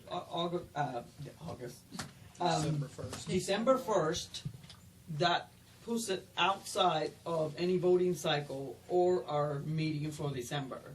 So, I mean, we can send it to the board, and the board can say yay, or whatever, or it can be an emergency motion or You guys whatever. just need but a consensus. I think you guys can just say yeah. yay or nay, Consensus yeah. will be, Yeah. you know. Yeah. So I just want to make Remember, sure you guys that are we a small understand board, that and that's according what to we're Robert's doing. rules of orders, you don't even need to make motions. What's Yeah. What's the second Well, we- Thursday in December? What, I'm sorry? What's the second Thursday in December? The 14th. Because Sorry. board's gonna go on break shortly after that. Yeah, after that, yeah. So why don't you make it, and we can say yay, nay, or hogwash on the Thursday telecon. And it would probably make sense to send it out as a survey in January, when people aren't consumed with holidays. Yep. Well, we're and gonna things leave going it on. out. Yeah, We- no, we're I gonna know have that, to but leave I it out mean, for 3 months. send it out when people aren't, like send it out. But at the that'll beginning give of you the January, chance for unless that's everybody too to late. weigh I think in. the beginning of January is too late, and I think that's still Really? involved in when people's holiday things are. I think beginning of December hits you before you've. Yeah. you're picking So that you up, want it to go and then out you can in the have it beginning come of back December. Well, I think- January 15th or something like that. Yeah. Yeah, that's good. Okay, so let's just leave it like that. If something happens We'll work out that the kinks. it doesn't work, then we can always Absolutely. revisit or whatever. Absolutely. But let's have it there December 1st. That gives us a goal to achieve. Okay. So any further discussion? All in favor? Aye. Opposed? Abstentions? Motion carries. All right. Second motion. I move that we appoint a working group to discuss the subject of splitting finals from the national specialty. Report to be due at the spring board meeting. Second. Okay, so okay, could you repeat that again? I move that the board create a working group to discuss the possibility of splitting the finals from the national specialty.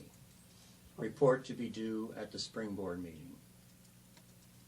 Okay, so that was seconded by Linda. Could you please read it back? Motion by Ken to appoint a working group to discuss the possibility of splitting finals from the national specialty. Report due at the spring meeting 2020. Okay, any further discussion? Yes, ma'am. Ken? Hold go on, ahead. Rachel. I think that we could include that question in the survey and possibly preempt that, because anyone that I've ever spoken to does not want to do that because they cannot afford 2 trips during the year, and that's why they plan everything together. So if we could address that in a survey, then I think that might be applicable if they come back and say yes, to even discuss it. But before the members, I just, it's too early for that, in my opinion. Okay. The only thing I can say in response to that is that I agree with you. That seems to be common knowledge, but it doesn't stop us from discussing the issue. We already know that's going to be in the discussion. It's what prevents us from having nationals in any part of the country we want. Right. So the survey will play into that, but that should not stop discussion about putting all these facts together, as we know, start now to put these facts together. In other words, we're taking a concrete step here to move forward instead of kicking the can down the road. That's Okay. what we're doing. Judy. And I will say, you're saying it's common knowledge. Actually, it isn't, because when I've questioned people that are in stock finals and in agility finals, I haven't questioned anybody else, over half of them don't stay for nationals anyway. A lot of them are already gone this morning. They're Right. done, or Tuesday morning when everything's done. So when you consider that fact, you know, it plays into a little more about maybe they could be split, because like everybody says, people always have to make their choices. Are they going to finals because they're so far? Are they going to nationals? Some people, finals means more than nationals. Mhm. So I don't, you know, I think it needs to be addressed. And so I would only respond that that's common knowledge too. We know that a large percentage of people do not stay for both competitions. So Not, that fact will also come up in the discussions because we know it. I want to see the numbers on that. I'd love to see the numbers on that Not because I don't only know that, that. but it's the You people don't? who understands it finally. Well, it doesn't mean that Well, everybody yeah. knows No, I it. mean, I You know, understand that, but it I means that- certainly would have never thought it would be half. And I know that Okay, there's let's probably take, more let's people say that that's an erroneous number, appreciate- that's my I mistake, mean, no, I and I wasn't. apologize. I certainly wasn't saying that. I'm just No, saying we I don't. would really That's be what I'm interested to saying. see the numbers of who stays and who goes. I mean, Okay, if we so- could. This is what the working group's for, you guys, Yeah. is all I'm Okay, trying to so say. I have a question. Who will be in a working group? Are you talking about just like a few volunteers from the board or what? Well, I would certainly say a board member, but I mean, why wouldn't we include other people too? You know, you should Okay. have somebody who could provide their knowledge from stock agility, the other programs that are involved in this, so, you know, that could be the next step after we form the working group. I think we have tended to go that way in our working groups Okay. lately, have we not? I mean, afraid to for say some anything things, we have added people from the membership, and from others, we haven't. Yeah, it depends, I So, guess, on the you subject. know, on the subject. In this right. particular case, I would suggest that the working group come from a mix of people so that we can get people's, Participants in finals. Well, yeah, I mean, they're gonna have to, okay, Cindy. Okay, I agree with Rachel about the questions should be on the survey. We'll have about separating them, about if you're in finals, you also participate in nationals. Also, I think it's kind of redundant. We've had nationals committees and we have numbers of the gazoo. I think forming another discussion group is just rehashing what we might already know or could find out easily. So the survey questions, I agree with Rachel, and that's it. All right. Anybody else? Yes, Jean. I was just gonna say, I think asking the questions on the survey is probably the best way, you know, and, you know, I just started thinking about something, I think the obedience finals and rally finals people, and probably confirmation finals, people all do stay for nationals, it's probably the two, agility and stock, that you have the people that leave, so that's the other difficulty, is it all finals that disappear, Maybe or we just a should, couple? maybe we should just take the stock finals someplace else, because that's where the headache of the stock is, and you've got all the other agility equipment, obedience equipment. There was a time when all the finalists hung around, and that was back before we went to the individual awards presentations. We used to do them all on one day, and gee, all the stock folks who had awards coming stayed around, all the agility folks stayed around, and the complaint then was, well, you did stock last. Well, we did them in alphabetical order, folks. So. okay, so all I can say is the purpose for making the motion was just to actually get all of the information together in one spot so that people could digest it. So either we create a working group to gather all these facts for us, or we just do whatever. Make it part of the survey. Yeah. But the survey is gonna go to people that don't even go to nationals. But we're gonna, Right. The you're right. questions are gonna be made so that we can at least know how many of those people are people who actually are finalists, how many are not finalists, how many do go on a In the regular first- basis to nationals, yeah. and if they don't, that way we can at So the least people that try to don't, separate the they're, data. and then we go, do you compete in finals? You know, how do you feel about? Well, the motion is still on the floor. Yeah, that's true. So I'm just thinking With that the whatever you purpose of a working group is to take every bit of material that they can find to support, to speak for or against the idea, and not to rule anything out. They're supposed to gather all the information. Certainly the survey is important, and it will be part of the working group's discussion, and they'll include it in their report. But there are many other things that must be in that report too. So we have to find everything. That's why your working group should be from a diverse group who can bring us those things that aren't available to any other particular set group. And my point is, and I don't disagree with you, Ken, but I think it may be a little early. I Okay. think if we did the survey and got the results from the survey back, and then if the results showed that yes, there was enough support to separate them, then we would create the group, discuss it, and determine how it's going to be done. I'm not opposed to it, but I just think it's a little preemptive at this point.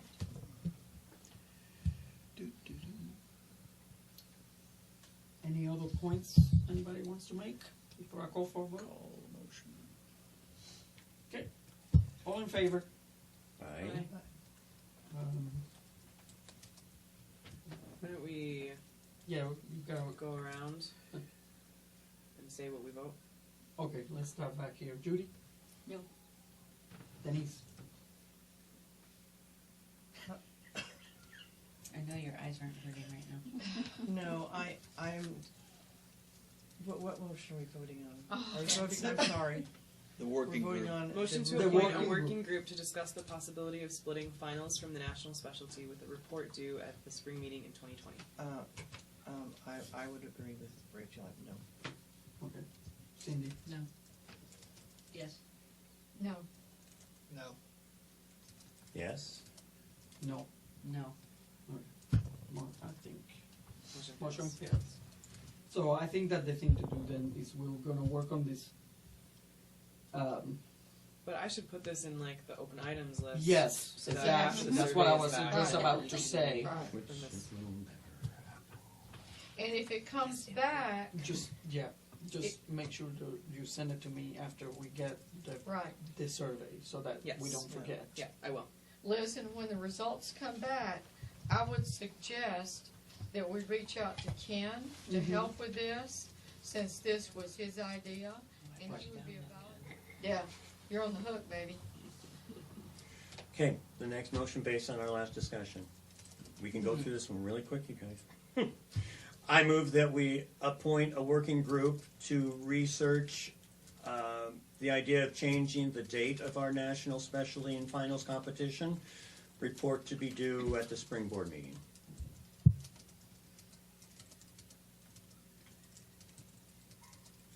Second?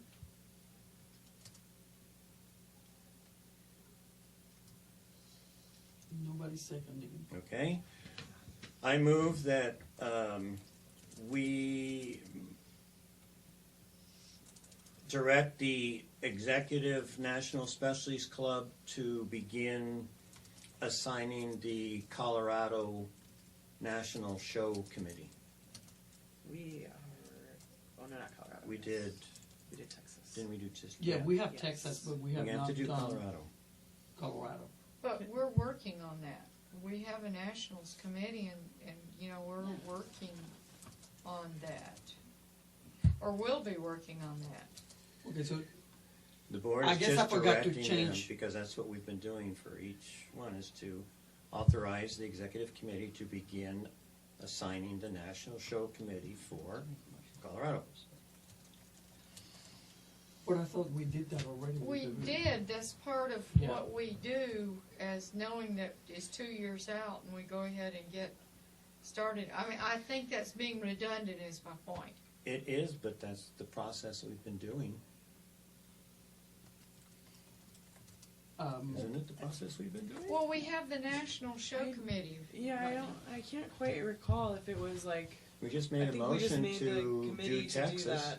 Well, I thought it was. Well, Yeah. hold on. We did a motion to do Texas, but that's because we had to Right. go ahead and put the committee together, because the Right. executive committee, we didn't have anybody else there yet. So we put the executive committee, and once the executive committee was chosen, then we told them, okay, take it. Oh, we did? Yeah. Yeah. Okay. I move that we choose the Bakersfield show site to replace the original 2023 National Specialty Show site. Okay, so what you're saying is that we should make a decision now whether we keep in the rotation or not. Mm-mm. Yes. Because that's basically what you're. Well, we haven't picked we haven't picked one for 2023, and that's coming up. What the survey says, don't you? Mhm. Yeah. Well, we're in our rotation that we originally set. That's why I'm making the motion. The survey. I understand. Oh, okay. All right, I made a motion, so. Second. I would second that. Okay, Denise has second. So, Caroline, could you please repeat the motion so that we can. Motion by Ken to choose Bakersfield show site to replace the original 2023 National Specialty Show site. Any discussion?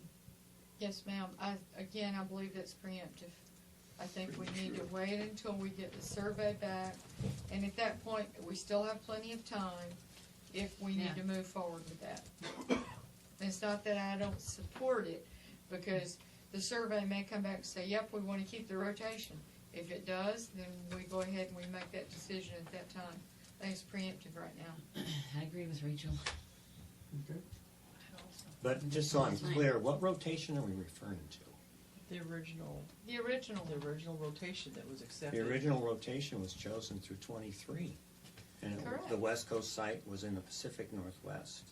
Now No, we're it was in replacing the that Western one that region. you removed, It was in the Pacific And- Northwest. Yeah, It's it was. considered Pacific Northwest. which is the West It was Coast, Idaho. Pacific Northwest. Yeah, it's the West Coast site. So all we're doing is replacing what you took out of the rotation. We're putting something back into the rotation. But the problem with that is that if we decide to rescind the whole thing, then we're just doing Right. a motion and we have to rescind two motions instead of one. What are we rescinding? The rotation. The rotation. The Because poll. if We're not rescinding the rotation. We may. We might. Okay. this Oh, you're thinking you might rescind the rotation. Yeah, We if don't know if what we're the gonna do. board eventually decides that From they the- want to just cut from the this survey. this rotation item and decide, okay, we're just gonna go to Texas or Colorado, whatever it is, Oh, whatever. and then we have to rescind the whole rotation thing. So, We have a motion on the floor. Let's discuss it. yeah, That's what we're doing. That's what we're doing, yeah. yeah, so. Yeah. Any further discussion? Call the vote. Okay, calling for a vote. Judy? No. Denise? Abstain. No. No. No. No. Yes? No. Okay, stop. And you Motion fails. I said no. Okay. Are we done with these items for now? Because it's late and we still haven't gotten to the treasurer's report. So let me make a suggestion about that. Why don't Yeah. we wait? Oh, yeah. Because Sarah could possibly have the report for me too, so I can add that Oh, in, that's true. which would be nice. That's true. Yeah, that would be nice to have. Yeah, just have a little bit more. On Wednesday then? Yeah. Wednesday from Yeah. 9 to noon. Mm-hmm. Apparently they use this for their lunches. Oh, She no. texted me during the time, that's why I went out and said, you guys got somewhere else to eat? And she said, not a problem. So I can find out if we could All right. extend it. You wanna, shall I ask for until 1 o'clock and then they can plan? Sure. 9 to 1. 9 to 1, okay. Yeah. Are we? Because we never know. Maybe Are we we should get here at moving number 8:30 10 so to we can Wednesday? figure out how to. Well, number 10 is all related to find the whole Okay. thing. Right. Because Okay. Yeah. it's all, you know. Okay. Right. That was that's really all the part of proposal was this. really like We're what not Laura was adjourned. talking about. Okay. You know? Yeah, we rejoin Yeah. All right. Wednesday, so it's All right. So postponed. we're gonna adjourn. No. Or No, we're gonna postpone. Postpone until Until Wednesday. tomorrow. Oh, yeah, Memorial Wednesday. Junior Handler Obedience Award. And we had provided that information to you all. I'm not sure if everyone, we did speak with you yesterday, and you all have had an opportunity to review it. If you had any questions maybe for her. Do you want to give a little blurb on it? Yeah, so Donna Long, for those of you who didn't know her, was passionate about ASCA obedience. This was, in fact, she got me involved in ASCA obedience because she was a crazy person when it came to competing in ASCA, much more so than any of the other venues. And when she passed away, a bunch of us were trying to come up with ideas as to how we could best honor her. And second to obedience was her love for the juniors program. And so she often, in fact, I think she sponsored it this year, high school and junior. She was always a big supporter of the junior showmanship program, mentoring kids. And so this idea came up about an obedience scholarship. And for me, as a retired teacher, I was like all over that. I said, okay, you know, I look around at every obedience trial we go to, and I see the average age of us, you know, sneaking up there. And how do we get the next generation of kids involved in this sport that we're passionate about? And this seemed like a great way to do both. And so I got a committee together, and Betsy got on board, and we did, I think, 16 drafts before we finally submitted it to you. And we would like the board to approve the opportunity to use restricted funds through the ASCA Foundation as a way for people to continue to honor Donna. We have enough fundraised already to fund the award for 5 years, and I think it would just be a really cool thing to do. Does anybody have any questions? I do. Okay. This was my only thought, the administration of it. Okay. So this is, you know, this is great, but do you want that to be a subcommittee of the program committee, or do you want it to be a standalone committee? I do not know. Can you give me a little context for that question? Well, the context would be that since you're going to have 5 ASCA members who will oversee it, so we need to know how those members are going to be placed, for how long will they be in place. Do you want them to work on their own? Do you want them to be somehow connected to the obedience committee so that that whole process can be monitored and you can be of support to them in their work, and they can report to you first on how that's going? How do you want oversight, and what administrative line do you want this to follow? That's an excellent question. Initially, we were, with regard to putting this thing together, that's where the original committee came into play, and I wanted to be able to pull somebody with obedience experience, somebody with juniors experience. We got Hillary Hines on board because she has judging experience, to get the proposal done. Once the proposal was done and hopefully approved, then we're just looking at having someone to oversee the application process. And so I would be open to, you know, any administrative process, I guess. Having never done anything like this before and not worked with the ASCA Foundation, I don't really have background in that. But I think we need to have at least 3 people that can go over the applications, read the essays, and make those, you know, make the select the recipients. How does it work with, like, the other scholarship awards? I mean, how's... The board does all of it. The applications come to the board, and the board does it. But see, this is going to need your program's purview and responsibility somehow. So are all of you on the administrative section of this proposal? This is set up, it's excellently set up, but it's set up for 5 members, but there's no way of, it doesn't say how the members will sit on that committee, what will their tenure be on that committee, and how would all this work from the applications coming in? Will they come in through the office? Will they come straight to this committee? I think they should come in through the office or through the foundation.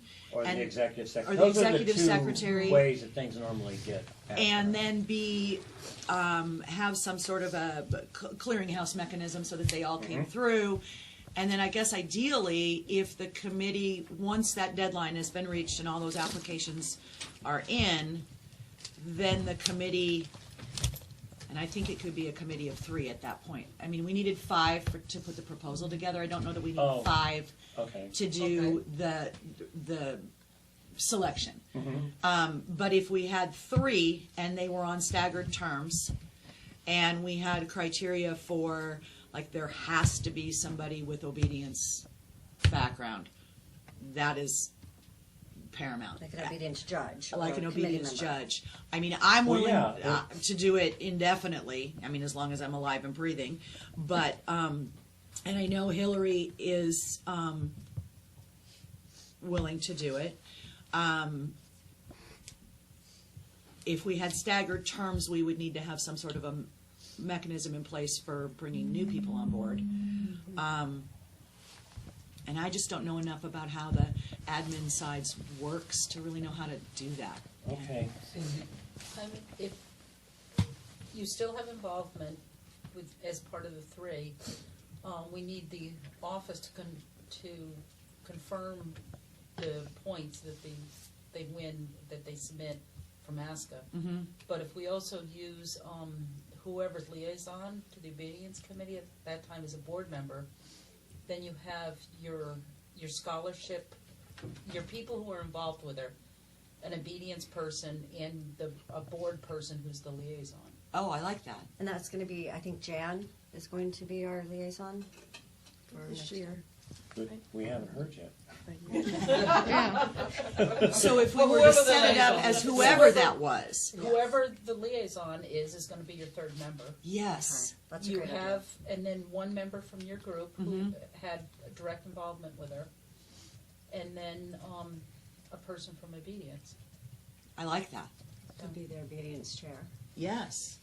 What if it was the obedience chair, the liaison, and start with me, but then, because I'm kind of invested in this. Yeah. And then. I'd like to see you continue to be invested in it. Thanks. And then maybe because those two positions will change, so new people will come into that, and then maybe unless I really irritate somebody and you want me to leave. No. We're used to irritation. Let's put it this way.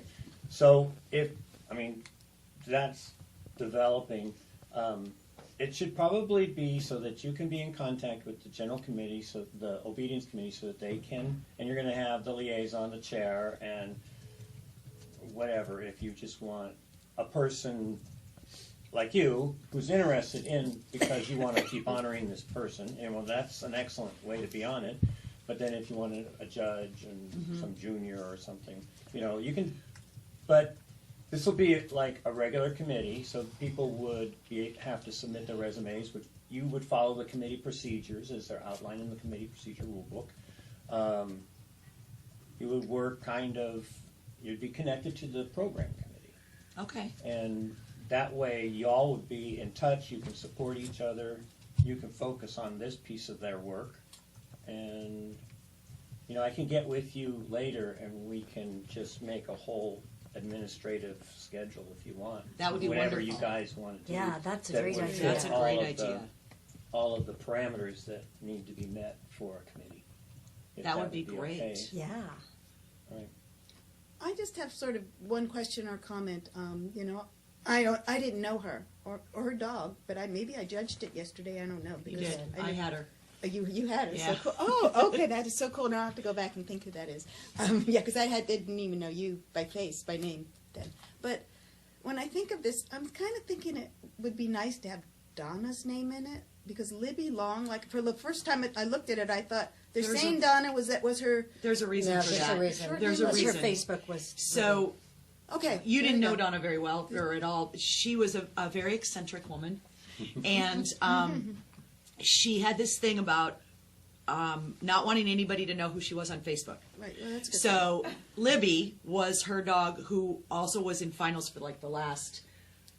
Well, I don't know. She passed away. Libby passed away in May. The dog, and then Donna passed away in August, and then the dog that I had yesterday was a the different lone dog. survivor of Okay. that. So it's been kind of an emotional little bit. But Donna was Libby Long on Facebook because she didn't want her family to know she was on Facebook. I'm like, really? Clever. Anyway, she was also relatively private. And after a little bit of discussion, we all decided that she would not want to be Donna Long Memorial. That would be too public for her. Yes. So that's why we went with Libby Long. And the people who know her know the That's story. it. Yes. Somewhere you're going to have to document that because somebody else is going to ask that question. Yeah, see, If you're not what you Or have give to the remember dogs that somebody's always going to other come name. behind, so if you want this to be remembered in perpetuity, That's you've right. got to write your history down so Mm-hmm. people can reference what you're actually saying and doing. Hi, David. Okay, so if I were to revise the background section of the proposal to include that story, Yes. would that be That's documented? That's a great story.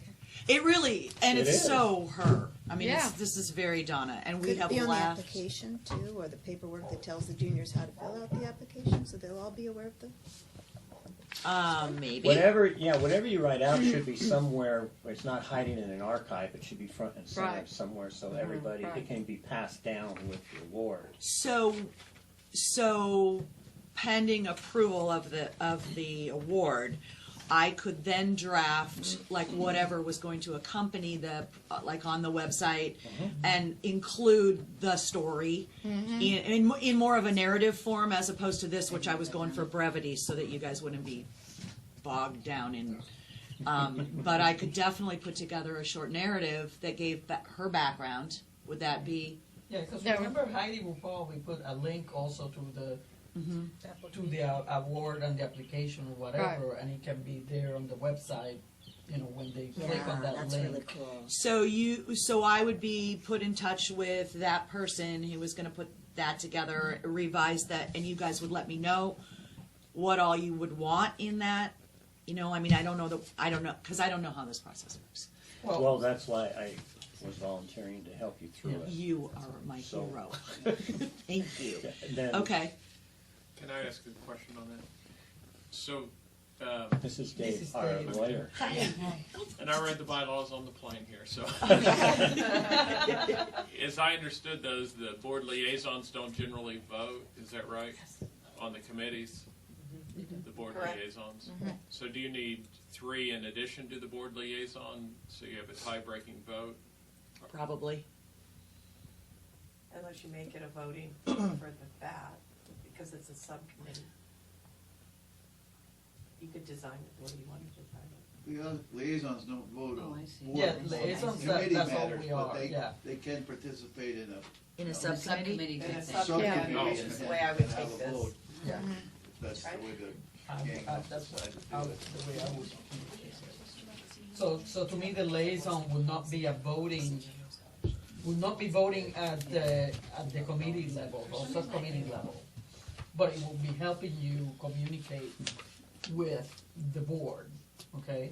They would be And- doing the liaison job. Yes, and so if you have 3 members plus the liaison, that's 4, yes, but the 3 members are the only ones who would, you know, actually get the voting done and decide Who the recipient who was. the recipient Well, make the is. recommendation. Make the to the board. recommendation to the board, and then it comes to the board through the liaison, and then the board says, yeah. And Perfect. Okay. So, I actually there is a third person. She's a former junior. Her name is McKenna Smith. Oh, Y'all know yeah. McKenna. She had asked, she and Donna were very, very close. And when this whole thing first came about, she said, I would really like to be involved in the, reviewing the applications. McKenna would be great. And I think pulling that giving me goosebumps, pulling that junior perspective in somebody who's grown up in ASCA as that third person, would be kind of a cool thing to do. And I think a voice that would be a valuable piece to this. Would that work? Well, I think what you would do is that you will set up the subcommittee, the obedience chair will be one of them. Then it will be you this time around, or for however long. But I don't know how you want to describe your role. position, but it will be like, obedience competitor, or however you Okay. want. And then the next one will be the junior, right? Yep. So then you have those 3 positions already described that way. Okay. And if McKenna is not interested in doing it 10 years from now, then somebody else can do it. Right. That is a junior. That way you have it already set up. These are the kinds of people that We want. the committee to be Yes. formed. Right. Yes, Judy. Does it matter how old the junior is? I think it needs to be a former junior. There you go. I mean, Well, I think I it needs to I'm be somebody just that's at least thinking- 18. someone who's Somebody 18. who's not eligible for the award. For the award. Right. Okay, Right. yeah, there you go, that's a good, yeah. Yeah. Yes. I think also setting it up like the DNA committee where the members are permanent instead of we're renewing them, because Right. what you're doing Oh, is yeah, yeah. you have connections to it. Okay. Yeah, and the Make it way, an well, the obedience exception. chair, of course, will change as, Change, but- will be the one that changes depending on Yeah, what's the going liaison. on with the committee. But we wouldn't And ask the for- liaison, of course, yeah. So But- if we created some sort of a title for my position and the junior position, And you say those positions are permanent. Yes. Until, you guys decide we're Okay. Right. we've been here long enough, maybe we should find another person to fill this position. Okay. All right, so, and then there's gonna be, and you're gonna be my helper on this, right? Yeah, we'll Okay. figure out when we can get together after this meeting. Okay. And I'll get you all the documents you need. They have it funded for 5 years, Get that it they've done. already raised it, and they have fundraisers. So- for it. Yeah, I that's- understand that, but where is it? Somebody mentioned the foundation. Right. Okay, that's a whole different animal from ASCA. It has its own policy book and whatever. Yeah, Yes, they've please. done some fundraising and they've already got the money collected. And it's my understanding, after speaking to Sharon and Betsy, that they do wanna move that money over to the foundation. So any of these motions we make and everything are gonna have to be done during the foundation meeting. Yep, well, So, that's yeah. why I asked It's the the question, same because I thing. heard that It's magic the board word. of And the directors of the foundation does foundation. have a policy book, That was which gonna be is my where next this. question. Correct. Because Yeah. I It'd be like go. the- yeah. I wasn't privy to this conversation. that we're Catching up. talking about. Yeah. Yeah, so you want the money to be in the foundation so that they can do the non. Yes. The 501. Tax, yeah, the C3. tax thing. Yeah, the tax thing. Gosh, Dan, Well, I and- got tongue-tied. 501c3. Our hope was that there would be, I'm also president of Mount Metro Kennel Club, which is my Albury club in Central Oregon, and Donna was very active in that club as well. And so this the initial funds that we generated, I threw that having my back to you, I can hear. were about a 50-50 split between Mount Metro Kennel Club people and Jules Washington Club did a raffle Right. in donation, and so that's where the original money came from. And we had a lot of people who were interested in the ASCA Foundation as a way to continue to, it wouldn't surprise me if we had people who did an annual contribution in Donna's name, Because they can take that off their because taxes. they can take it off their taxes. Well, and I was like, maybe Mount Metro Kennel Club needs to have a foundation, because it's the cool thing to be able to have that. But I didn't know anything about the way that the foundation worked. So, We can take you to that. perfect. Okay. Okay. Okay. So you two just need to work together to get it finalized. Okay. I'll gather all the documents so you have them. So, draft 16 is going to become draft 26. This'll be the Yeah, but- easy. yeah, This'll be you're easy. Really close. Okay. Who knew this was going to be such a process? I tell Yeah. you. Did the application look okay to everybody? We're all good with that? Yeah. Okay. I think so. I really It's like that you excellent. put 4-H in there. That was huge for us. Coming from a rural area myself, for a lot of these kids, that's how they get started. And it may be their only option initially. So, yeah, I was glad we did went that route too. Yes. The motion to accept this would come through the foundation meeting, but I mentioned it in one of the emails. I'd also like the board to consider donating a page in the Aussie Times in the obedience issue to promote and introduce it. That would be really nice. That would be amazing. And my sister happens to be a graphic designer, so we would get that designed free of charge, which would be equally as amazing. Well, the benefit for it going officially through ASCA is because we do promote all of our scholarships and our special awards like that. So That'd be awesome. Well, Yeah, and we do that need to way- get the word out. everybody will know, Yeah, and it'll always be there. forever. Okay? Which makes me very happy, yes. Good. You did a good job. Thank you. Yeah, it's very well put together. Yeah. Yeah. Thank you. Excellent.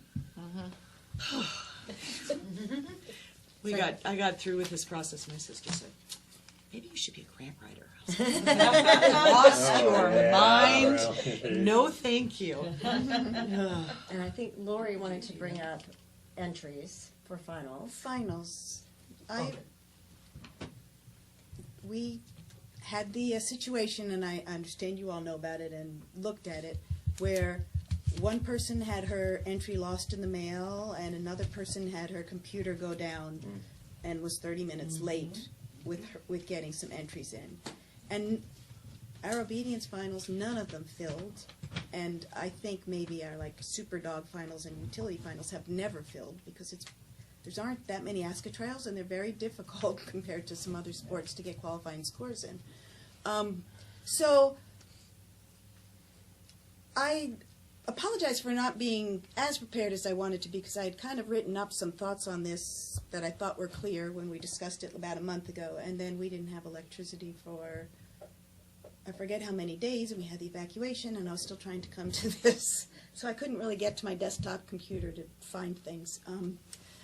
But it seems like there could be a rule that if finals does not fill by deadline, and that anybody anywhere on the alternate list that puts their entry in by deadline goes ahead of anybody who is late, that then entries could be taken maybe till the close of nationals entries until a finals fills. It seems to me that it doesn't have to be a separate thing for obedience. It could be written up in a way that it was the same for all sports, but it would never happen in agility or stock, right? Because people, it could happen that things didn't fill. It happens all over the place. People, oh my goodness, so I didn't even know that. Miss the deadline all over the place. Right, but does it not fill?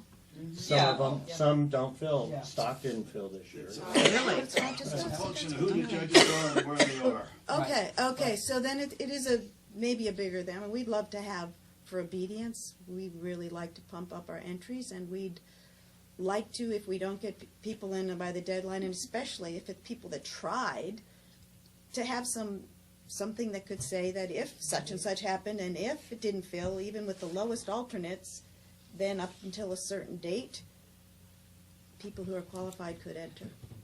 I mean, I could write that up in a clear way. Yeah, this is on the board's to-do list. Yeah. Okay. It That is. exact So you, suggestion. it's exactly You've already, it. So. you guys already talked about this in August. It's on your to-do list, on Yeah. the open items list. It is. Suggestion from Liz. There you go. To revise the entry process for future finals, set a deadline after which alternates can enter. If the finals are still not full, finalists will have a second chance to enter. Oh, good. I Oh, see what you're good. That's saying, yeah. wonderful. Yay.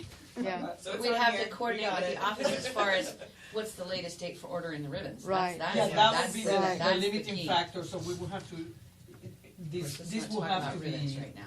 conversed with Ray in some way. I'll Ken? add that. That makes sense. And then for obedience, well, we already have the, if you get your entry in as an alternate by the deadline, already have the caveat that if somebody pulls, you can still go in, but you have to know you're not going to get your name on a ribbon, and you're not going to be in the catalog. So, I think that's with all of them. Yeah.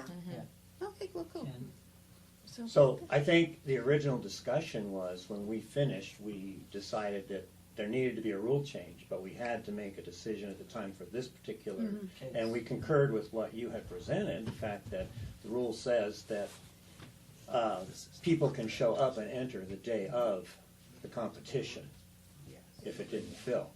And they just pay their money and they're entered there, but they don't. As you noted in your original, that, and we figured that's how it's going to be handled this year, but hopefully somebody will get on the ball and change the rule. No, they So can't just show up and enter them. They had to have already They would sent have to something already to send the their office. entry in. Yeah, No. send it in. Yes.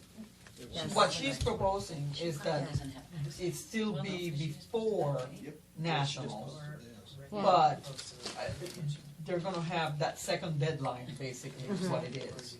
In which, if it doesn't fill, even with the lower alternates, that person is still eligible to say, hey, put me in, missed the deadline, but you Yeah. didn't fill, and yeah.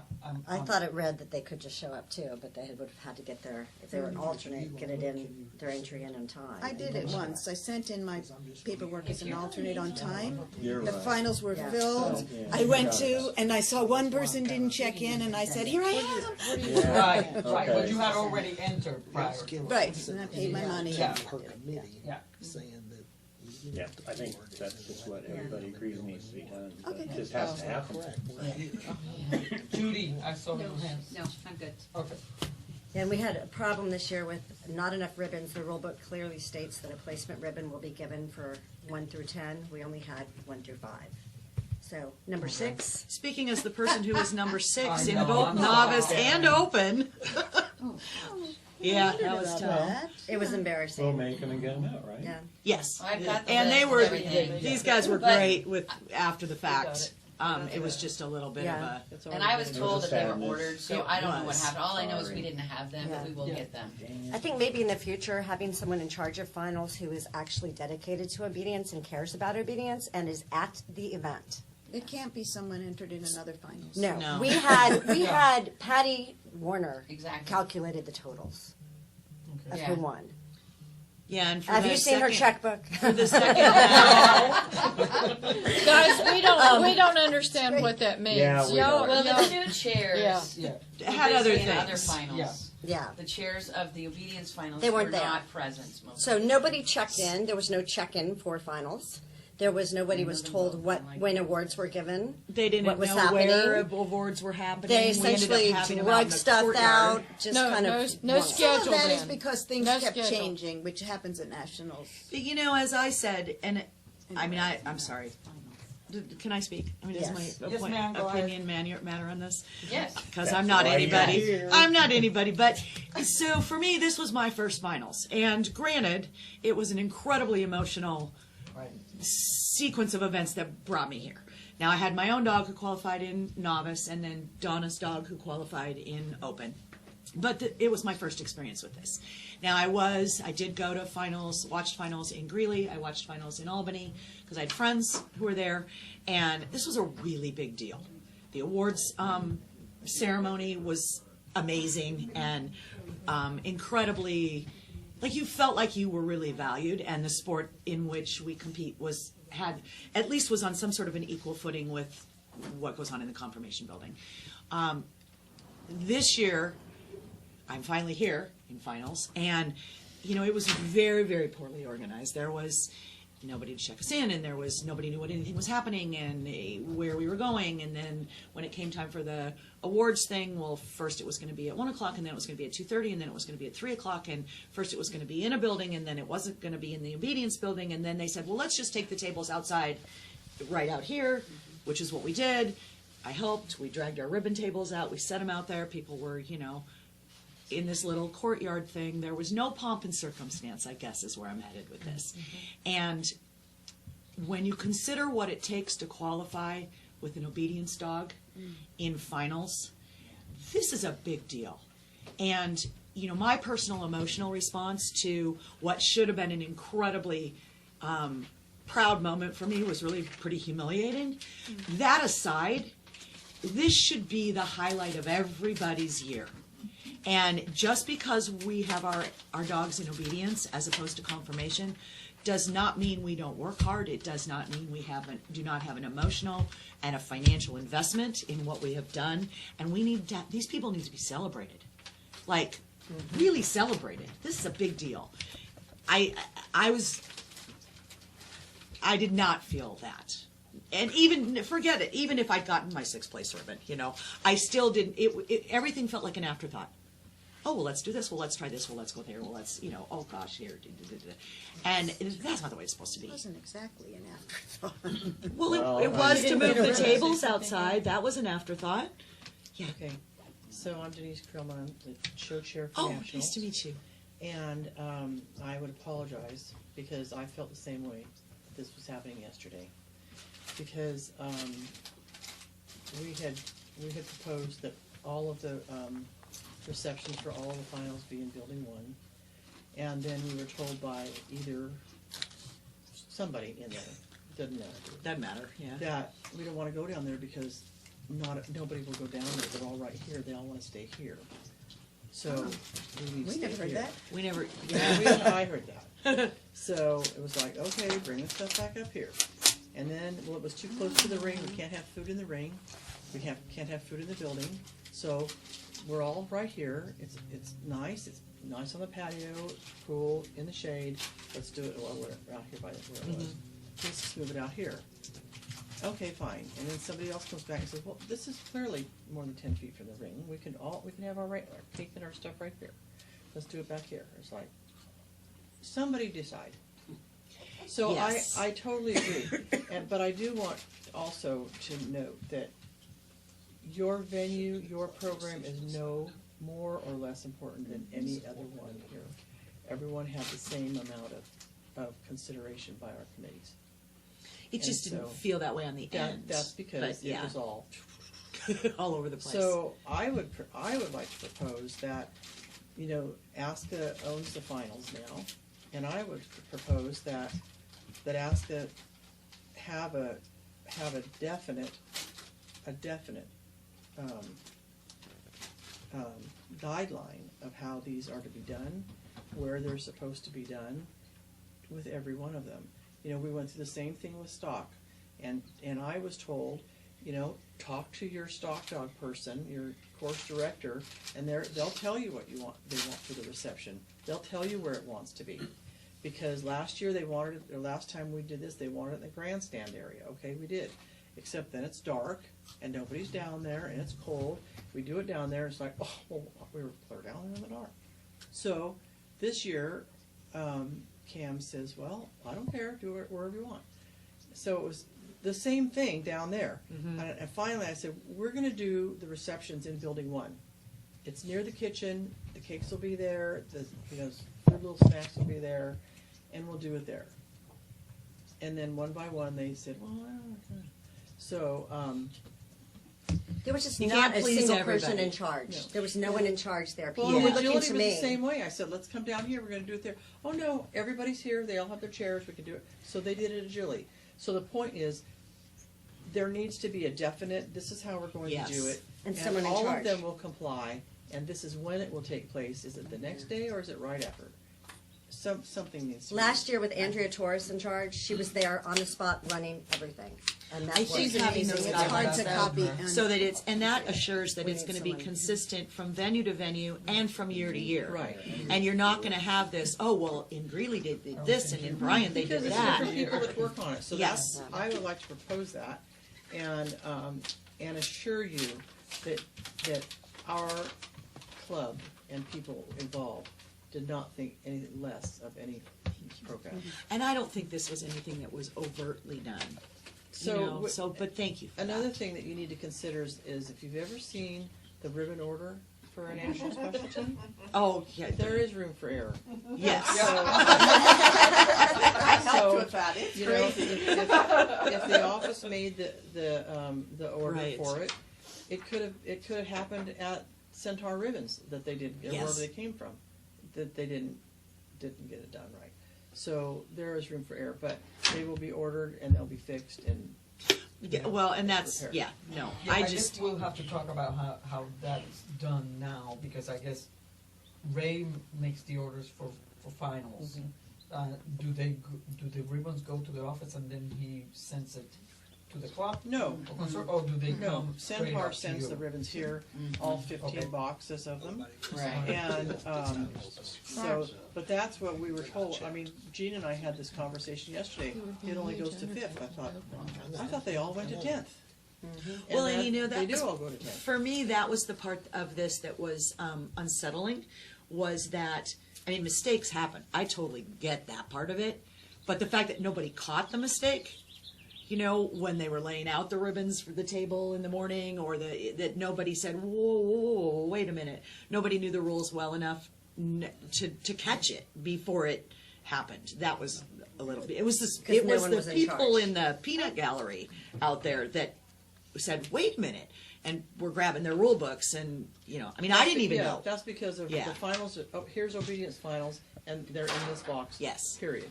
And that I guess they weren't rifted through. Yeah. I would like to Lori say and then something. Cindy. The first thing, I guess that I want to say is that, is the thing that it really helps if the coordinator doesn't have any other thing to do on the day of the obedience finals. Yeah, and our second coordinator, she was brought in as a helper, and I think right from the start, she understood that Moira was in charge of the final. So I just want to say I don't want anybody blaming Anne for running her dogs on a day that she had already planned that before she came in to help to do these things. But I know that things happen and things change, and sometimes you just go with the flow of that with nationals. We really didn't know exactly how to give the awards or know exactly what people's scores were because it was totals from different rings, and we didn't really have that person there. But I want to say that I think you are my hero this year, Denise, because you came over and you said, here's the things, they're laid out, this is how it's done, this is where we're going to do it, and you made it happen for us, even though you have 70 billion things going on. You got the bats! I am just very, and you did that too. I am so impressed by what you did for us. I want to thank you. Well, it was disconcerting. I don't like a lot of confusion anyway. I'm not an organized person. Will be the first to say that. However, we understood what these were all about, and it just came down to there was confusion. And it happens. Yeah. And you know, I understand that.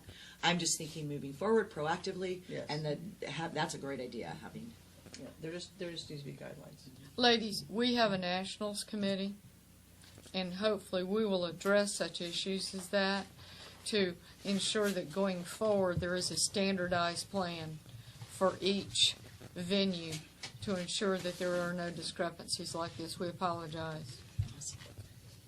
I think one thing for the Nationals Committee might want to consider is we have our finalists in every program. If after the event we sent out a simple thing of what would you like to see changed or what needed to happen that didn't, that feedback from the actual contestants in obedience, rally, stock, agility, confirmation would help the national committees maybe, instead of just have a trail so that it gets taken care of the next year, instead of repeating problems, or it might be a way to find solutions instead of having them happen over and over. You know, the other ones I've been to have been so good, and I hate that this is your first one and it was so bad. But it's and if I hadn't been an emotional basket case, it wouldn't have been a problem. It's not necessarily one is bad or one is good, but that it's a learning process and we don't have to learn the same thing over and over again. I know it would be like a reporting sheet. Mm-hmm. I know, some of the volunteer events that I participate in, after the event is over, there's a mass email, with, glad you came, hope your experience was, good. Do you have any suggestions for next year? Do it as here's a link for any suggestions, as opposed to a reply all for 9 million hours. I'm sure they can figure it out. Yeah. Right. But it's a way to get contestant feedback who are the actual participants. You know what I think would be really cool is if the finals awards included all venues. So that we've been there, done that. You can't do it. And it worked. I just think it would be really cool to be able to for everybody to be able to see everybody's accomplishments. Their problem. Yeah, the stock dog people didn't really care about the obedience people. It was better to that's have my our own. point. We all need to, but we all are here for one reason, and that's that's this breed we love. Well, and I apologize too because Denise had asked me to help in obedience, and obedience was primarily my sport when I first came in. Obedience is always close to my heart, and but I was busy with other things. Right. And I had a meeting that I had to go to and all that, so I told Denise I can't do it, and so it's just the way it is sometimes. Yes. Yeah. So Rick has something. I just want to say, I would like to recommend for the board that finals is a big deal, and I get that. I mean, especially for you guys that have worked all year and gone through all the sweat and tears and everything to get here, to be overlooked, in my opinion, is not acceptable. It is not acceptable. Thank you for that. It was an accident. I understand, but the places where the communication that broke down, I put that all back on the club, because there should be plans. Okay, this is where it's going to be. Maybe it's not close to the obedience ring. This is where it is. This is what time it is. You post it out. Everybody knows. There's a plan. That's the way it should have been done. My recommendation is, going forward, that there be 1 or 2 board members that, especially for finals, that works with the host club to make sure that this never happens again. That's the way I would approach it and try to fix it. That it's a board member's responsibility. I don't know if it's the second liaison and maybe the first vice president, or the liaison and the second vice president. They work year and make sure that this never happens again. That the communication is out there. There is somebody there to, I wasn't doing anything. Nobody asked me to help out. I would have been glad to help. So I think with finals, because of what you guys have done all through the year, that the board or a couple of members should be proactive to make sure this never happens again. That's just my opinion. And if I could And just I'm sorry. piggyback on that, I really think, and I don't think it's happening, that's why the Executive Nationals Committee was created, to be on top of all these things, to assist the group that's picked. So this is going to be the new system. The group that's picked to become the show committee, the board's executive committee is supposed to keep track of all of these things and make sure, fulfill the function that Rick just was trying to. And we will mentor those people that have taken on those roles within those committees to ensure that there is a schedule, there is a time and place and date for each one of the finals, awards, and everything else. And so the people that are taking on that role, they may not know the small stuff. It is the Nationals Committee's job to ensure that all that small stuff, like ribbons, is taken care of. Right. Well, and I really appreciate the fact that you guys are all reacting the way you are to what happened. I feel a little badly that we got sidetracked off of Donna and onto this whole thing. But don't. And that's what I was going to say. We got sidetracked into all the things that now We're we're running out of walking time. We've all We're been time competitors, out. Yeah. we've all been disappointed like that. We Yeah. perfectly understand. We're already 10 minutes It over was time. very- Okay. So if there's, yes. So you're my person moving forward on this. Where are you going to be the rest of the day, do you know? I will be. Can I give you my phone number? I was just going to say, why don't we Yeah, I'll put it on here. put it What is it? no, put it right here Well, because I there's put. a thing Whoa, here about hold on. future. Hang on, committee. Hold on. There's a thing in here about future discussions or what we have for them. I would like to suggest looking at an FEO program for This is your. obedience, because in our area, AKC fills 3 and 4 rings full at their obedience trials, and I can't get a single person to come to our ASCA obedience. We've had, this is Ohio, and the most we've ever had enter an obedience trial was 3 people. So if we had FEO where these people could come in and work at their CDX level or their utility level, we might get entries. I don't know if we would or not, but it's a suggestion. Other programs have it, so it's something you guys might want to look at. Okay. Do you have young people filling the obedience in Ohio? Nope. No. Oh, darn. We don't have anybody filling it. That's our problem. Yeah. No, I mean the We one, can the get 3 it. and 4 ring, the Beat the bushes. AKC. We No. never have more than 2 rings of obedience at AKC anymore. No, because we don't had have the that last many trial. It people was 3 full rings of obedience and 1 of rally for 3 days.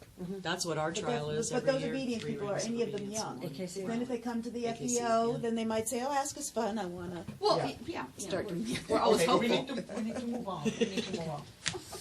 Otherwise, we'll never get done. Did they cover everything that I they think wanted to cover? that's We what- have- I'm not sure. Did you guys have anything, you know, that really? Oh, okay. I know. Because I don't want to rush you out. No, you're good. You You're guys good. got I something really important. Thank you so much. We'll go compete. Thank you, guys. Oh, yeah. We'll talk later. Thank you so much for considering the proposal for the memorial. Thank you. Thanks That for means a your lot work. to me. Thanks for your work. Hey, you. Up here, Hi, David. Hi. You made a friend there, eh? I did, just a little beef jerky and a friend for life. Okay, where are we? Are we going back to the budget? Thought we're done with the budget.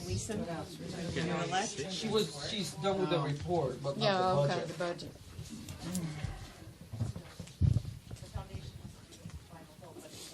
Where am I?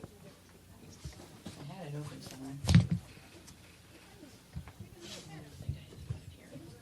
Sorry. Different on this because I was intrigued. And I put in the actuals next to the budget proposals for the prior years, just to see if some of our numbers were even close, and some of them weren't. So I made adjustments on the 2019 based on what we've already spent.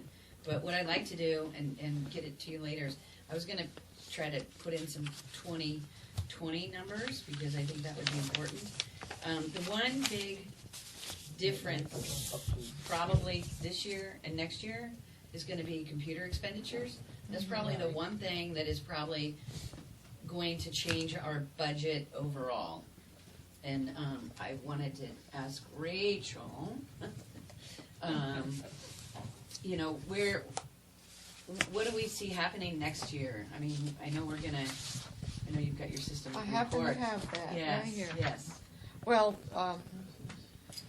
number one has been on the list and remains until we get agility completed. Agility, any bugs, any issues with them being able to upload their information must be fixed. Okay. It's number one on the list. But again, that goes back to the original SOW. So Right. we're not changing that. The title changes that have occurred in the last couple of years, Yes. numerous title changes have happened. Those will have to be programmed. Okay? That's new programming. Right. But I don't foresee, that's not like writing an entire new program. Right. So I don't foresee the cost in that being, extraneous. Dock jumping. Dock That's a new jumping will one. have to be created. Right. In terms of an estimate on that, I don't have an estimate for programming because they will not know until they Right. look at the program. Our old company had told us about 15 to 20 grand. But so- whether that's Right. And Inventive, remember, Inventive was not the cheapest solution that we chose. Right. Because cheaper didn't necessarily look good. So, Yeah, cheaper didn't end up being cheaper. right,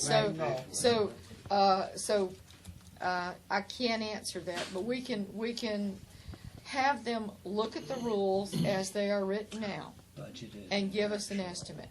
That's the best we can do, okay?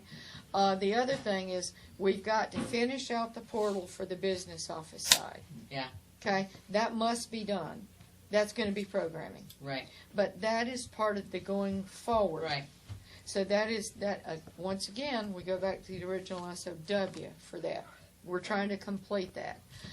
The only new thing, once we get all 5 of those addressed, we would like to be able to offer pedigrees online and breeding coefficients to our members so that they don't have to go out and buy extra programs.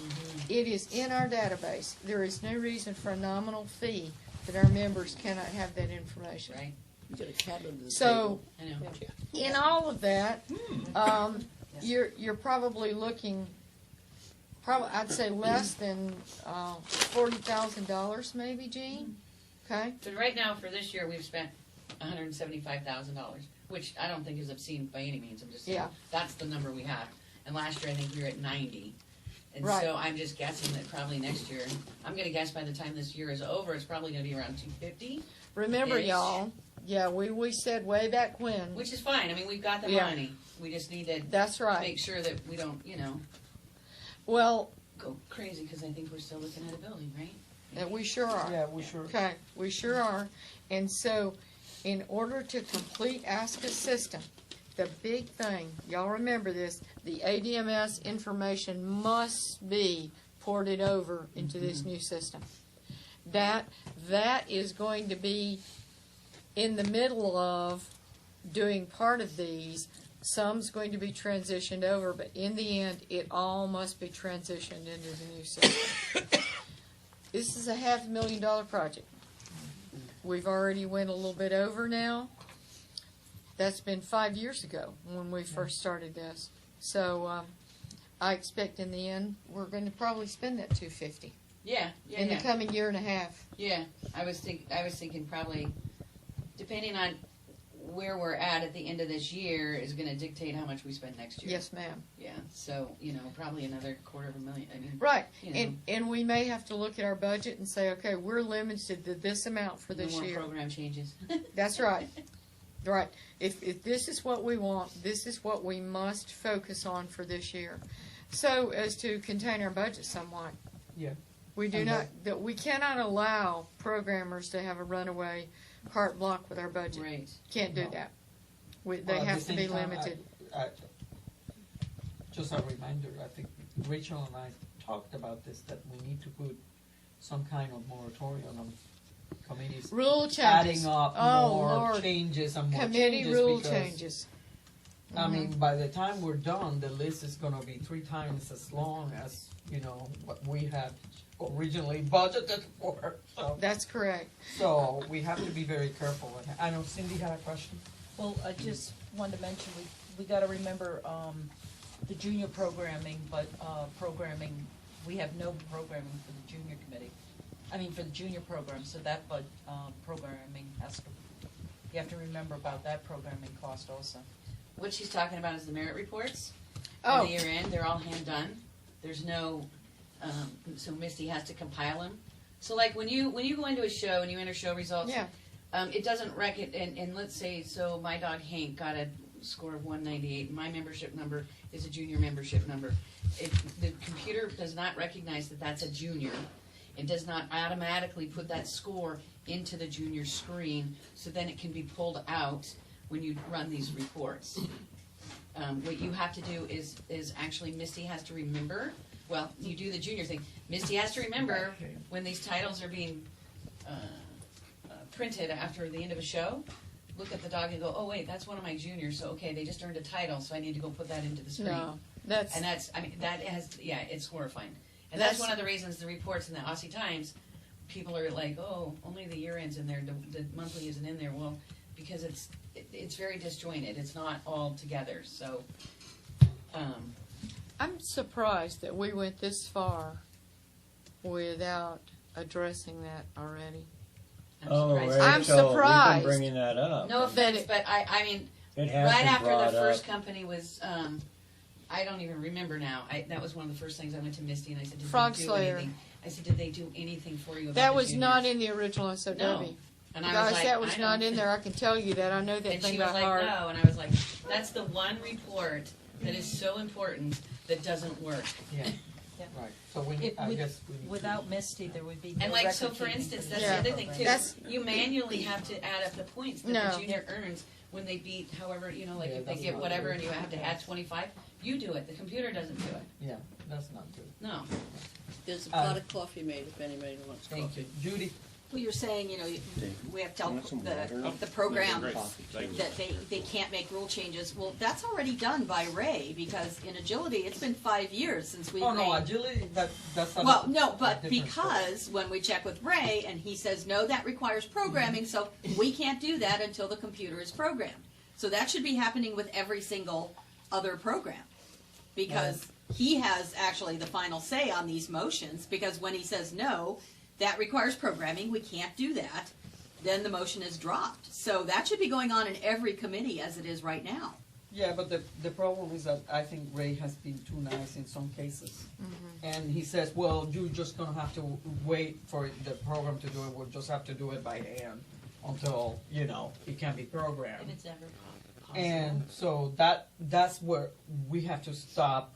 I mean, I have to talk to Ray about that And then we also need to tell the committees, we can't keep adding it, you're gonna have to wait. We as a until board- we get, yes. Right, yeah. Until the system is at a point where it can be done. Because otherwise, we keep adding and adding stuff, and it's like, we're not gonna be able to do it all, and then it's in the rules, and then the business office is gonna be doing handwriting stuff for eternity, so. We can't do it. The board needs to address this with committees. We're a $1 million organization anymore. We are past the point of sitting with Excel spreadsheets and manually calculating information. And so if that requires us to place a 2-year moratorium, year moratorium on our committees, a year is a long time because there's a lot of the committees are trying to be innovative. They're trying to keep people interested. They're trying to keep people motivated. So that is one of the reasons that Ray has said, okay, you can do this. We will manually try to override the system to get that information. We are at a break point in that. We need to stop.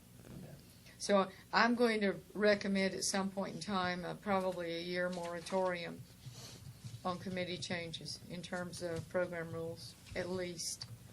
Yeah, until we it's mostly get the titles and caught stuff. up. I mean, there are other rules that they can work on Yeah. that need changing and revision. Right.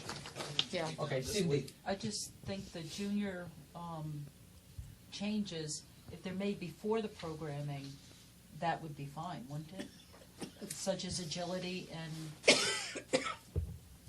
What do you? Well, if we were to add a junior programs for the other performance, like the 500 club.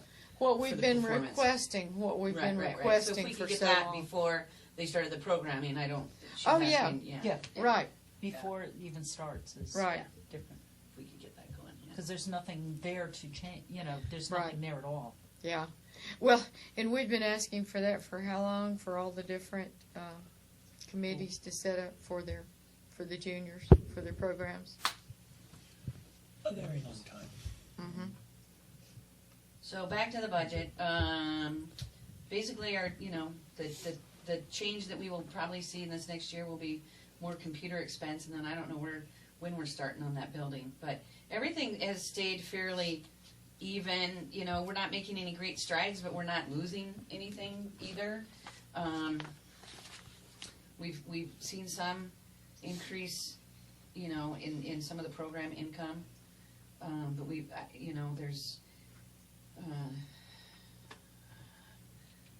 I can't remember if the membership went up or down. It's hard to tell. It went down a little bit. This year? Or? Instead of I'm constant. sorry, not membership. Right. Aussie Time subscriptions goes down. But membership dues have actually gone up. So that probably means we got people joining as service members and not getting the Right. Aussie Times, Right. or they're people from out of the country and not getting the Aussie Times, is how that works. Cindy. And I think if we eventually ended up offering the Aussie Times online, some of our European members might not be service members, but might be full members. Well, I know people in the United States that would become Yeah. full members again if they didn't have to get the Aussie Times, or if they could get an online edition. And I have been working on that. It's on my to-do list also. I've even talked to Cynthia about it, and because one of the easiest ones, it's just basically a simple upload of a PDF, but it's like an actual magazine. You can save a page, you can turn pages, you can do this and do that. And she's like, well, I already send a PDF to Heidi, so I don't know why I couldn't do that. And then if you email a link to all the members that get the Aussie Times, and give them the option to get it strictly online instead of paper, I know that it would be very helpful to a lot of people, especially Europeans or people out of the country. And it would, if they opted for only the online edition, it would change a lot of our other costs, like the printing and the postage and the mail prep. That's true. Yeah. Yep. Oh, yeah. It Yeah. would have a dramatic effect on that. So, yeah, I'm working on it, I promise. Okay, so anything else on the budget? I would just ask again if we could find some place to, Bite your tongue. to put money aside for the building fund, then we can ask the affiliates to work on holding events to help support that. You know, That's a good I'm idea. picturing the little thermometer with totals Oh, yeah, on it, you know? That'd be cute. I would love On to the be website? able Yeah. to help do something like that, to find outside money to pay for the building that. fund. So if we estimate what the cost is, make the little thermometer, make sure that money is dedicated in one spot and not touched for anything else, that'd be perfect. Basically how we did the computer thing. But first we need to, yeah. Okay, there you go. Okay. Budget is done. So the next item is the judge directory. And I think Ken. Calla, so the idea was the fact that, and Calla did most of the work, there is, she's put in the Dropbox that we've got the breeder judges. I think it was an excellent thing because I never realized that all of the breeder judges were used pretty much every year. You know, and it's just, they just decide when they want to take an assignment. So if you look at it, all the senior breeder judges are judging every year. And there was some that, there's about 5, I think, that had not been judging, some mainly because of illness and age and stuff like that. So what the office has done, how this has grown without any input other than it was an office-led issue, is that all of the judges from other organizations, if they were used, they had to be given a tracking number because they're in the system.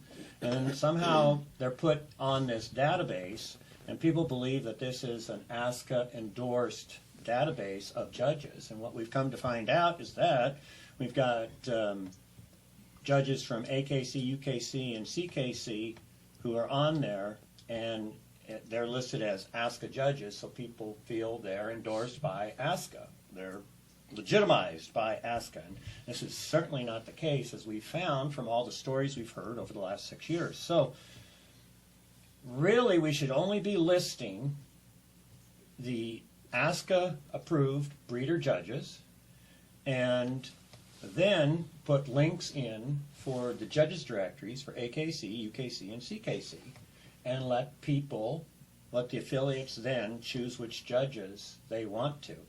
Because sometimes, as we found out, judges have been picked, and then when they show up, if people aren't familiar with who that AKC judge is, they come and bad things happen. So the program isn't being served that way. So we really need to stop making a directory where we're endorsing other organizations' judges when we have no control, insight, or anything on what those judges know about our programs. And so Calla made up a spreadsheet, and so you've seen it, and that's our breeder judges. And we really should, as I said, just have links to the other directories that we have approved as okay to judge if they meet certain parameters. So if we want to continue with that process, I think we should change the way we list our judges' directories for those reasons. Yes, Rachel. Did you speak to Ray and Heidi about this and how that could actually be implemented? Calla has been doing that. Okay. Well, sort of. I don't really understand how the report works. It doesn't seem to be, you don't seem to be able to do much with it. It kind of is what it is, and it's like you can't take other registered judges off of the list without marking them as inactive or ineligible to judge.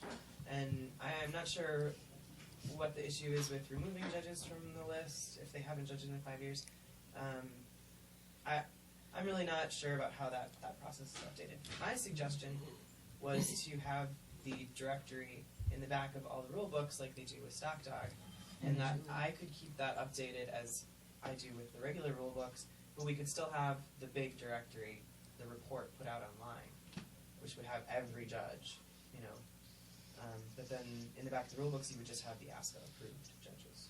For each venue, then? Yeah. And I concur with her I would recommendation. hope that when we do our new system, that we'll be able to do a better report. But what happens is if you uncheck them as a judge, it erases everything that they've done. Right. And you Yeah, can't get them that's back. right, yeah. You can't get it back. So, And the number that they were assigned. and the number that they were assigned That's- disappears too. So, Right. And I know the You know, there's I mean, if slightly they- more confirmation judges than stock dog judges, but I've been maintaining that for the last. well, I was going to years, say, so and if it's not something that difficult. you're willing to do, then Yeah, it I really think doesn't- that would be doesn't a have anything reasonable in there. thing. And I think is the stock dog list also on the website, or is that just agility that's on the website? The agility is on the website. Because I was thinking we Stock could dog's probably just a could put this one on the website Yeah, too. To, yeah. You We know, could have a listing of all Yeah. Alaska judges. Here they are. Yeah. But yeah, because the system is just it's a canned report, most of this stuff, and you can't change it Yeah. without going in and rewriting a program or something, So, and we don't yeah, want to do I that have right no now. problem maintaining Yeah. that. That's Well, to touch that may blow up the entire thing. Well, that's true too. Yeah. Yeah, we got all these straws on the camel's back, Right. so we don't want to. Absolutely. Well, move one other forward. thing is that it is what it is, as you Yeah, explained. We don't have to publicize it. It can be an in-office document. That's true too. It doesn't need to Well, be. that's what I was thinking. I was like, well, why would we even publish that one if we want them to just do this one? And then if they pick somebody, and The the office office then looks, and if they've got a refers number, then back they're to fine. the list and they have a number. My thought is to give the affiliates better direction Correct. on who our judges are. Because right now, I think it's a little misleading, and affiliates perhaps are picking judges that they think are ASCA approved, and they come to find out and they end up having a problem. And they're going, why? Why are we having this problem? So I think that on the website should be ASCA judges in all our programs, and with a link to the other programs that our rules say are eligible to be asked to judge under certain parameters. Yeah, I'm not even sure about the link. I just think that, well, anyway. Judy? Well, because we have to consider more programs than just confirmation, which this seems to be most. Obedience, a ton of the judges, probably the majority, come from AKC. So we can't discount them because no way can I afford to fly in a judge for 3 dogs. Can get a local one, and that probably isn't going to cost us enough, but so we still need access to those judges that are ASCA approved, so to speak, to be able to judge. Mhm. We have to consider all the programs that we have, not just a couple of them. I don't So think need we are. access to That's all the programs are the same. It would be the same. So all of the concept here is that ASCA teaches, approves, and licenses certain people to be their ASCA judges. Right. AKC does their judges, UKC does their judges. ASCA only does, and the thought here is simply this, that if ASCA is going to put out their list of judges, they should only put out their list of judges. You can still use all the AKC judges, UKC judges. Which is why I'm saying we still need access to that list. Yes, Rachel you have an had AKC directory of judges. As it says, that's actually how the rules are written, that AKC judges, UKC judges, CKC judges. It was just said that that list would not, there was a suggestion that we shouldn't even have that list or that access to that directory. For all these reasons that I just, yes, for all these reasons that I've just. What Ken is saying is Oh, that okay. we will have that. Confirmation. Well, here, if we have that those links to AKC, UKC, whatever, then the affiliate can go to that link and go to that website and say, look, Yes, but I would Joe- rather contact a judge who's already judged ASCA shows than go through the 1,000 of AKC judges that I don't know if they've judged ASCA or not. That's how most of the affiliates that I'm familiar with, that's how they do it. I mean, up in the Northeast, you see the same obedience Yeah, and- judges, you see the same. Granted, with obedience, Whatever. we also have the problem that obedience have the education issue, and we also have the problems that some of the exercises are definitely not the same. So, for example, we have the ODX. Right. I'd rather And have. so we do need judges that know what the heck they're doing. Right. So I guess we'll have to. Well, because the list that we have in the judges directory, we know those judges have already judged ASCA. That's how they get on that list. And it's the same with tracking. because they actually have to fill something out before they can actually judge tracking. So it's, you would not want those judges to go away from a list. I could see them sitting on a different list, but so it is obedience and tracking that probably are a bigger issue because we are relying on them. Yeah, rally also. We have That- more we to have consider fewer of than those. just confirmation or stock or agility. I mean, Well, those so kind here's of the have- question. We're not doing that, so Here- we need to. Yeah. Here's the question: could that list be truncated to Mhm. not include the confirmation judges and only the? We can't, right? We can't make any changes to it. What we can do Not right is, now. because, Not right the- now. what we can do is because the committees are actually asking other program judges to do education, and was it the Rally Committee was in here saying they lost a whole bunch of judges who didn't want to do the education. Well, if the committees want to set up judges and they're being educated by ASCA, then those can be approved judges, so you could create something to add them to the ASCA process. You could make some kind of a judge title to recognize them, not as perhaps an ASCA breeder judge, but maybe a ASCA educated judge, whatever. To do what you're asking to do is feasible and it makes sense, but I'm just referring to all of the places where we've heard complaints over the last 6 years of these judges. They work for an affiliate club over here, but if another affiliate club picks them up because they're on ASCA's list, and then they come and they find out and they're doing crazy things like giving juniors illegal patterns to run, or they're making them do different things in their runs, or they think they're just judging a fun match or something like that, then we have a problem. So what we need is the list has to be those judges that ASCA is actually endorsing, and endorsing by educating or preparing them to judge ASCA programs. So your position is an excellent one, but we need to do something to create a way to use those people and retain them, to keep them educated. I agree with Rachel, all judges who judge an ASCA program should be willing to accept ASCA training in that program. And there's a lot of judges from other programs who think that they're superior and they would never acquiesce to taking training from ASCA. And so at some point we need to address the issue, because there are issues across all programs. And it's not just that anything's based on serving confirmation or stock, it's all programs.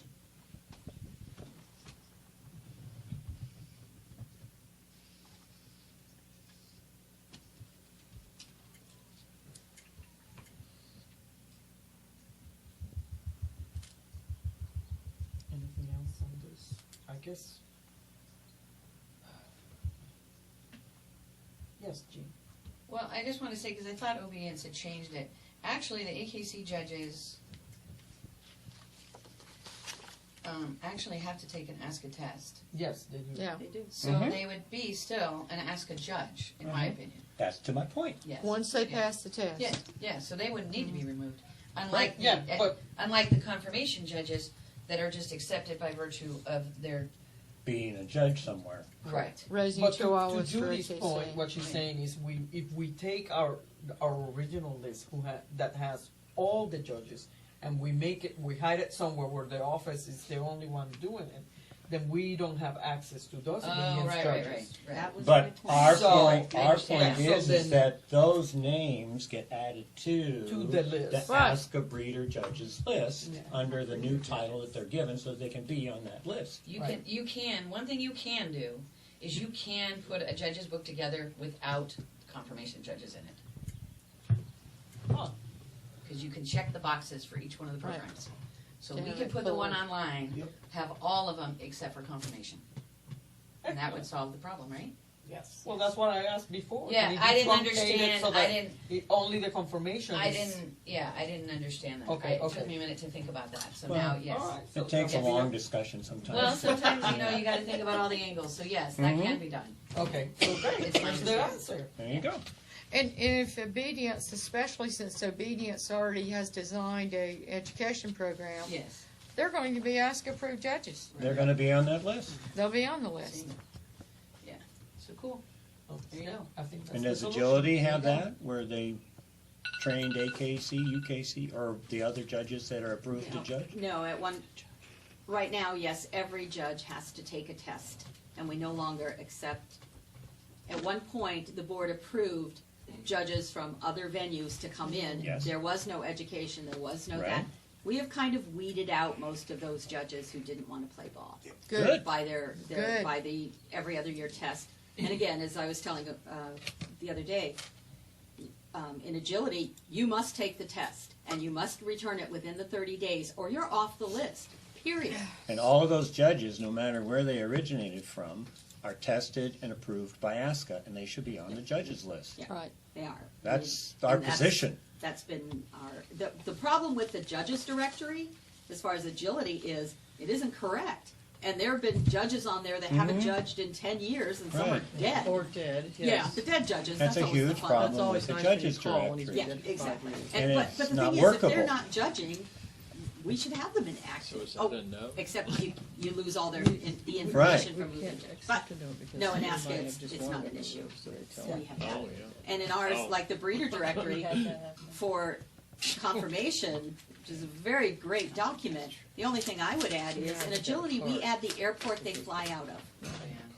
So that when I'm looking for a judge, I know immediately, and I can check flights right from the start. Right. I don't have to contact them and say, I see. Well, the only reason why Kyle and I focused on the confirmation one was because that was known to That's- us, and yeah, it was a that's the place main to problem, start. right. It was just a But- place to start, but that was just supposed to be the starting place for all program. Mm-hmm. So Kyla's idea of putting program judges in the back of the program rule book, like stock, Like stock, yeah, that's good. is excellent. Thank you, Cal, Except- that is excellent. And- we're talking online rule book, correct? They're not going to be printed. They can be. But the problem is, if It's you the put same it, thing. no, it's not, because we approve judges year round. So we add judges, that means we can only add judges once a year, No, no, no, if no, it's in no. the back of the rule book. What we do with our rule books now, the minute there's a change to a rule book, the rule book is changed online. She has proposed changes, rule book for rule books for 2019-18, and if it's a change to a program that's effective immediately, it immediately gets added to the rule book online. Rule books are not stored indefinitely, only printed once a year. When people request a rule book, the most current rule book is downloaded and printed and sent to the member. So all current immediate changes, I'm just saying, when people pick up a rule book like they do at the ASCA booth right now, that's the rule book they'll keep all year.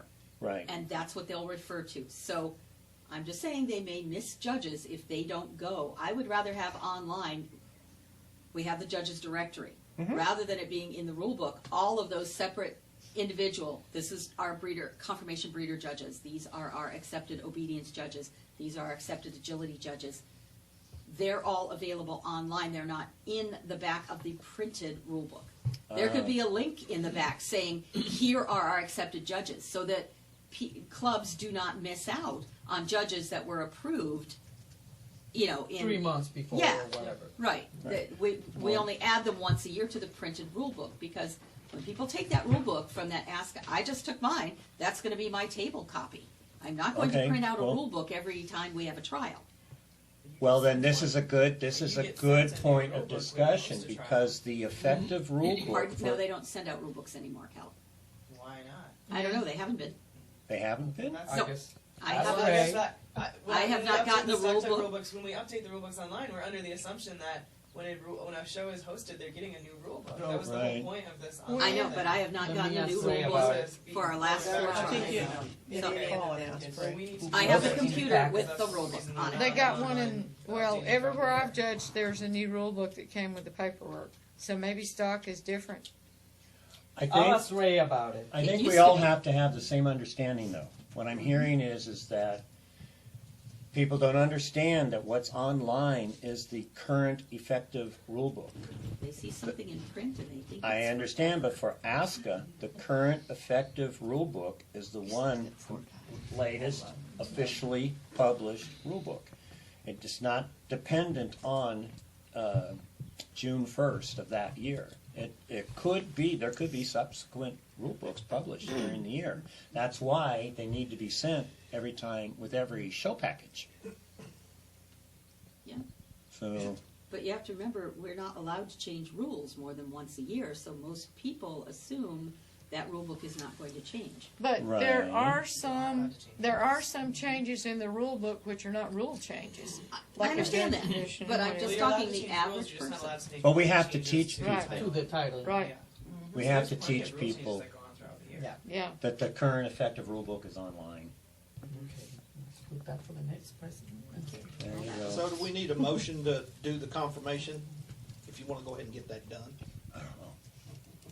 Do we? What do we need? Are we what are we ready doing? for I can just that? add it to the rule book. Okay. I mean, I mean- if you want to do a motion, it's fine, but I can just add it to the rule book. That's what I would do. I mean, But it makes it a Just whole work with lot Ray to easier to make it find these non-regular judges. This is kind Absolutely. of lovely, that's why I scrolled through your thing. So, sorry. what can we I tried do- on my phone, it wasn't very good. What can we do then to get all of the programs in sync with this concept?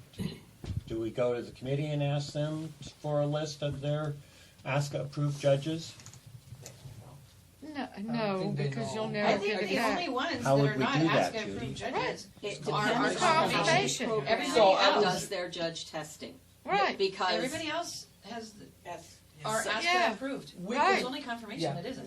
we That's can all. make that available, as Jean said, just get confirmation out of the list, and then the list will remain the same for all the other programs. Are you that, sure you know. that judge's direct? No, because the judge's directory has a lot of inaccurate information in it. Well, when I hear a lot of inaccurate information and I don't have, no offense, Judy, but I've asked before which agility judges are wrong. And and why haven't we, I mean, it's a simple matter, especially as somebody who's been the agility liaison and the chair and everything, and is a board member, to say these people I are did. no I longer- walked into the office in April and said to Ray, unlike the emails we had been sending him, and I Right. said, these are wrong, gave him the list, he said, I'll fix it. And they're still in there. So you have to do it. No, that I don't know. I haven't looked. Okay, well, But I'm saying, it's no different than, like Denise just said, the dead judges in confirmation. Again, They don't- confirmation's our problem.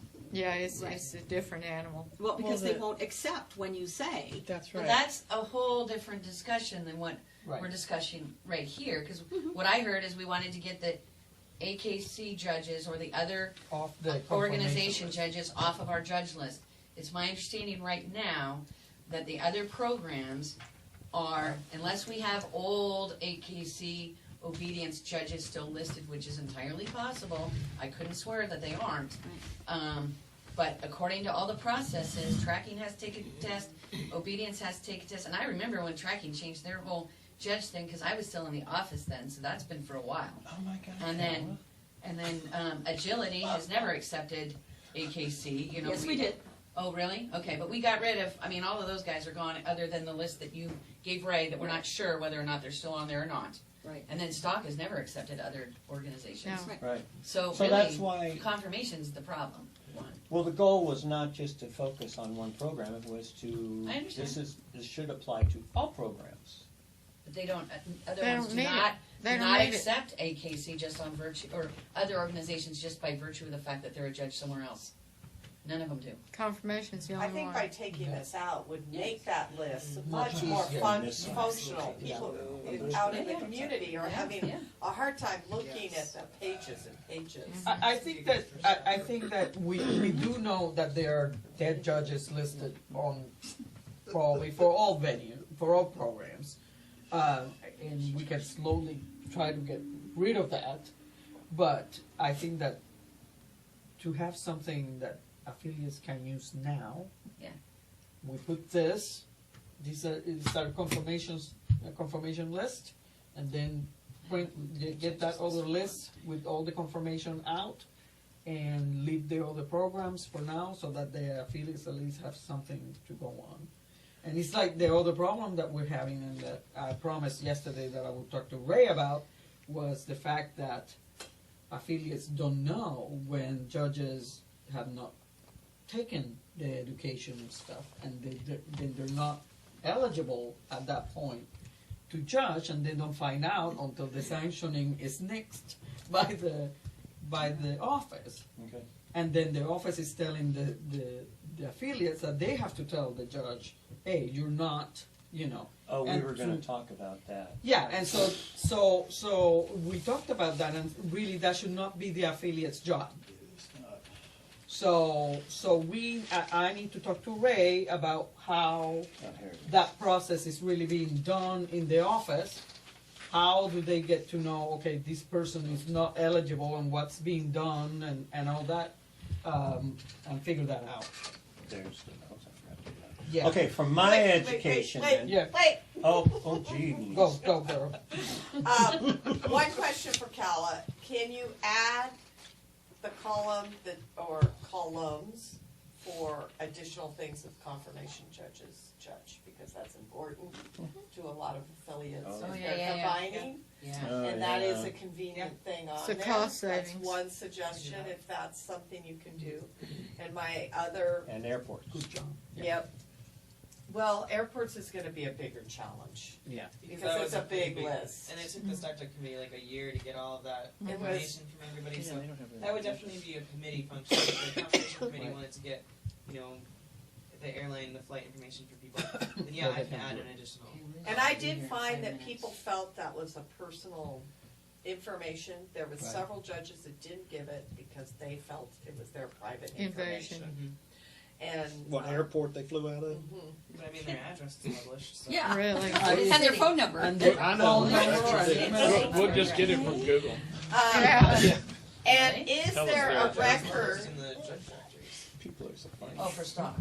for everyone, yeah. I thought we had I thought we passed a motion saying that We we have only. two.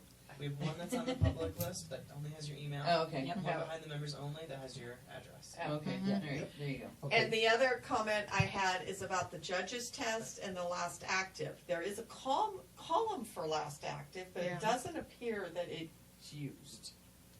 I think it is. It's That's what I supposed to be. used. That's what I used to take out the 5 judges from the confirmation thing that hadn't judged in certain In years. 5 years. And so, you know, I guess what I was assuming that I would do is every year when I'm doing the rule book or whatever, go take a look through and see if any of those judges are, you know, all you have to do is just scan through and look for 2012, you know, or something like that, last time they judged. Yep. And then you just take them out. And is that a field they can have their judges test in another section? That's a question for Ray, if Gene doesn't know. Yeah. That could, where are they recording that? Is that something that Right. could be accessible? Yeah, and that's something that I don't know. I don't know how it's being Okay. done, which is why I gotta talk to Ray.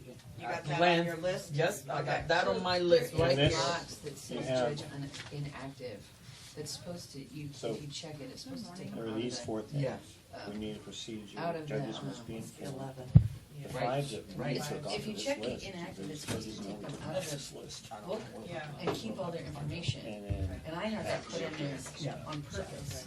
And that's what you're supposed to check if they don't Oh, hey. meet their requirements like taking the test. So- Because Yeah. sometimes people go, oh, I'm bad, here, let me get it back, you know. Yeah. Well, I want to make sure that I fully understand, I'm properly educated on this judges directory thing. So, are we saying that for agility, rally, obedience, and tracking, all of the judges on the judges directory that are currently listed now, No. leaving out the ones that are dead or no longer want to judge for us and haven't been removed yet, are somehow approved and educated by ASCA? Yes. I would say no. No? I don't know that there aren't old obedience judges still on that list. I don't know without looking, and I don't know Right. my logins, so I'm not gonna go look for it right now. but I don't know that there aren't. Yeah, but they have to take the test now. But if they were old AKC, On the list. They have to take the test. Yes, so okay. So I'll they're agree not with Jan. eligible if they Yeah. have not taken the They've test. been waited so out. it Yes, doesn't sorry. matter. I Yeah. would agree with Jan and say Right, yes. but that's my question. Yeah. On the published list that we're discussing, are all of those names verifiably educated and approved by ASCA? Without No. looking, well, without looking at the list, I won't be able to answer that question. Right. They're What not, because do- that's why the affiliates are having the problem, where they actually contacted this judge, okay, and they have not taken the test, and then the office say, wait a minute, this That was this Raleigh, right? judge has not taken the test. That was obedience. Well, wasn't it? But They need to it's mark happening in both, yeah. These- They have not taken the test, so therefore you can't use it, I can't sanction your show. And are we not in agreement that that's what we want to have on that list? People who are educated and then approved by ASCA?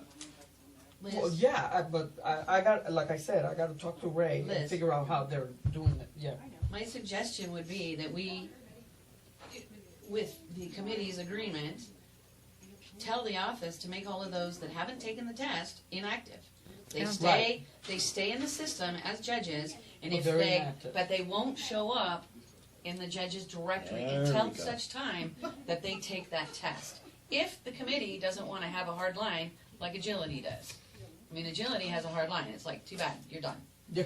I mean, they give them a couple chances, but, but it sounded like, from what I heard, with whoever was speaking the other day, that they've given these people chances and sent emails Right, and this, right, and it's like, yeah, at right. some point you have to go, okay, we're done, We're we're done, done. thank Right, you, yeah, thanks for playing. yeah. Right. Yeah, So this is that's, my goal, to have a judge's directory that reflects judges educated and approved by ASCA. correct, Doesn't matter what the program is. Okay, there we go. got it. So, shall we say, let's make a motion then to put the breeder's judge list in the back of the confirmation rule book as developed by Kala with, I think we said we could just do it, didn't we?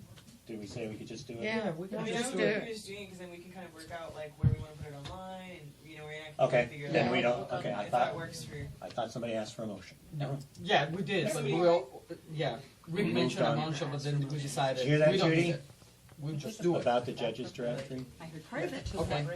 The, We can take a 3-minute break, because we got the confirmation. They're already here and it's 11. Yeah, and we're so behind right now. Starting now. Okay, Confirmation Committee. Let's get some chair. Take it, Liz. Okay, we just wanted to ask if the board had any questions on the SCCH program that we sent to you all. oh, No. No? Boy, you guys are easy today. I think. I think it's a good program. I think it's been long overdue. Thank you for working on that. My only question is thing that I question is attainability. How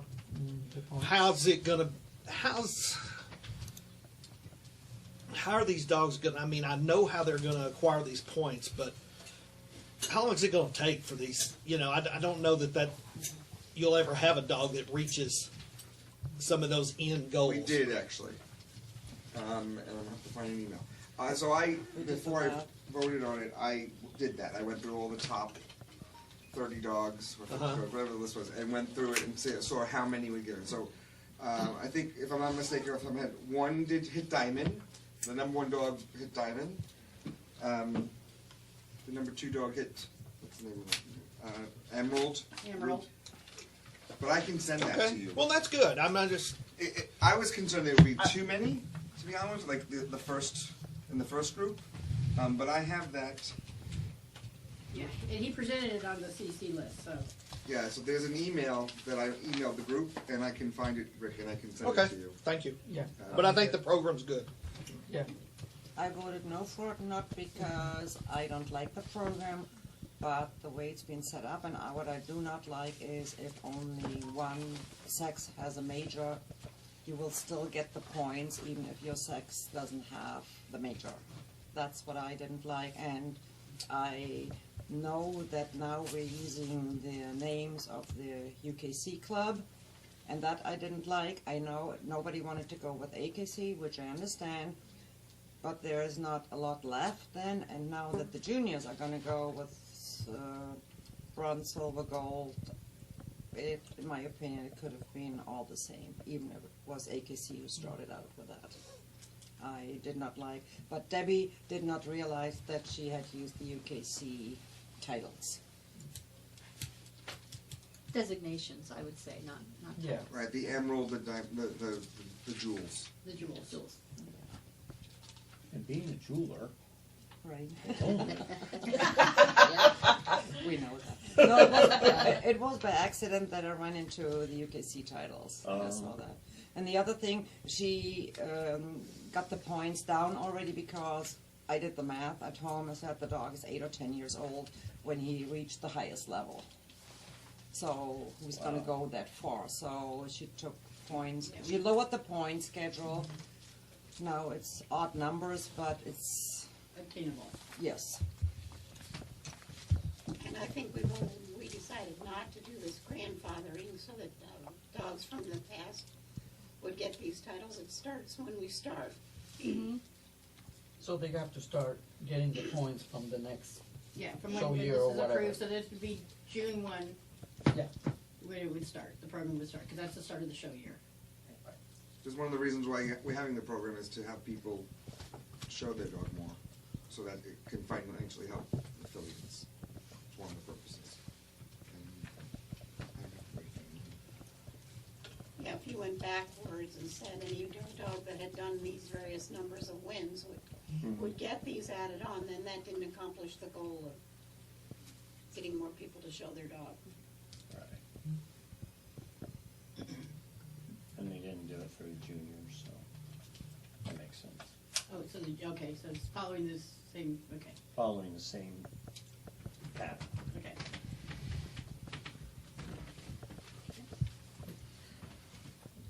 All right, I guess, anything else on that? Good, okay. I know, we have several things in the works right now.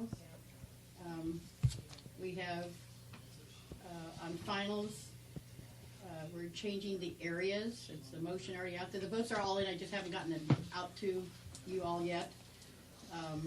And also the additional names drawn from 2 per area to 4 per area. We have found that some of those people, you know, they don't want to do it, and then we have to go back to the office and they have to redraw. So if we have 4 names to choose from, hopefully we don't have to keep having the office redraw names. So that's those 2 that are out there, their votes are in. In discussion right now is the OP Judges Program. We're working on that. I'm finalizing that. Hopefully I'll have time to sit down and finalize the motion on that and get that out to everybody. What else do we have? What do you mean? What Yeah. exactly? On the OP program, we've checked and it hasn't been utilized in at least 6 years, if not longer. When I checked with the office, Misty told me she's never had an application for an OP judge in all that time that she's been there. So it's kind of a redundant program. We will still keep the ones that are already OP. They will not lose their status. Their status stays the same. But we're not gonna, there's no need to, it's really it was put in place way back when we were first starting up to bring in more judges for the Australian Shepherd, so. Maybe even before there were breeder judges. Yeah, I think it was there before breeder judges even, so. But are they still have to be in compliance by judge's education? Yes, yes. They will still have, that's what I'm working on, writing all this stuff up. I just don't wanna drop the whole program. There's some things I have to keep there under OP. Like, you know, if you haven't judged in 5 years, just like our breeder judges, you have to retake the test, da-da-da-da-da-da-da-da-da. So, we're trying to keep those things, I'm working on keeping those items in there under the OP. So, there'll be a smaller section in an OP, so. But there just will be no more OP applications coming through. So you either have to come through the other registry or become a breeder judge, so. And I know that a lot of the OP judges were professional handlers from other organizations, so they qualified with what their breed was. Yeah. And that way, in the beginning, we could get judges. Yeah, it was so hard back then. I remember showing back in the 70s. We grabbed anybody we could get.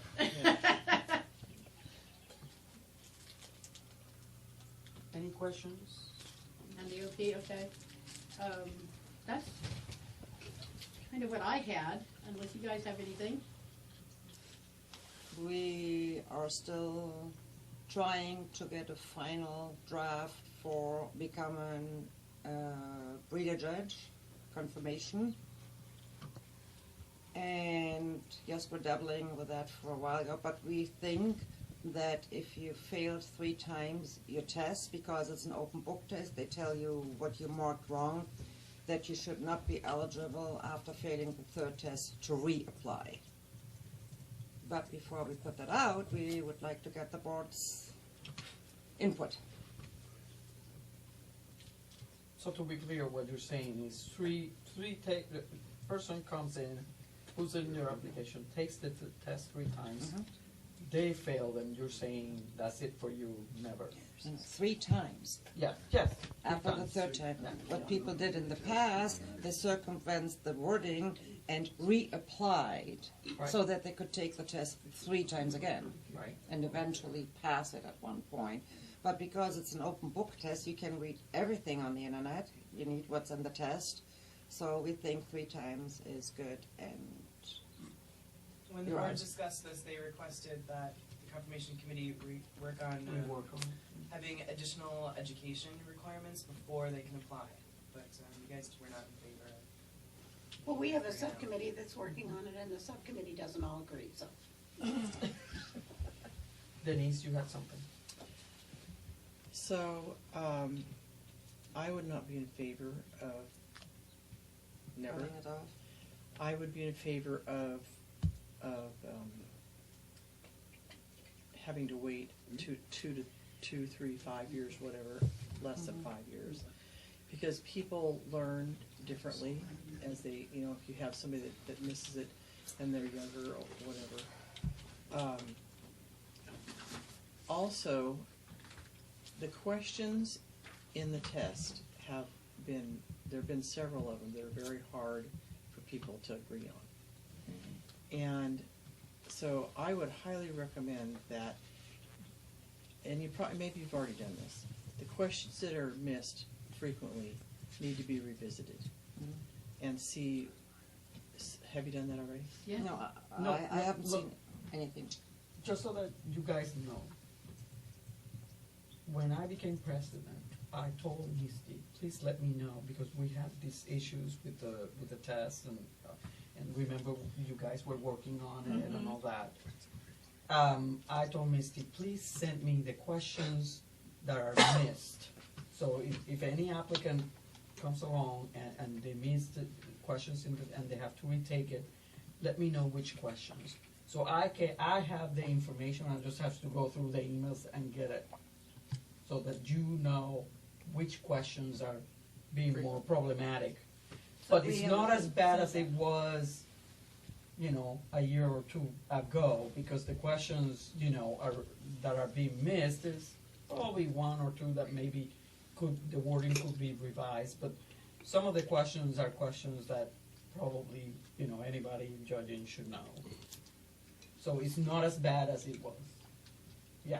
When I was on the board, the discussions that the board had was that we didn't want to have anybody be totally out forever if they failed it. The thought was, and Rick and I talked about this last year at Nationals, and what we came up with was an idea of, if you take the test and fail it 2 times, then there ought to be a way that you get somebody to work with you between the 2nd and 3rd try. And they're not going to give you the answers, but somebody on the committee could review the problem questions and help you find out where to get the answer, where to find it. So then when you take the test again, you have more of a chance of succeeding. That was what we talked about when I went off the board. So that's what I tried to share with the committee.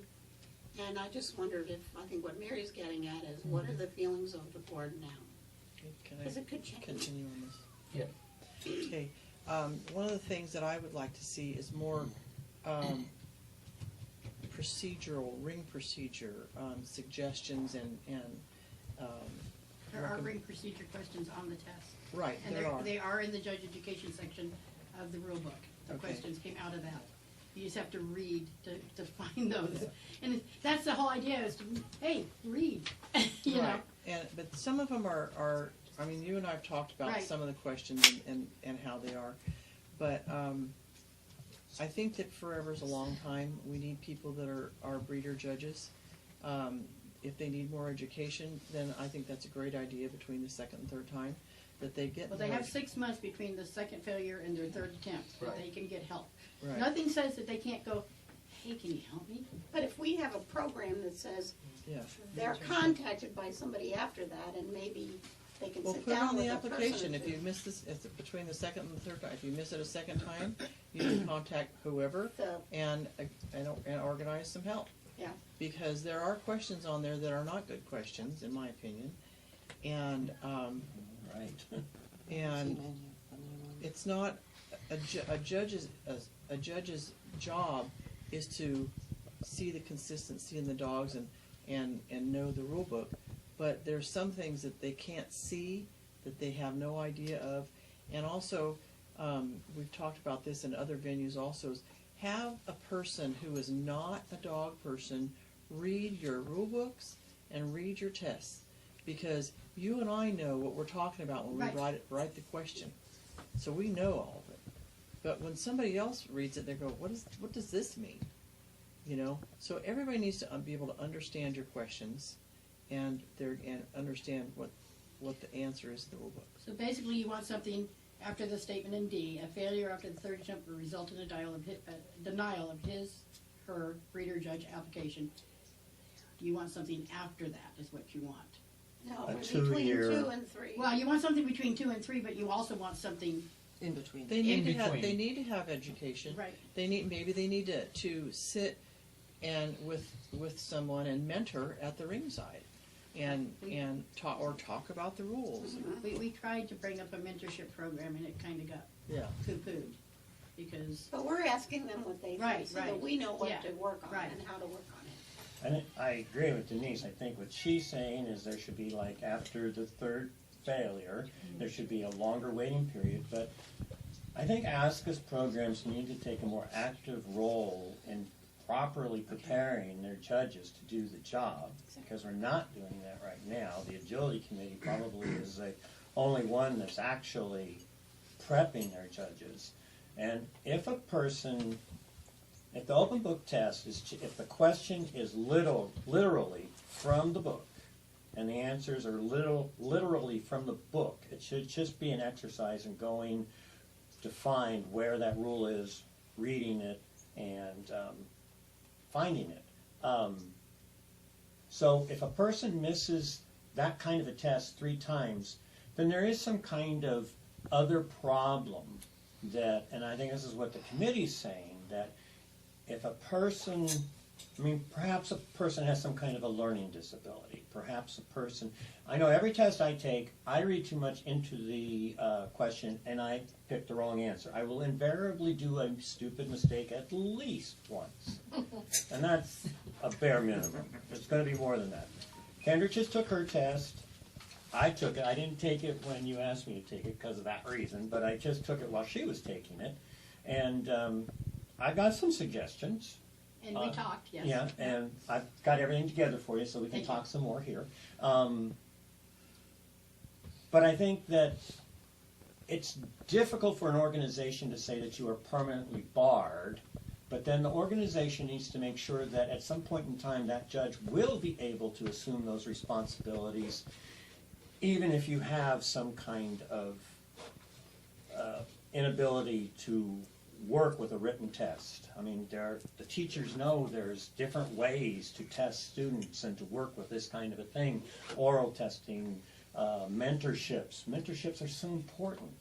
And so there's ways that the organization can be helpful to develop their people who are really passionate about wanting to do this job and who could probably do a very good job doing it but have a difficult time getting through the process to the ultimate responsibility of appointing champions. Okay. I'm a lame duck, so it doesn't matter my opinion, except I'll express is that, we've gotta remember too, to some of these applicants, English is the second language. So, what might be straightforward to us doesn't translate well. I'm a farmer. I know. So, I passed it the first time. yes, but Yeah, but you talk. You also- You have good command of English language. Pardon? You have a really good command of the English language, but several of them don't. But We've at that had time, I didn't, so. English is my second language. But we've had applicants Well, you talk well. who English is very poor, or who is not, it's non-existent, okay? So that's a consideration I would have for the 3 times you're out. It, we're only looking at it from our view. Okay. Well, there, we can definitely work in some sort of time period after the 3rd failure, that they could reapply. What about the But second it wouldn't failure? help. Oh, well, them. second failure is 6 months, they have 6 months. We had that problem And they already should with have a some sort person of who wanted the mentoring test in to try German. to help them get. And Right. finally, Right. she They went, have to she have that. applied They have and to took the have some test in English and passed. So either we translate it, we should really start translating it into the languages from people who will be able or have been able in the past to apply. The most language would be, most asked for would be German first. Right. And then maybe French. And then that's it. And one could go step by step. What about Yeah. Well, at some People will point, ASCA's complain. got to realize if you're going to, if we're a global club, I mean, we have affiliates a lot in Europe, then are we going to translate the test into those languages? And that's the board's going to have to make that decision, and then we will And all the follow rules. it. But that's Yeah. there Yeah. for them to do, because it's also probably a cost incurred by that. Sure is. But we also have to understand that even when translated, it is difficult sometimes to get the meaning Thank of you. that question. Yes. I agree. Even if done by somebody, because I translate things from English to Spanish and from Spanish to English all the time. It's part of what I do in my job, and sometimes it gets difficult because they're just It might, but things of it, you know. I think it's Yeah, good. that, it would just have to be done by somebody who knows what they're doing. yeah, but The other a thing- prick That's ear, the for point. example, is not The other thing I difficult worry to about translate. that is if you appoint somebody that's the translator and they have a different way of interpreting that, Yeah, that changes otherwise, the no, rule. Dudley Right. knows. Yeah. I think it's Anyway, a good point, Rachel? Cindy. I definitely think it's a great point. Yes. I have Rachel one, had something. one quick point. So I've been on the board, this is my 3rd term now, guys. The majority of issues that we've seen coming back, especially from confirmation, is ring procedures and inability of the judge to understand our breed standard. And the majority of it comes from CKC, UKC, and AKC judges. Is there ever going to be a point where your committee is going to consider an education program for judges other than ASCA judges to have to confirm their ability to judge in your program? Okay, I set up subcommittees about a year ago now. And we do have an education committee. The only one that has done anything on that has been Gail. The other people that were on the committee, that are still on the committee, have provided no input to her, except, I like that. What does that tell you? So, I'm going to see Gail. She's here. She did her seminar last night. She'll be doing her seminar tonight on judge education. And I will ask her who she wants from the committee to come help her with the Google, and she's having problems with the Google Classroom stuff, trying to figure out how to use the darn thing. So, because there's really nobody is from ASCA is. Yes, They wanna use ma'am. Google Classroom. Laura, yes, ma'am. Laura Gibson, which is Gail's friend and Did a Sue. whole seminar on. But what's anyway, available through So, Nala. but go back to, you have a long question. story short, Yes. Right. So Yes you is write the this answer. question down. It's a yes or no question. Because my concern is that now we have a growing list of ASCA-approved judges. In the past, we did not. So we used the other breed judges because clubs, local clubs, were desperate to have judges. And I do understand that from a cost efficiency standpoint. But if we're going to continue to use those judges, they need to be educated in the ASCA Australian Shepherd. Okay, when I hire, this for my club, when I hire an AKC judge, I send them the ASCA breed standard and the annotations. And then if they have further questions, believe it or not, I refer them to Shelley Holland's online site. And they've all thanked me greatly for all this information. So what Rachel is, Right. I think, saying, okay, is that maybe we say, all right, when a club hires This an is what AKC you- judge, right. this is what you have to do. Send them. You Right. have to send them the breed standard, you have to go to whatever website you think, and there's gotta be a process, Right, correct? okay. Yeah. So, no problem. A process to use the other breed judges to ensure that they understand ASCA's ring procedures and breed standard. Yeah, because we had an incident here with the juniors, with the junior judges. And AKC. You gotta have a process to ensure that they have completed it. Rick? Peter, what I just said is, just because you send it to them doesn't mean that they actually looked at it or understand it. There's got to be a process. I understand that. I think that, that's the first step, and then there's to answer your question, because I got onto the Wi-Fi, just to quickly go back to that a second. So with the Can you talk one at a SCCH, time? Mary? Sorry. The recording can't pick up 5 voices at once.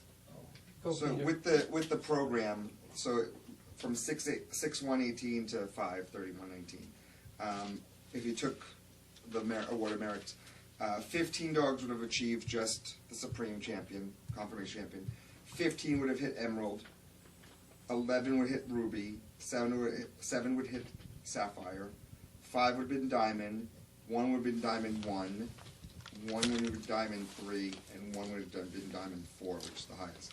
In Altered, there would have been 6 Supreme Conformation Champions. 1 would be Emerald, and 1 would be Sapphire. So I can send this to you. So I definitely, No, that's because nice. I thought It's there would good be to know. too many. I'm the opposite of you. I thought there would be too many winning the award. And then when we did this, see it, so it was balanced. But I can Yeah. send it to you for the record if you like. Okay, thank you. You're welcome. So going back to Rachel's point, just about all the other programs that use Other breeds. judges from other organizations, make them take some kind of education and passive and all of that. So I guess what Rachel has been asking, and I guess I'm also curious, is whether the Conformation Committee will be doing something similar where you say, okay, you're an AKC judge, you have judged for us all this time, you, from now on, you need to take this test every so many years or whatever. And it doesn't have to be the same test that you give the breeder judges. Right. But Right. something at least that A tells little knowledge us, test, okay. right, that the Right. AKC, UKC judges or whatever are actually understanding how we do stuff. So the questions that we know they are constantly making mistakes on, we need to Yeah, include right. them Absolutely. in that test, so that, pink on the nose is not a DQ in our Right. breed, blah, blah. Cover those things. Yes. Right. Yeah. Simple knowledge test. Yes, we Jean? can work on that. Obedience actually has a different test for the other organization Right. that highlights the differences between their program and our program. Right. So we need to collect the information of what they normally miss, and then figure out how to educate them on those things first, and other stuff along the way too. Right. We can do that. Yep, we can do that. That And, would- and that so would- by doing that, they will actually become ASCA-approved judges, Right. Right. which will at least provide the affiliates with, oh, here I can go use this other organization judge with the understanding that they understand the ASCA rules and breed standards. Because you know what? Because they're on our judges list, people think they're asking. I understand that. Even if they're AKC Right, judges. right. or Yeah. AKC. Right. We've had that discussion ad nauseum. Today. And just so that, just so Yes, that I'm you know, nauseated. the way that we are gonna change the directory, okay, is that we're gonna provide the links for AKC, UKC, whatever, so that if affiliates need those, they can go to the link and get those judges. But for confirmation, we're gonna actually make a list of only the breeder judges. Ah, perfect. Or breeder judges and OP, I guess, would be, because the OP go through a process.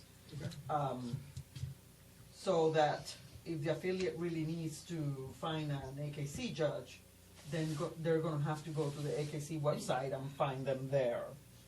And if the Conformation Committee actually comes up with some kind of education program for them, once they pass it. Yes, we can do We've already done It's it. in the works, yeah. But for the education part, you Right, know, then right, yeah. you guys have to work on that, and Right. then we can add it to that list once they pass the education, right? So this is gonna show up in the confirmation rule book, the breeder judges list. Oh, is it? Oh, nice, okay. Well, we didn't It's think in the you back. would mind I know. It's in the having back it of some of the other accessible. books. Perfect. That way you don't have Stuff to worry judges about are in the people back of stuff. soliciting.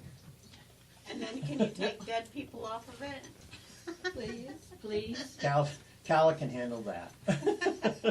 It's really sad when you pick up the phone to call somebody, oh, he's been dead 3 years. I'm so sorry. Well, this is just our breeder judges Yeah. for right now, until Yeah. you guys come up with Right. something else. If we That's have a good. dead breeder judge on that list, it's somebody's head will Yeah. probably roll. All right, Can't blame it on any cases. So the board knows the minor change in the finals judges that we added this motion that you'll get. Once that's the next step, and then I'm in the process of finishing, is to do a draw for finals judges at nationals, similar to the stock dog. Not finals judges. Yes, hold on, yes, finals judges. And with the time frame that is upon us because of all the nuances of nationals, we're gonna work on it quicker because it needs to be in place pretty much so for the 2022, right, Raquel, is that what we said? Yeah. For 2022. So, for 2022 finals judges, they have to be basically done By Next year. January, by January, In I think. January this year or next year. right. next year, yeah. Before the, The campaigning starts. right, Right. so it's in a process, and then after that is sent to you, I will slowly be writing, how to pick national judges, so that when the Nationals Committee of ASCA is running at nationals, they will have a tool to hire judges. So we're working on that, so that, those are the two things, finals judges sooner than later, and then national judges, which would be for 2022, because 2021 is they picked their judges already, so that's happening soon, but I'm a little busy. I voted no on that motion too, because I thought we could just not shift the areas in between the regions, and the one goes up by 10 while the other one goes down by 10 to draw from. So in that motion that you'll get, when it was initially written and it was quick, all we did was divide the country By regions. by regions, and we just said 1, 2, 3, 4, 5, 6.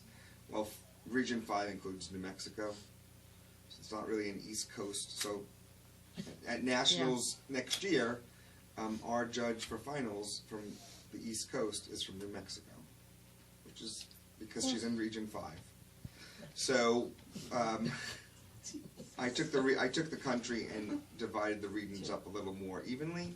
There, of course, there's going to be more area. Sorry, I divided the country in the 3 areas by state, and yes, the West Coast will have more senior breeder judges forever, but you have to take into consideration that when you judge finals, you can't judge You can only judge every 3 years. every 3 years. So even though the East Coast might have 20 judges, You're only taking one judge from the East Coast, and they can't judge for once every 3 years. It's still going to be balanced. It'll be balanced.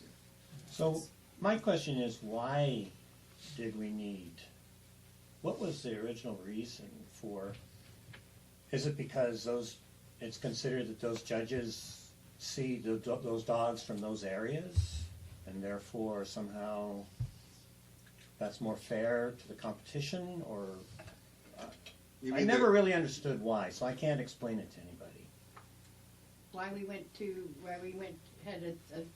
Went to one judge- regions We instead did of. that to kind of spread the wealth around the country, to allow a judge from the East Coast to be out here judging West Coast judges, because they don't always get out here. And the middle part of the country don't always get to the east or the west, you know, so it was trying to make it fair to the exhibitors to have, you And know. one of the things that I think happened is we had some judges that are popular, and they were getting selected every 3 years. Yes. Right. And so they were judging finals a lot more than some of the other judges who weren't judging them ever, Right, so. right. It was a little bit of that too.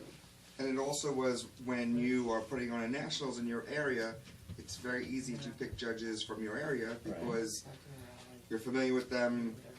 But for a competitor's view, if they're judges that are used to, they're not really getting another opinion from somewhere else in the country. It avoids quid pro quo. Quid pro quo. Jesus Christ. Denise, go ahead. We need to hurry up. 'Cause Yeah, I was just gonna add that, Denise. that all 4 times that we've done nationals, that has been our first criteria, is that no judges are from the state where we live and where the nationals being put on.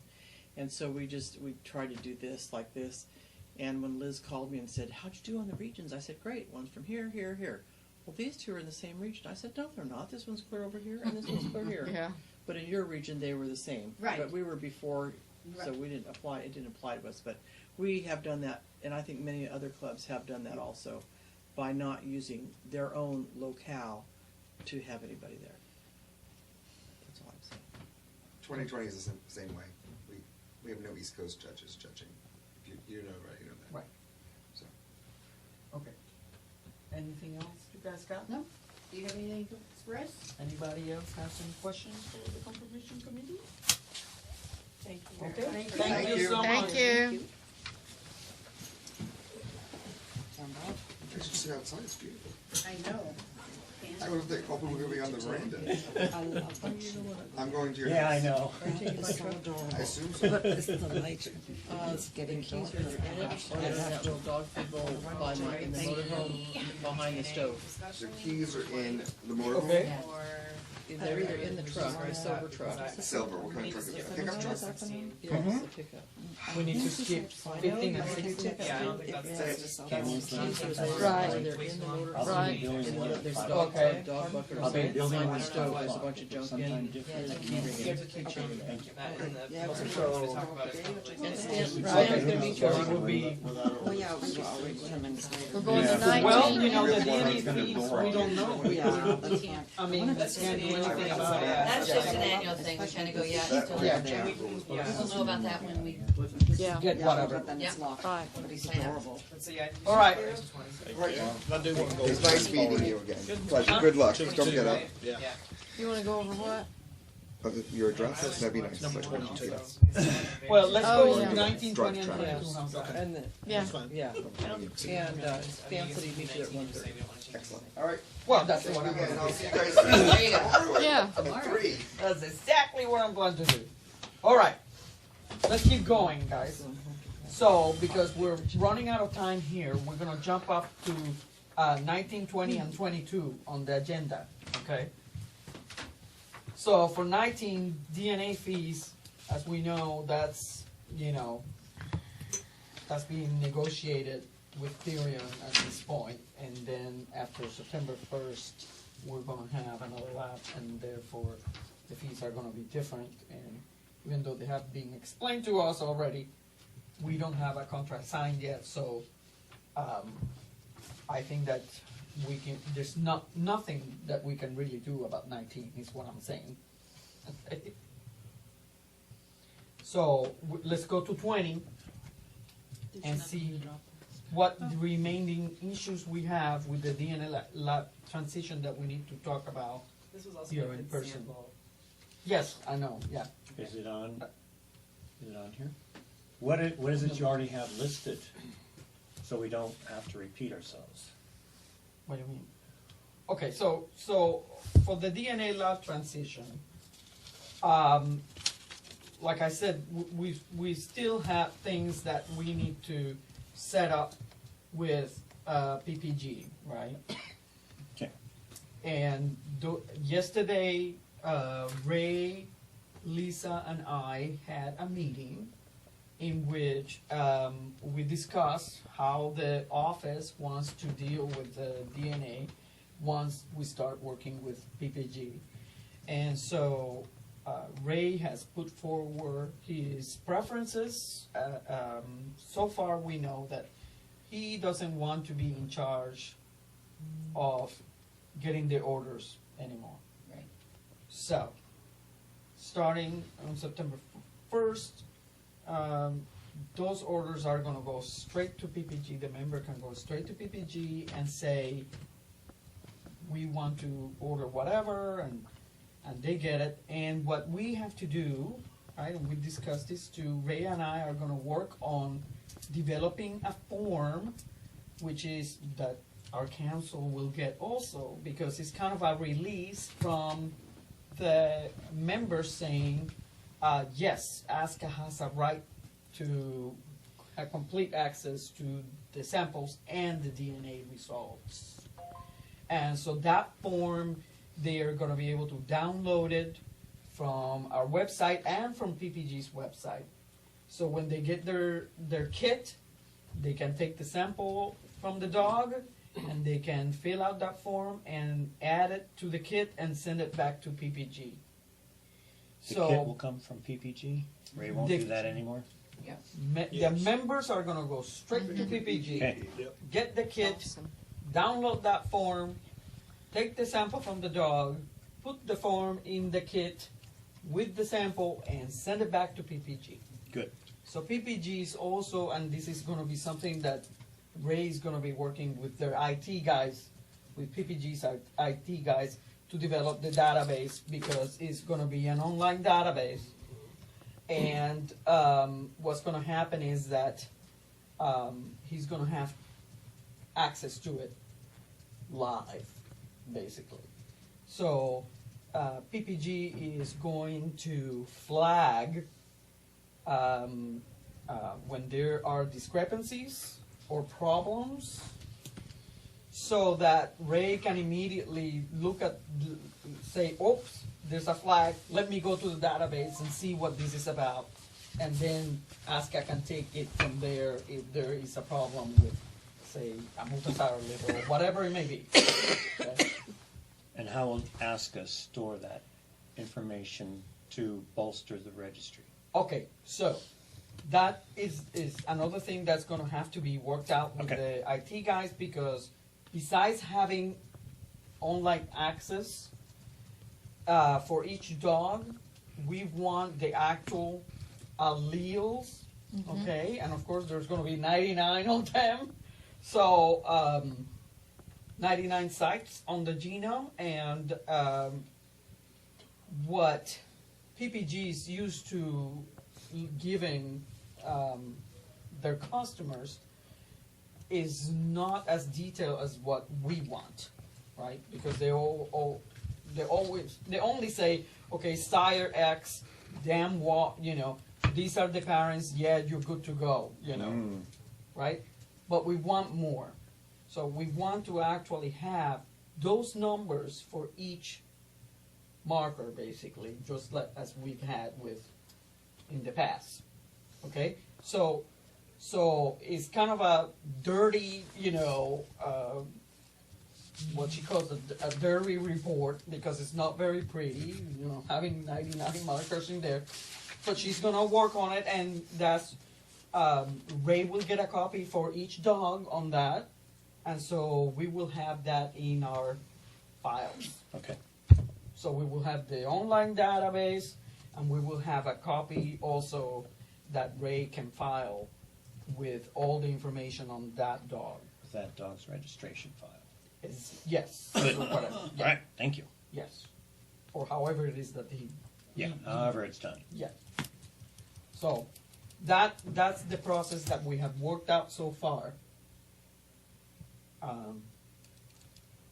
So the other thing that we have to, so Ray's gonna keep working with them, because we have a little bit of time since, the multi-sire litters are gonna be just sent directly to Ray, the results, since we don't have a database yet. And they're gonna be recorded, so that then, once the database is done, they're gonna be added to the database, just like, any other dog. We have 2 multi-sire litters now that are, I think they just whelped. And so they will be coming in. They will be coming in within, whatever, couple of weeks or whatever. And I think one of them is sending tails. And Lisa said, no problem, so they're sending tails, and they're gonna be desiccated, dried up, and they can actually keep them after they get a little bit of tissue to have DNA from it. I'll be darned. So. Finally. So there we go. So he's gonna have to be working with them to develop the database and all those details. But and then we're also gonna have to be working then on the contract to be signed. Yes, ma'am. But we have David here now. There was a question that Lisa asked us about how we wanted to handle it, so. Right, so the question has to do with the release. So sometimes they have problems where, breeders are suing each other or whatever, and, Or a lost dog. Or a lost dog or whatever.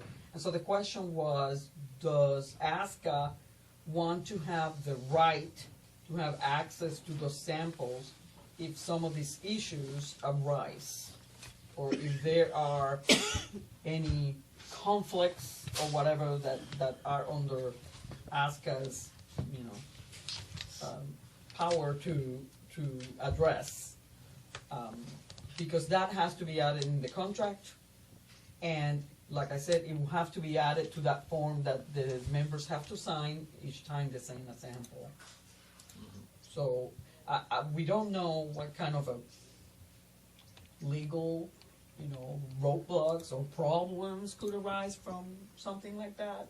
I mean, usually the problems that we get are more of, well, we got the wrong sire here, or something like that. So, because we usually don't get into breeder disputes, I don't think that's gonna be one of the things that we're interested in. She could tell us what she's already come up against. So. With other breeds that they're doing, or other dogs they've done. I would think you could say something generally about consenting to ASCA having access to carry out its obligations or carry out its purposes, something broad like that. Do you have European Yes. people who are doing that, because their privacy laws Are different, yeah. much. So I'm not sure, and I'm not sure how how PPG has dealt with the European members that they've had samples from. But up to this point, we have not received anything from the European lab yet as to whether they want to continue this relationship or not. So we don't know yet if we're gonna have certain gen involved in the middle, or if we're gonna have only PPG. So that's another kink in the. Would it Yes, work sir. better if it were more narrowly defined, because this is ASCA's interest is in a specific spot in the greater DNA world, and it's parentage verification, and if you define everything narrowly there, then you don't, I would think you wouldn't run into the problems of the broader, this is the information that belongs to me and you can't have it. Just a thought. Yeah, I'm going to guess the European things are not, we're not crafted thinking about they're human privacy. Yep. So hopefully we're safe in that regard. But I'm sure we could come up with some language for the. But for our use, narrowly defining this is. It's parentage. This yes. is parentage verification, and that's Okay. all it is. And when build the form that way, so that, because PPG's got the, I think it's a typical blanket privacy statement, and she was willing to, I thought, willing to tailor it a little bit, but the narrower we can go on what we want, what we own, because it wasn't that part of the discussion, Liz, that we, you Yeah, know, that's we my were next interested in question. this because it's, Well, we own it, but we yeah, really that's don't. that's the end point here, because do we want to say, okay, that you're sending this dog sample, but the sample is now owned by ASCA? I'd say the information, Or whatever. the results may be owned by ASCA, but we don't want to own the samples, just so we don't Okay. get into another thing of how many refrigerators do we have to buy. So Right. that's how I wanted to expand it with Bill's questions. You Okay. put it better than I did. That's where we're But headed. there's what she's referring to is that if there is a conflict, I guess they have had conflicts in which they have had to go back to the samples to get something out of Disputes. them. And some kind of dispute, yes. Verify ID that- Breeder To disputes. verify something in the dog. And so in that case, if it has to do with parentage verification, of course, ASCA would get involved. Right, and if it turns out to be proper for us to own the information, then my concern is if we got too narrow and then for some reason we looked at it for something else and somebody argued we violated our, so, but if we can figure out a way to say we own the information, we'll provide them a copy, then there's not Right. as much a risk of doing something. Well, yeah, in that case, we never get involved unless there's a court order anyway. Right. So if there's a court order, it's going to request that information that ASCA that retains. So the DNA results would be requested by court order. Because I just can't see us just arbitrarily going out there and pulling information on a dog. I would think that we would have to have some basis for that. Next. So we're gonna have to have somebody make sure that they check the registry rules and whatever our dispute rules are, because our current practice is going to be different than what the practice we're discussing now. So if we do make a change, our registry rules right now say that ASCA owns the blood samples for DNA purposes. Those are ours, and we can do pretty much what we want with them. And if they're used for any reason other than DNA, ASCA will contact the member to see if it's okay. So we're the guardians of the blood. The new rule, I think PPG is thinking of the more normal situation where their customers are the owners of the samples, and so ASCA needs permission to have access to the test results. So our registry rules require the results to actually register the dog, so we have to file that technical data with the registration application. For litters. For litters. So the registry rules are going to require a change. The dispute rules, right now, we don't get involved in any kind of dispute at all. If it's something where breeders are fighting among themselves about who owns the dog or does what with the dog, or if a dog is stolen and we're trying to find out who it belongs to, we let the courts decide that, issue a court order, and then ASCA complies with the court order. What PPG brought up is they've been put in the middle, and they don't want to be, and we just prefer like they be in the middle rather yeah, than us. and we have never been in the middle. We have always said, you guys figure it out, have the court tell us what to do. Here's our rules.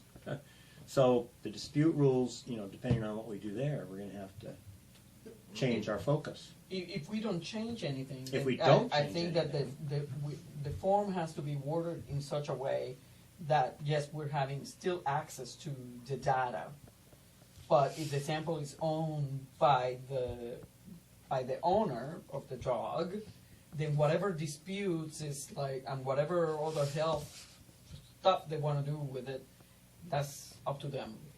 And whatever dispute happens, then we could, do as we have always done, get me a court order and we'll go ahead and do whatever.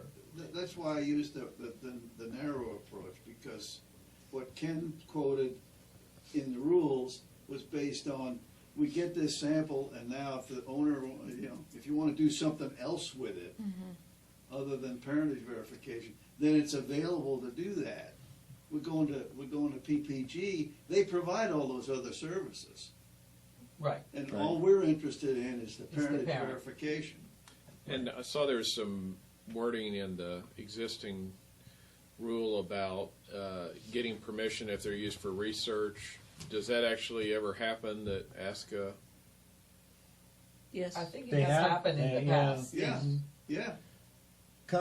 Researchers have contacted us for assistance in a project.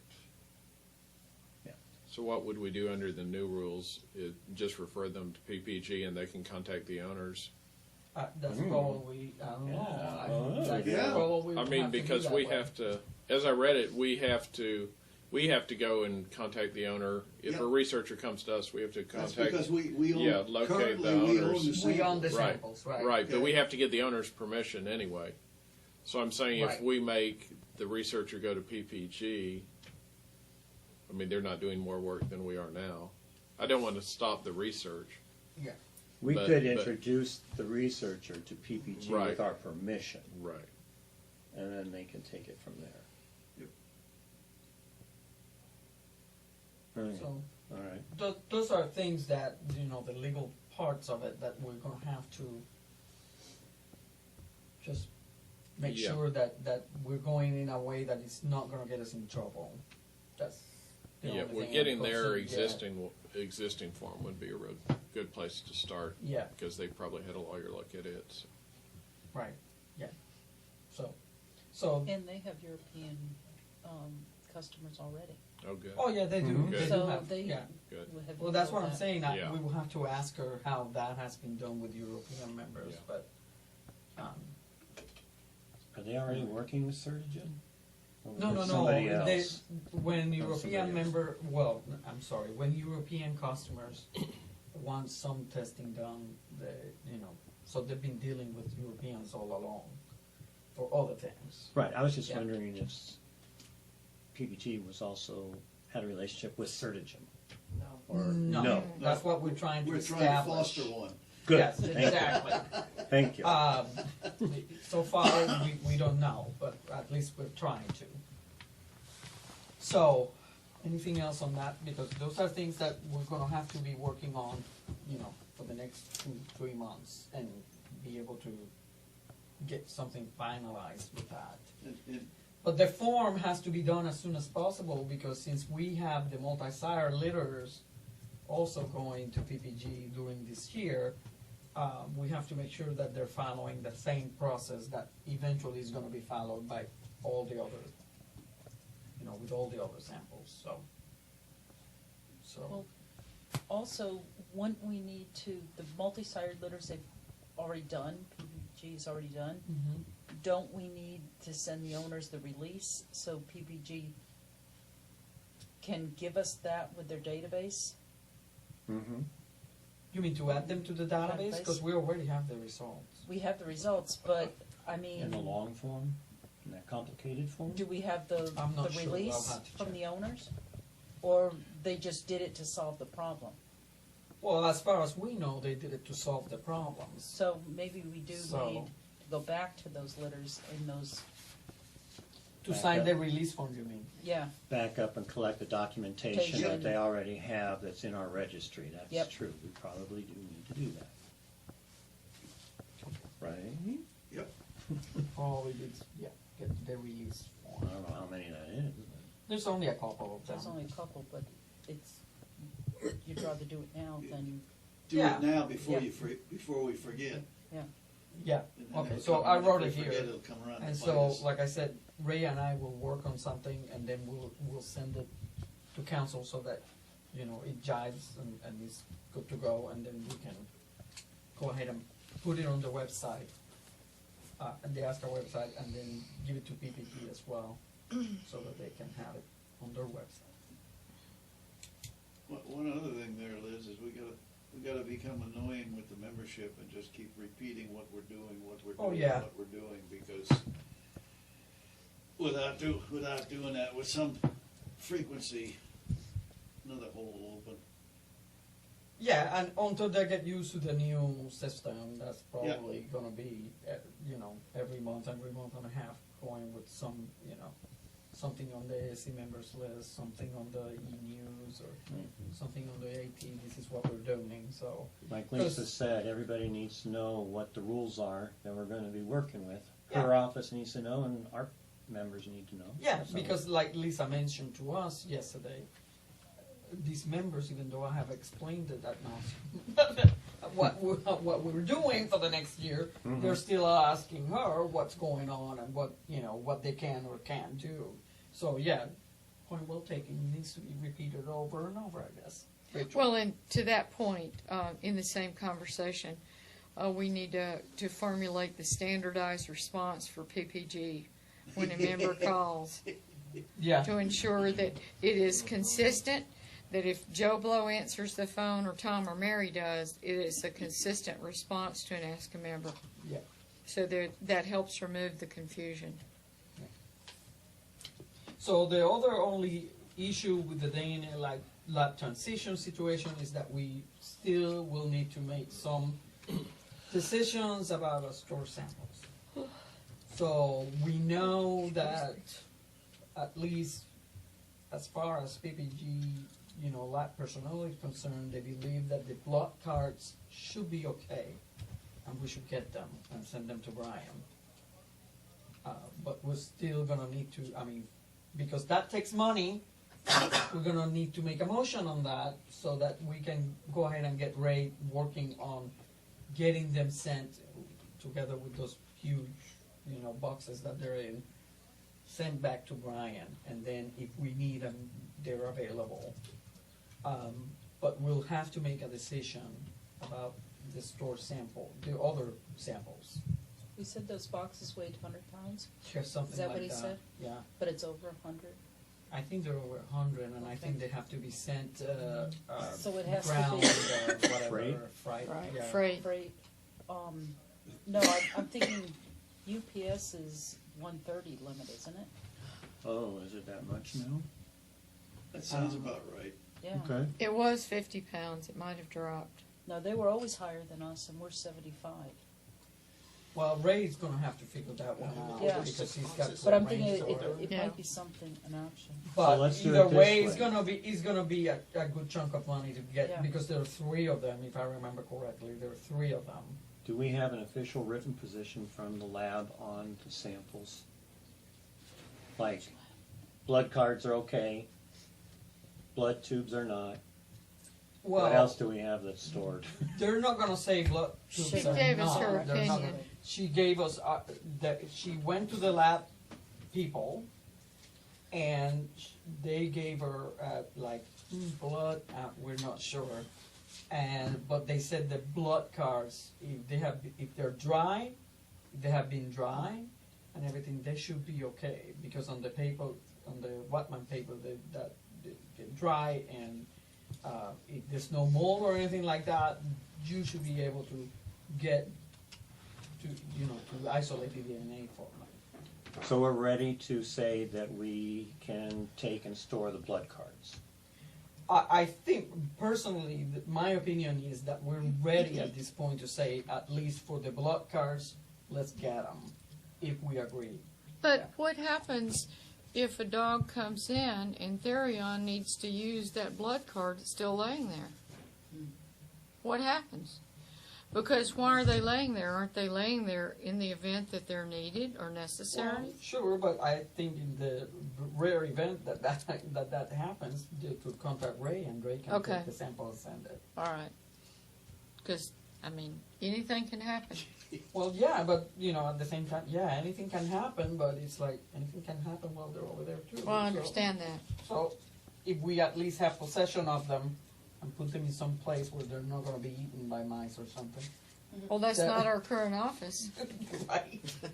So They're in those are safes. things that, like I said, Ray's gonna have to work the logistics of that.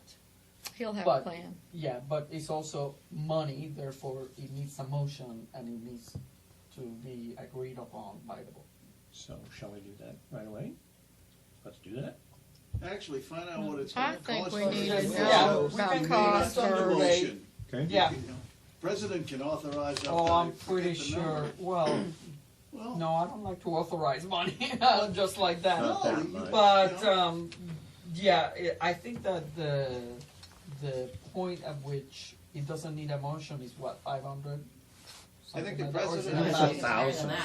I think it's 1,000, Liz. So, if we agree, then I can go to Ray Right.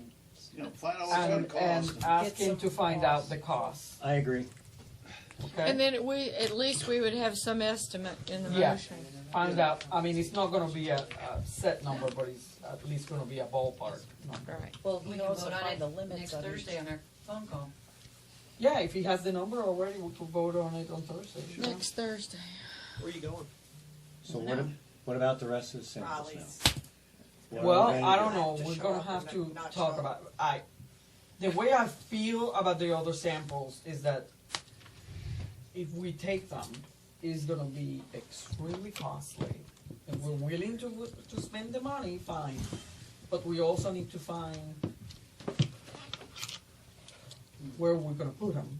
What we're gonna do. with Because we have three refrigerators worth, I mean, or something like that, I forget, three and a half. And so that's, if we buy new refrigerators and say, junk those or whatever, that's added to the cost of actually shipping them.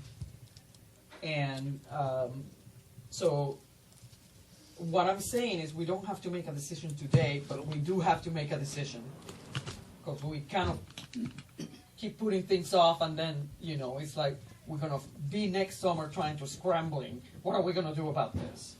And the other thing is that I think that the membership needs to be informed that this is the situation with the samples.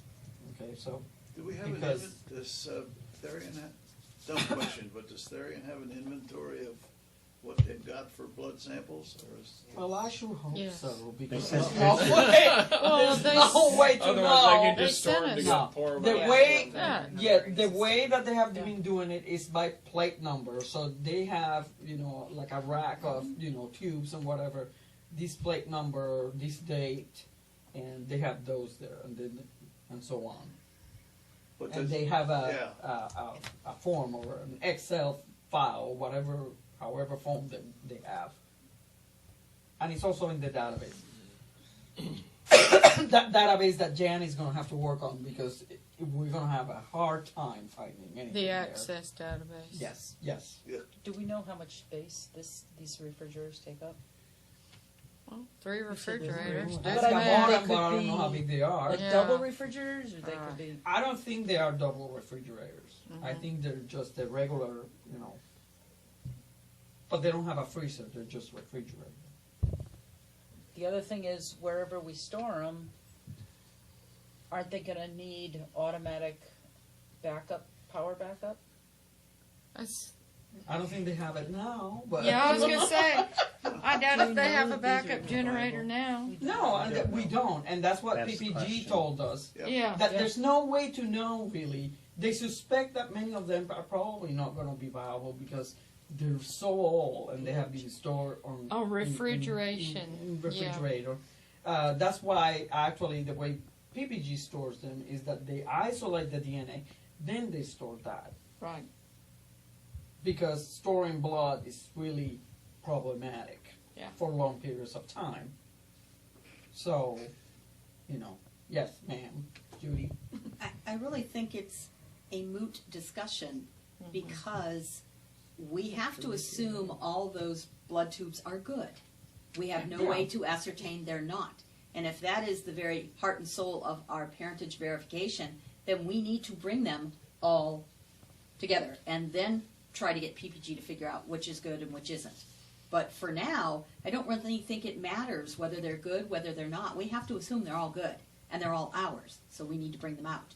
It's just a question of pay the money, get them out Well, here. well, that's the thing. If Yeah. that's what we're gonna come to terms with, that's gonna be a real big chunk of money. It is, So but this is gonna have to be a motion. And this is gonna have to be, if we're willing to pay theory on what they said, the $50 an hour to send it to us, and then we buy however many refrigerators for the office or whatever. Because the other thing is that we have to figure out, okay, can the office, handle 3 more refrigerators or whatever, Power source. logistics, We yeah, have a power that source we need for to it. work out with Ray. Because if not, we'll have to put them in some other kind of storage facility or something that could handle, those 3 refrigerators. There is a lot in here, but I'm not gonna put Ray through the ringer to start trying to work all those things out if we're gonna end up saying, forget it, okay? So that's why I'm saying we need to kind of like come to some sort of consensus, and I'll go to Ray and say, look, it looks like we are gonna be taking these samples back, so you have to work out the logistics, tell us some numbers so that we can go ahead with it. Yes, ma'am. just take a straw poll right now. Hands up everybody who says we should bring all the samples back. Or everybody who thinks we should not. Because then you can go to Ray and say, look at this cost, look at that cost. Because we can keep sitting here saying this every single meeting, and it's not accomplishing anything. Well, that's why I'm Yeah, bringing so it I'm up. saying- Tell me what you want to do. Let me ask a question. I do not believe that we have, even if we brought all those blood samples back and say there's 4,000 in there, from a statistical standpoint, how many of those samples could be checked by PPG and the cost of that to determine if they were good, and then it would be the one that they didn't test that would be good. So, I mean, this is the thing. That's the Testing them to say we're gonna go ahead Right. and test them and make a decision based on that That's is cost out of the prohi- question. That's cost So prohibitive. it's either say we're taking them no matter what, and we're gonna spend this money, taking the risk that some of them, if we need them, are not gonna be good, or we don't. Those are the 2 choices. This is the time of the year to ship them. So yes, Ken. So the question is, do these samples have a value for ASCA? What would we be using these samples for? Or is there the most recent ones, could they be useful to us or not? Do these have a value to ASCA? If not, let the member who owns the sample handle it. Perfectly good solution, Yeah, but but- first of all, do these have a value to ASCA? Well, the one value as I have discussed before is, first of all, if some researcher comes back to us and they say, we I have don't come care up with about this, Right, got it. that's one possibility. The other possibility is people that have diseased dogs and have very precious, semen left, that may or may not, if they wash whatever, they may or may not have enough DNA to be able to, test with PPG. We could pull those samples and we could say, okay, before you do the AI, let's take that sample and let's run it with PPG and see if that's okay. If it's not, then you're gonna have to find a way to get viable DNA from whatever, wash or whatever, in the AI or whatever. So your answer that's is the only- that yes, there is samples in that collection that will be valuable for ASCA's future DNA registry needs. That may. May. Yes. Okay, well then what Judy said, I would have to say yes, would have to move the samples. And if we're custodians of those, then it seems like we have an obligation to the people that send them in. Yep. I mean, that once you've made that decision, I'm going to babysit your child for you, you can't just let them go. Yeah, can't lock them in the car. And if you, I mean, it would be nice to be able to inexpensively say to all the people, come and get your samples on whatever date, or they're going to be, you know, poured down the drain. But it doesn't seem like there's an easy way to contact everybody. Well, that's why I asked the question No, about. and if Therion does it, then that will also have to be done by Therion, so. Right, and then pay $15 to ship each, you know, or. Yeah. But that's between the owner and the lab, just the way it does for the research. Well, yeah, but. ASCA wouldn't have to pay to move that sample. So do we, We're not do even. we give no, a no, time no. span for the individual members to request their sample? And after that time, we take custody rest? of the rest? Well, the first thing we do is You find out could do who that, has but them, who please has keep in samples there. mind, please keep in mind. We is already that have if that we- if in the we want to- database. Then we, you know, then. Hold on, if we want to do that, then Chuck has to go back to Therion and tell Therion, we are gonna ask members that if they want, before we get all these samples, we're gonna ask members if they want their sample to go ahead and ask for the sample. And then Therion will have to, you know, Find Deal that. with the answer owner. and see what their answer is and how much that's gonna be, because we're not gonna blindly, like, you know. But that'll be individual between the owner and Therion. Well, yeah, I know that, but if Therion is not even willing to do that, then, you know, what I'm saying is, if they might that's not be what we willing want to, to okay. do, then I can ask Chuck to go ahead and bring that up to Therion and see what we get for an answer. And if they say yes, then we can announce to the membership, listen, the store samples, they're there. If you want your samples, okay, from however many dogs you got there, this is the time. Blood samples. Blood Well, samples. and Therion will say, well, we don't want to, but we'll do it for $50 an hour. Right. We'll Right. Yeah, research. I mean, Exactly. exactly. That's why I'm saying we can't just say, well, this is what we're gonna do. But if we want to explore that possibility, then we have to go to Chuck and let Chuck talk to them and see what they say. If if it seems reasonable what they come back with, then we can tell the members, you have until March 31st to get your samples if you want them. Even if it isn't reasonable, it's up to the owner if they want to pay. Well, yeah, but I thought we said that they could be useful to ASCA, so why are Yeah, we discussing this option? I don't. Because the owner owns it. I thought we basically. were the custodian. No, We- the owner we doesn't own own it. it. Ask owns. We're the custodian. Well, and custodian is more onerous than being the owner, you know, because if you own the car, you can, but it's like someone has loaned us their car, and so we can't just throw it away. We've got to pay shipping to get it back to them, or, you know, it's It's not an easy situation. No, it's so not. the owner only has the authority to release it. They don't actually own the sample itself. Well, it's on loan to us, like they've deposited it into our bank, and we're holding it for them. I mean, They We gave have us to get their permission to permission to use do it for something with DNA it. testing, they didn't give us permission to do anything else with Right. it. is there a form or something they signed when they first? Gene bank form.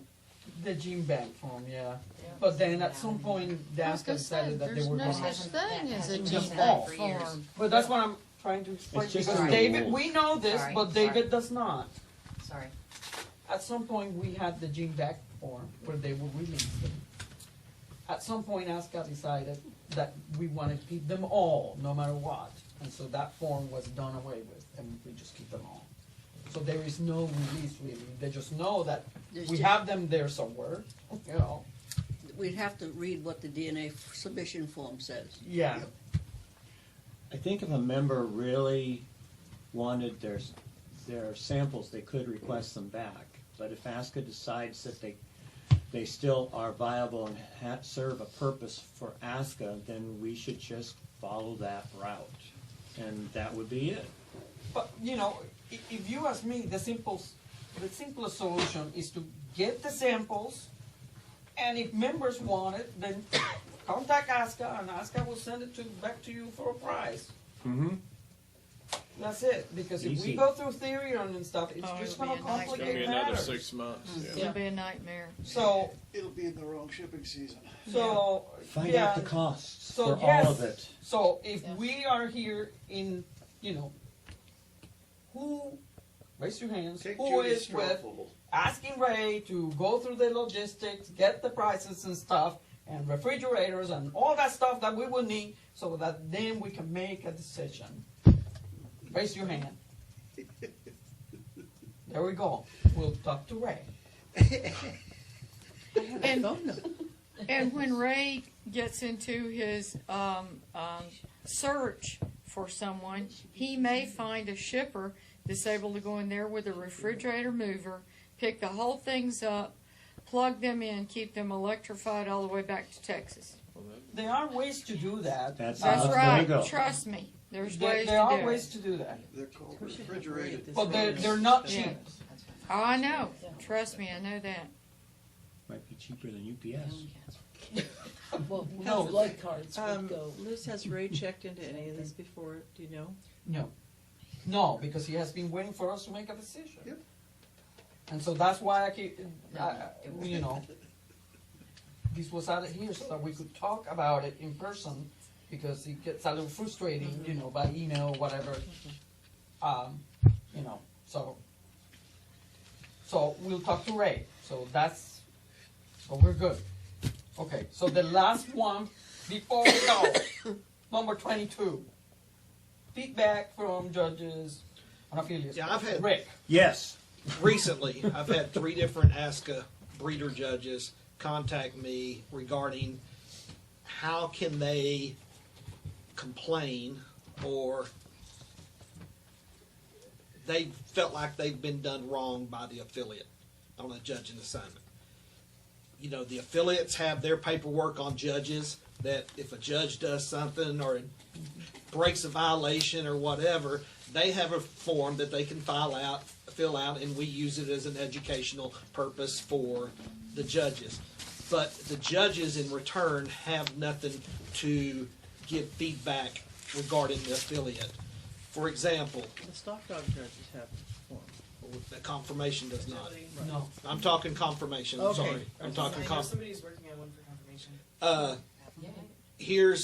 We had one new breeder judge quit judging because of the way she was handled with an affiliate club. We've had another judge complain that the club rents them a car and told them where they needed to go, so they got their car, they went, well, it put them on a toll road. Well, the club said, we're not paying your toll fees. And there are situations that have come up that need to be addressed, but the judges have no way to contact ASCA, the board, or whoever regarding the affiliate. This was brought up during the affiliate meeting last year, and it's been on our open items list.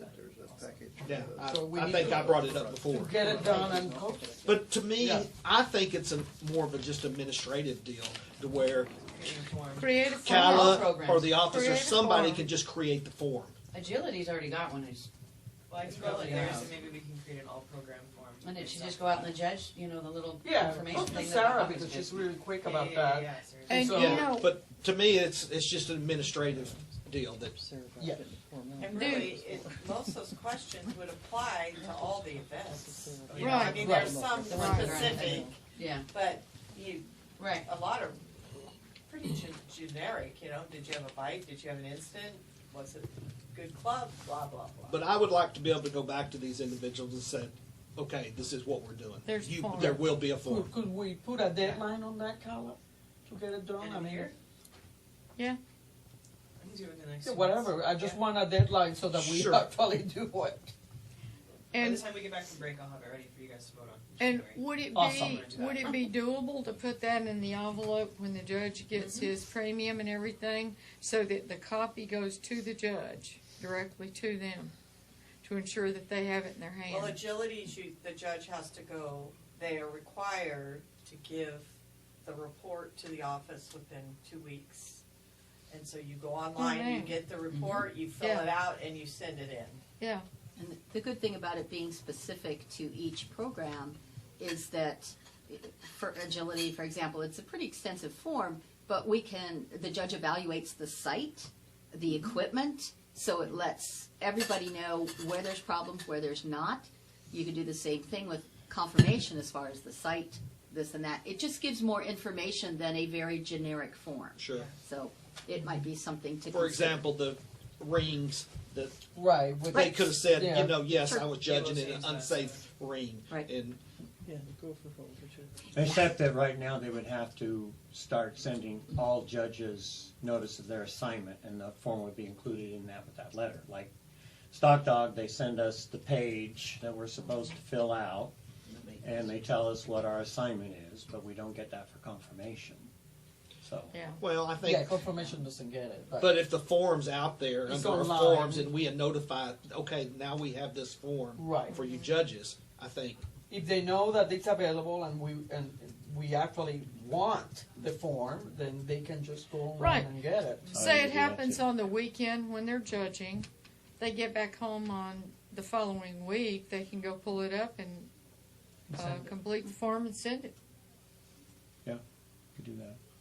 Or you can put it in the sanctioning thing and have the club get it too also.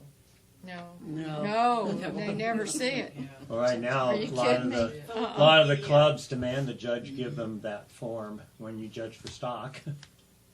And Well, that's the probably- judges are supposed to be mailing that in separate, not giving Yeah. it to the Yeah. show's They, It's supposed to go to trial Alaska. secretary. but they stopped doing that years ago, Ken.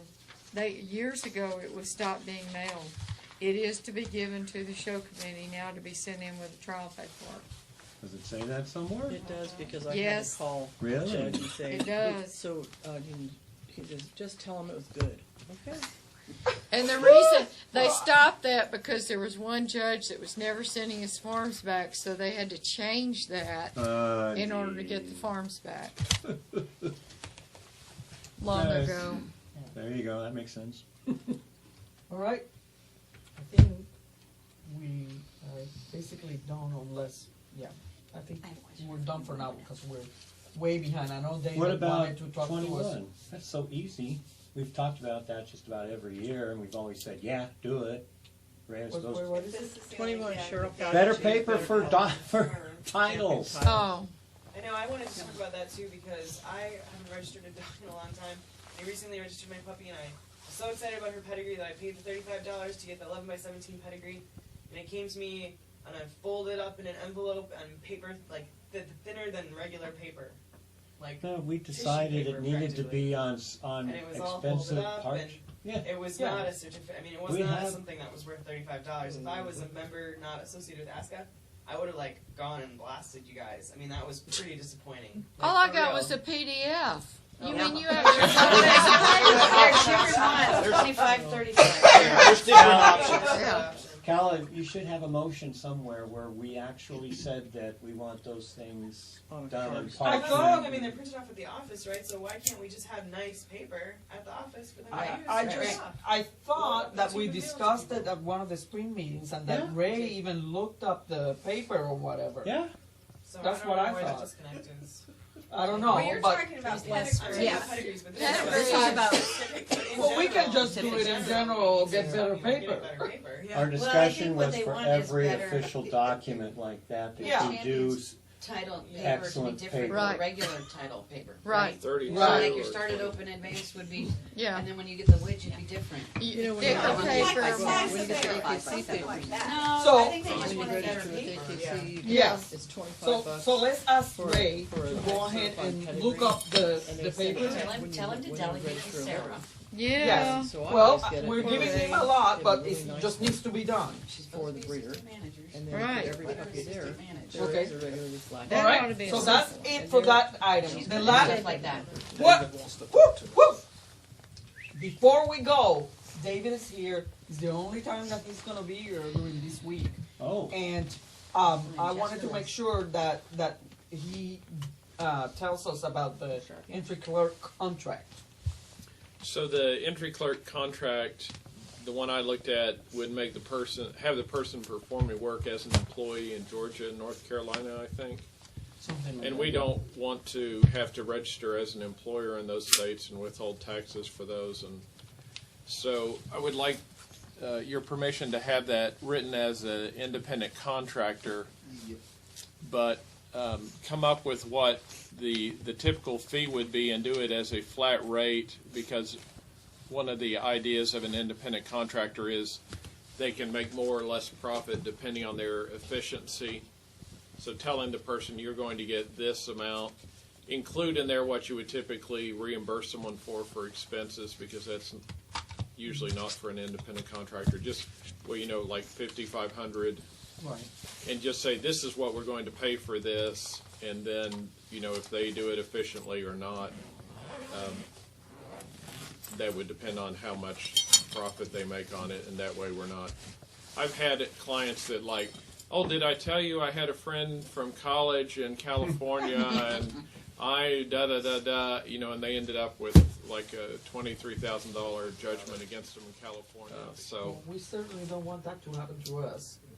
I guess we can talk about a fee that we think is good to pay the entry clerk, because right now it's $125 per entry, and then $125 per refund or that she has to Or issues. process. Right. Anything that's Right. processed. Right. Anything that's processed is $125. Man, I'm glad And this I is asked, international. and I asked Denise to give me, the entries, the total entries that Leslie had gotten in, and they were like 3,500 or 35 or something like that. 3,600, yeah. Yeah, and so when calculated all that, it came down to like close to 4,500 or $5,000 or something like that. And so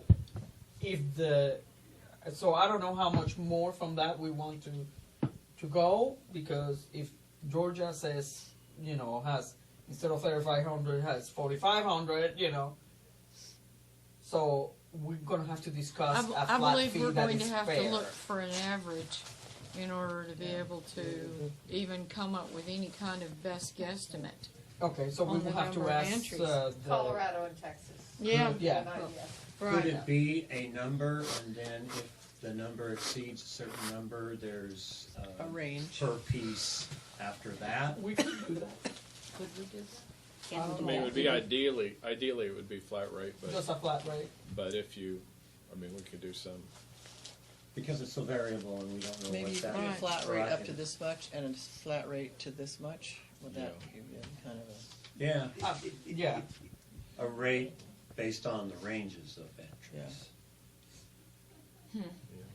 A flat rate's ideal, but Let me ask what the average was for those two other. Well, Laura provided that to us. And Yeah, she it's gave somewhere. us the number of attendance. Well, that's attendance, but I want entries. Yeah, but I because that's know, what I counts. know. and then what you were reimbursing them for postage or something, or there was some sort of Yeah, I think there is expense something in reimbursement. there. Yeah, that they keep track of the receipts or whatever. Postage, whatever. paper, ink, lots of ink. Yeah, lots of Supplies. Lots of Yeah. ink. So just wrap that into the.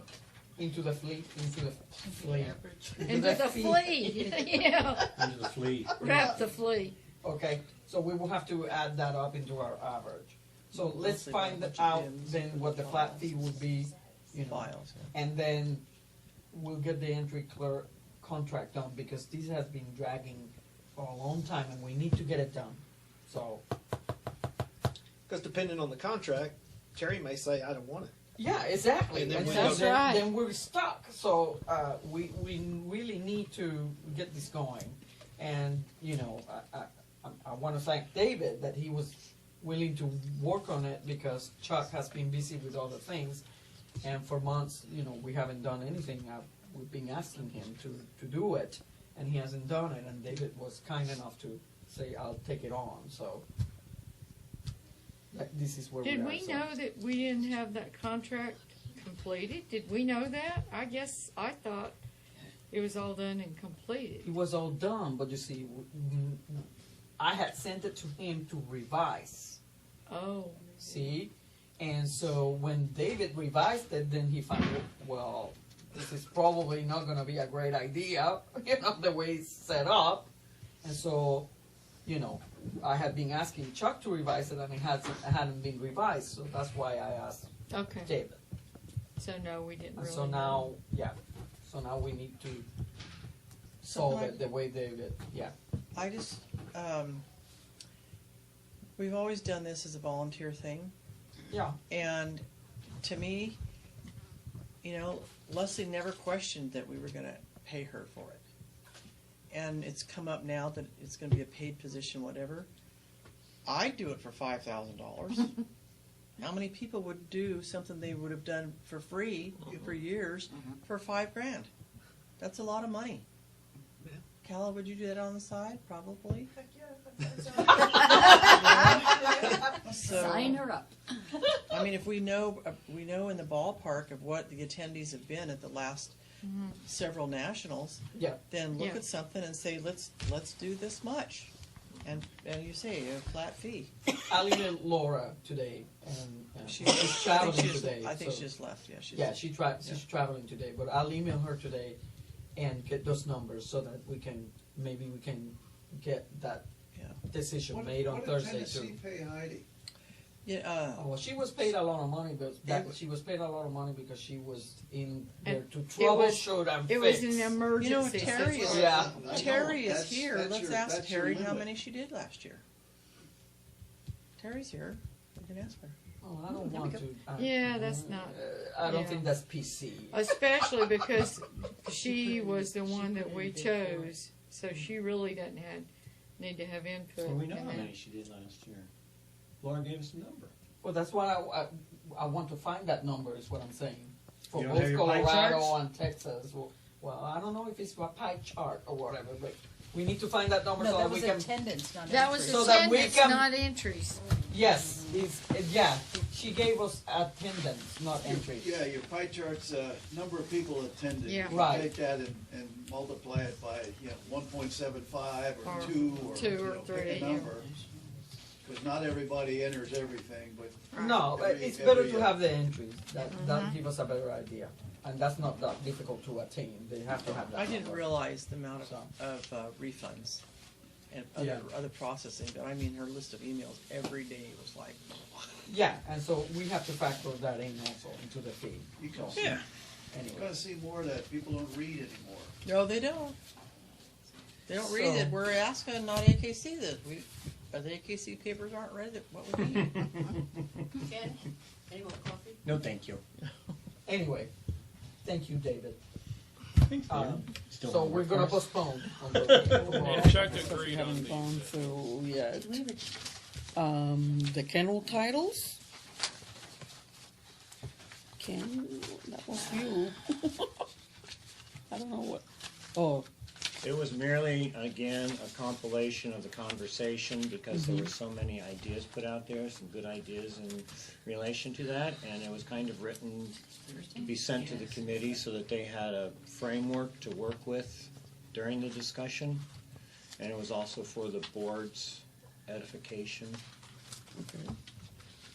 And so if there was anything that anybody wanted to add to that, because the discussion was a little scant, it would probably be a good time to help the committee get a good direction. What's wrong? Nothing. Oh. I want to see if it's actually going to come up. Yeah, it is. What it did is I put them together. I wrote what I thought, what my overall impression, the journey from first being presented with the idea to after all of this discussion, what I had journeyed to as far as what it looked like and some of the things that were wrong with this particular one that just needed to be fixed. right. And I think most of the complaints were the fact that it needs to have a better name and the fact that there's a bit of a problem with the arrangement of the particular titles. You The could titles. actually become, I think if I'm reading this correctly, and that's why it needs to be looked at more, that you could get this thing with just a stock dog, a group of stock dog titles, but if you weren't doing it from the stock dog program, you would need to have a large amount of stock dog and then a whole bunch of whatever it is, rally or obedience or the other. So that may or may not be true, but it's something that looks to me like that's how it could be accomplished. So I just wrote it out so it could be looked at. This is merely just to be a working document so that people had at hand what everybody. The only one that's not in here is Jan had an idea.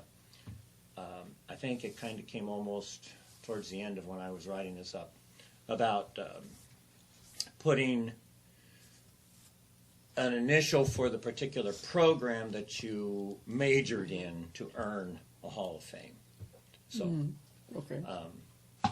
but I think going back to the original Hall of Fame was as it was originally intended was probably not such a bad idea. I think probably we need to review why it was changed in the past Yeah, I to have no require idea. so much Yeah. confirmation. So, Well, us is going to need to figure out That what was a it long means. time ago, but if I remember the conversations, it came out of the same argument as usual, like has been going on for years.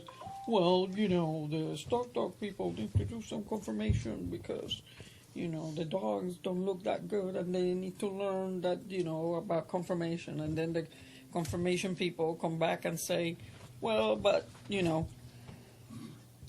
But as Cheryl said when she went back and did her research on this, when she was putting that motion together, first 15 kennels got in under the old Hall of Fame and they had no confirmation. Right. Okay? And so it was work that got them there in performance events. So to say, well, let's go back and change everything that was, that's what happened. They changed everything that was, and so in essence, they negated those first 15 kennels by saying, well, you guys weren't worthy of it because we've changed it to this now. Should never have been changed. It was kind of when agility started. It was around that time. Yeah. Yeah, they were. Yeah, because that and was more another programs. issue that they Right. thought that they were getting too many titles in They could agility. easily- that were, yeah, right. Well, yeah, they did in agility. it's a long time. Yeah. Yeah. I mean, they made it, Yeah. Yeah, it was like every title. Well, yeah, and, Agility and, has and, you know, 50 million. Kirsten Cole took Right. advantage of that. That's okay. And so there were some kennels that were Oh, sorry. going in there with only like agility titles, very little of everything else. So that started all the conversations, and that's where it ended up getting changed. Right, and so then essentially anyone who only had stock dogs and didn't have the coat and didn't have the look to be able to compete in the confirmation arena, you were basically barred then from ever getting Hall of Fame for your kennel. Unless you wanted to put your name on somebody else's confirmation dog and be a co-owner. Okay? So that's what it Well, turned but that's down not to. your kennel though. Yeah, you have to breed it. Yeah. You have to breed. Well, Well, that's why you ended up Right. with all the people Right. assisting each other with their breeding Right. programs Right. so that other kennels That's- could get. that's what I'm You're saying. skirting the rules to accomplish the end, and Exactly. that's kind of silly. I think, Wasn't our intent, I'm sure. right, no, it wasn't. And the primary purpose is not to produce a program that's deceptive, but the idea is that ASCA is a breed club. It's not a stock dog club. It's not an agility club. It's not a confirmation club. It's a breed club. And to me, that's the one focus that we really need to maintain, is that everybody likes to say that because our mission is that the Australian Shepherd is identified as a working breed, but it's also identified as a working family versatile breed. And that's why we have other programs that assist in developing that particular Australian Shepherd characteristic of being able to go to any task that their family can take them to. And that's what the joy is of this breed. And you can't have a breed club and not worry about the breed, the standard, what they actually look like. And the breed standard is designed to produce a dog that can work all day long at its given task. And that's why, so education is very important, and that's basically, we're kind of lax in that for our judges. Confirmation judges need to understand that we're judging a working dog that has to work all day long and move well. And the stock dog people need to know that, the dog does have to be put together well to work for a long time every day for many years. Otherwise, you're spending a lot of money rehiring new help all the time. So, anyway, that's it. Yes, ma'am. I was chair of the Hall of Fame when this was going on, and Cheryl tried to compromise with the committee, and that's how this product evolved. Trying to find something that would give something to the performance. The group, I did bring up the Hall of Fame O for obedience, or Hall of Fame stock, or it could be even Hall of Fame champion, and Right. they were opposed to that. So I think they need a little more information in your note from us of what they should be doing, and I think that's actually why Carol's here. She's on the committee. Well, my comment when I voted on that was, you also need to get some member input, because I've heard so many different ideas and so many, different ways to address this, that I think that to get one particular direction that the committee is going to finally go to, that I think that to prevent all this, kind of situation that we're now revising what we did, 15 years ago or whatever. Maybe we need to The committee doesn't have a group to communicate, so I put it on members. And then I found out that Cheryl and no one else was on members. So then I got them joined on members. Oh, boy. And so I believe Christina Churchill is planning on doing something through Facebook, because she likes that venue. I get confused keeping track of things, so I left that for her. There has been a lot of discussion out on Facebook on this topic. I think the only problem with Facebook still is the fact that the board won't be able to watch the discussion grow on Facebook. So When you can't archive files, you can't, yeah, there's no exactly. privacy, and that's a whole nother discussion, because we still have one committee that uses. So if they could just, like all the other committees, use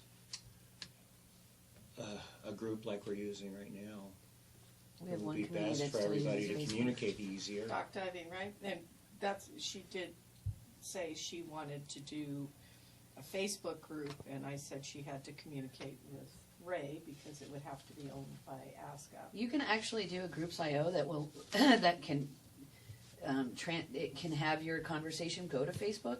So you can have your primary on groups IO so that you can save your files and archive everything, and still have it go to Facebook for those people that, for whatever reason, that's their primary method. So it can be in both places. Well, I think this was to Liz's point. She was talking about we needed feedback from the membership, and I think that was what Facebook was providing. But I think asking the people to go over to ASC members to ensure that that's actually an ASCA approved site, that the conversation can be documented is the way to go. Unless the board's going to do a survey on it, that's the only other way. Hey, Liz. Another survey. Well, how are we going to get input from the membership? Well, I was hoping that the committee would take it over. I mean, we can. I guess the way to do that, though, will be that instead of us working on the on the questions and stuff that the committee works on, what kind of information they would like to, get from the membership, and I could help them out, if they have questions about, writing the questions in such a way that they're not leading or whatever, and then Heidi can take it from there, because Heidi is the one that, knows how to send it out. For what it's worth, one of the committee functions is to interface with the membership on things that the committee is working on or wants to get done, or asking the membership what it wants to do. It's not, that, excuse me, but that's why we have committees. It's not the board's job to, every time some item like this comes up, who's driving this? It was Who part of the wants it? strategic plan, that and the Hall of Fame X for Sire and Dale. Those two are sitting on the strategy, on the plan, and that's why I put it to members, because it's not a specific group. It really does affect all of Each the venue and kennels aspect. so that's why I chose to put it there. And HOF is something that is, probably very important to a lot of people. So we want to make sure that they get to speak up. We have a lot more Well, programs than when it initially Right. started. and Oh, that's absolutely. Where it becomes Yeah. a little more challenging. Yeah. And it's not exactly one of the overmanned committees. Right. I mean, but Yeah, it's that's- not overflowing with members. That's one of the reasons years and years ago, this fellow right here, that board sat down and wrote a set of committee procedures, because if you look at everything as a big picture, we, the board, should not, we should be saying, okay, farming it out and say, you do Right. this, you do this, you do this, and give us your suggestions and we'll take it from there.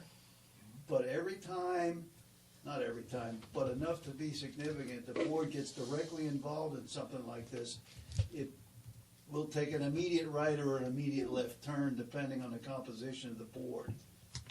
The committees are they're relatively stable. They may not be fully manned, but they're relatively stable. The same people keep showing up to do it.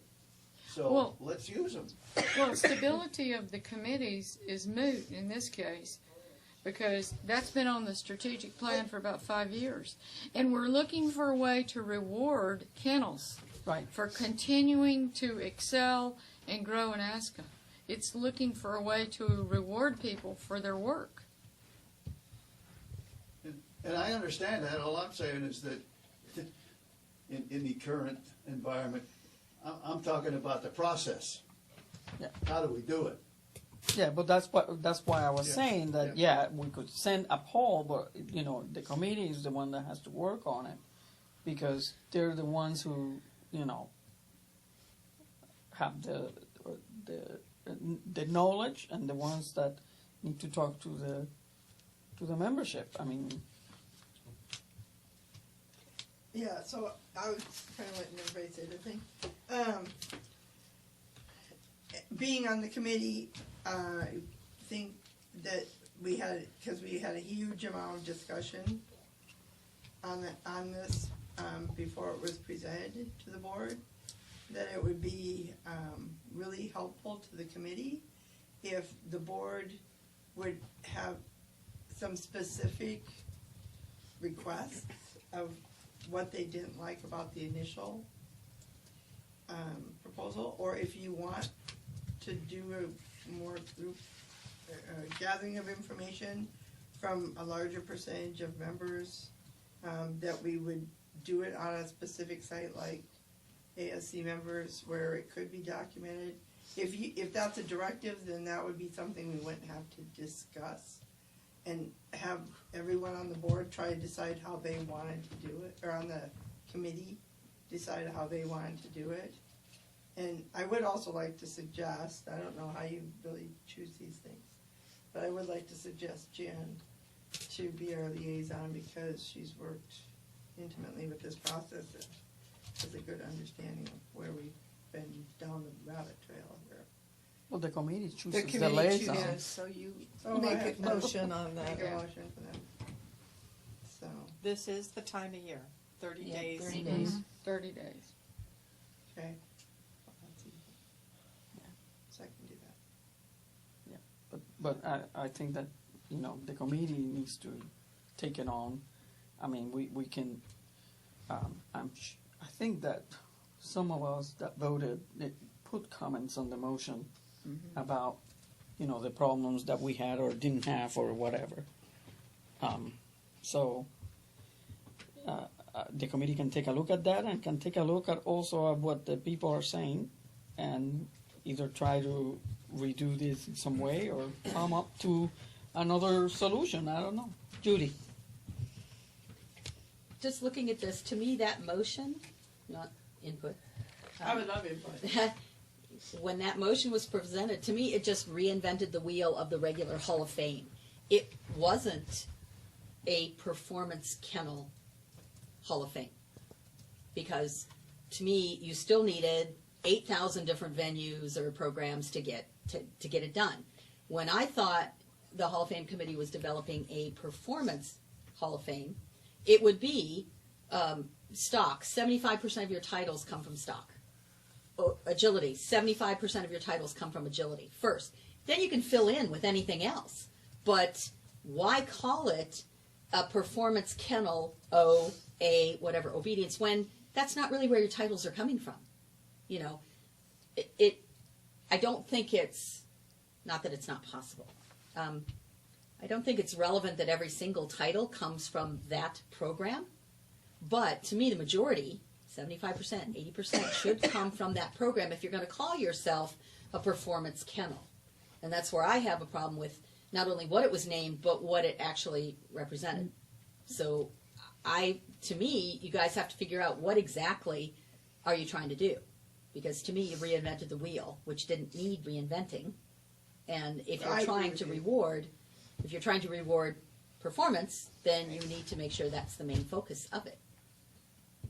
So, in general, is this just a consensus that, because there were several of us who really wanted to stay with the Hall of Fame name and tweak it toward the performance venue that it was identified, just pretty much like what you said, and that pretty much got shot down in the committee, and was like, well, you have to come up with something that's called something different. And we were like, okay, if that's going to make you happy so we can get this to the board, we'll come up with some other name. So I appreciate that input. I'm not sure the membership would accept that, because Hall of Fame, that's what you're aiming for.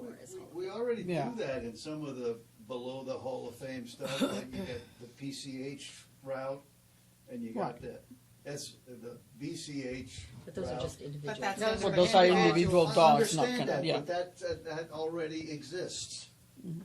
You could build on that. Jean. I don't think it's the board that may not favor that Hall of Fame name.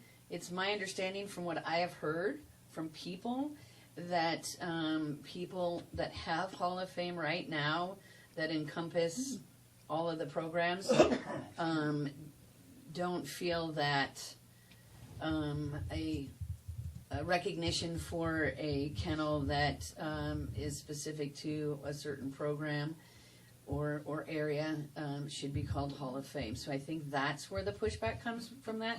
I mean, we might want it, we might say, hey, this program's great, and we're going to vote for it, but I think the pushback we get elsewhere on that name is, it's like, let's eliminate that from the battle and find a different name for it. Because I've seriously heard that from, like, everybody's like, go ahead, but don't call it Hall of Fame. So, that's and that was why we came up with the other. Yeah, no, right. Yeah. Right. Well, and that was they Right. tried to work around to find something, and then they got kicked because they called it that. There was like 3 names. Yeah. Well, I kind of agree with Judy's point, I mean, instead of just saying you gotta do this, that it should be like 75% of your kennel is working, Whatever, and then the yeah. other 25% can come from these areas with these titles, or you can fill it all in with the rest working. Right. I mean, if that's the goal, to highlight people that specialize, and, you know, but I'd have to kind of go back a little bit to Ken's point is, do we want, I don't know, you know, I mean, the whole deal is we're supposed to be versatile. I don't really have any answers. I have a lot of thoughts about it, but, you know, I mean, there's pluses and minuses to all of it. So we didn't give you an answer then, did we? No, she likes Hall of Fame, and she understands that there's other names for it. So I'm like, okay, well, we're back to this. We're on that one. Yeah. I mean, I like the idea, but the people as a committee, you know, we're just trying to work with our personalities to get what we would like to see. That there would be recognition for the kennels that do excel above and beyond, so to speak, in specific areas. And honestly, I don't know. I think certain people are hung up more about the name than anything. And true. Some of us That are happens. less concerned about the name as far as if we could get a program Right. of recognition. But it's more about recognition. We could solve the problem by making the existing Hall of Fame have 3 dogs that they have to get working titles on. No, that wouldn't. You could buy a working title, you Well, can't that's buy a true. champion. Yes, you can. Yes, you can. Oh, Yes, yes, you you can. can. No, ma'am. Yeah, you can. No, ma'am, you can't. Yeah, No. you can. No, Yep, you yep, cannot. yep. Yeah, you can. Yeah, I mean, we'll it agree has to to be a disagree dog. on that. Yeah, there are But- some handlers that they can take a raccoon in there and they'll put a champion. Oh yeah. Now that's a sad Now they're statement very to say. expensive. Nobody's but, named anybody. Huh? That's a sad But you statement only have to pay say. them. But it's true. I mean, and they'll do it if you pay them enough. And the only reason you can do that in working is because you can go out there enough times and you'll get luck of the draw and stock to get around the arena. You know, that's You true. can get luck Yeah, of the that's true. draw and stock. And that's how you can do it there. You don't have to have a dog that's super talented in stock, but you can get around the arena. All Sherry's red tags because they're the gentle ones. There's a code. There's a code. Red tag, lime, yellow. Actually, no red tags if they're not strong. Well, But to be honestly, I will say this, and I mean, everybody knows I have working dogs. That's not a big secret. But regardless of that, I will say this: it's somewhat frustrating in the fact that you look across the board and you require 3 confirmation champions, not title winners. Okay, champions. Okay, but in stock, and sorry, we are a working breed. In stock, not really sorry. In stock, you are only required to get a medium title. You're not even an advanced title. open titles. You only have to get open. Right. A That's title. one dog. Which it doesn't On one mean. dog. One dog. And to get that title, It's not the unlike same. confirmation, you don't even have to win your class. That's right. You just have to You get, win open bloom. and yeah, I mean, I've had dogs in confirmation win their class and not be the champion. Sure. I mean, everybody knows that can happen. So, but in stock, you can get a qualifying score, not even win your class, and you get a point for Hall of Fame. When this change was made, I will submit to you that it was unfairly weighted towards confirmation. I'm going to say that out loud. Yeah. And I don't know why it went that way, but that's what happened. I remember when the change was made, because way back when, I thought, okay, well, I'll get a dog and I'll get it trained up to go in and be able to attain this. Well, that ended that. When that change was made, it ended it. And to say that, well, they don't want you using that Hall of Fame status, well, those first 15 kennels use it. Nobody says anything about those kennels. And they got in under the old rules. And then when it was changed, now all of a sudden, no, you can't use that. Well, they don't say a thing about those 15 kennels that already have it. Okay? So when that was changed, Ice machine. it negated a large portion of people, and that is why, all of a sudden, these industries are built around getting these dogs be able to get their this title or that title to get into Hall of Fame.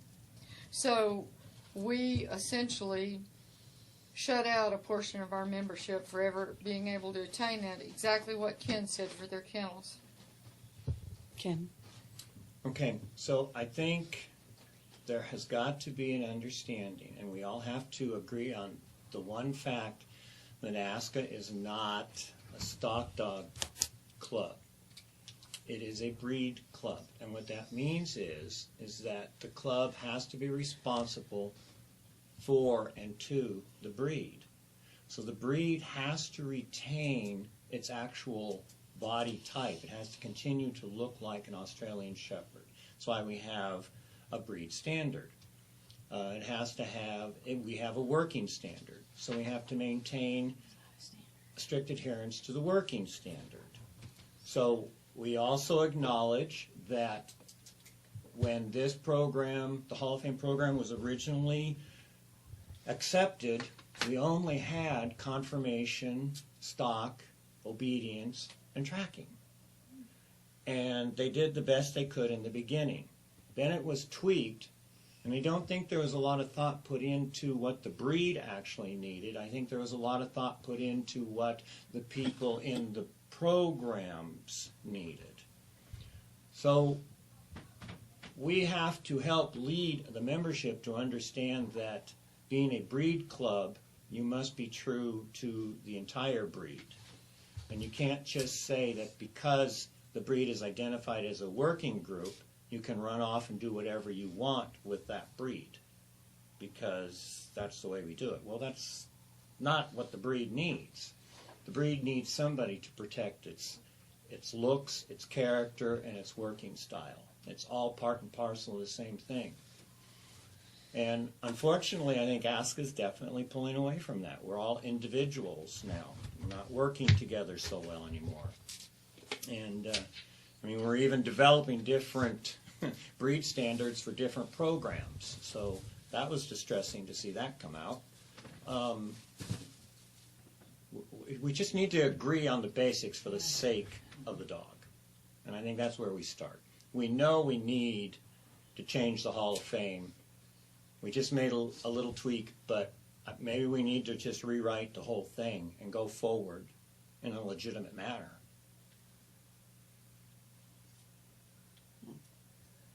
I know that I had, and I know that these other people had said this too, but that the way to actually get some stock dogs, get some confirmation credit, let's put it that way, will be to do like MVA evaluations on them. 3 judges, 5 judges, senior breeder judges, do MVA evaluations on them. And they have to have a certain score to be able to get credit for it. And I think that probably would be a little, because, you know, it's true. I mean, like, I've seen it happen where I see, you know, I'm watching a show and I see a nice looking, you know, little, you know, working dog. He's correct and everything, but, you know, compared with some of the other confirmation dogs present, especially when you have, you know, in some regions you have some very competitive, very nice, correct dogs. It's more difficult for them to get the points. So how about a stock dog class, just like an open blue or a... Well, a stock dog class doesn't give you points. Right. It's not a point. You have to win. Yeah. I know. But if let's say you have 3 little working dogs and they go into a working stock dog class. One of them wins the class. He's a nice dog.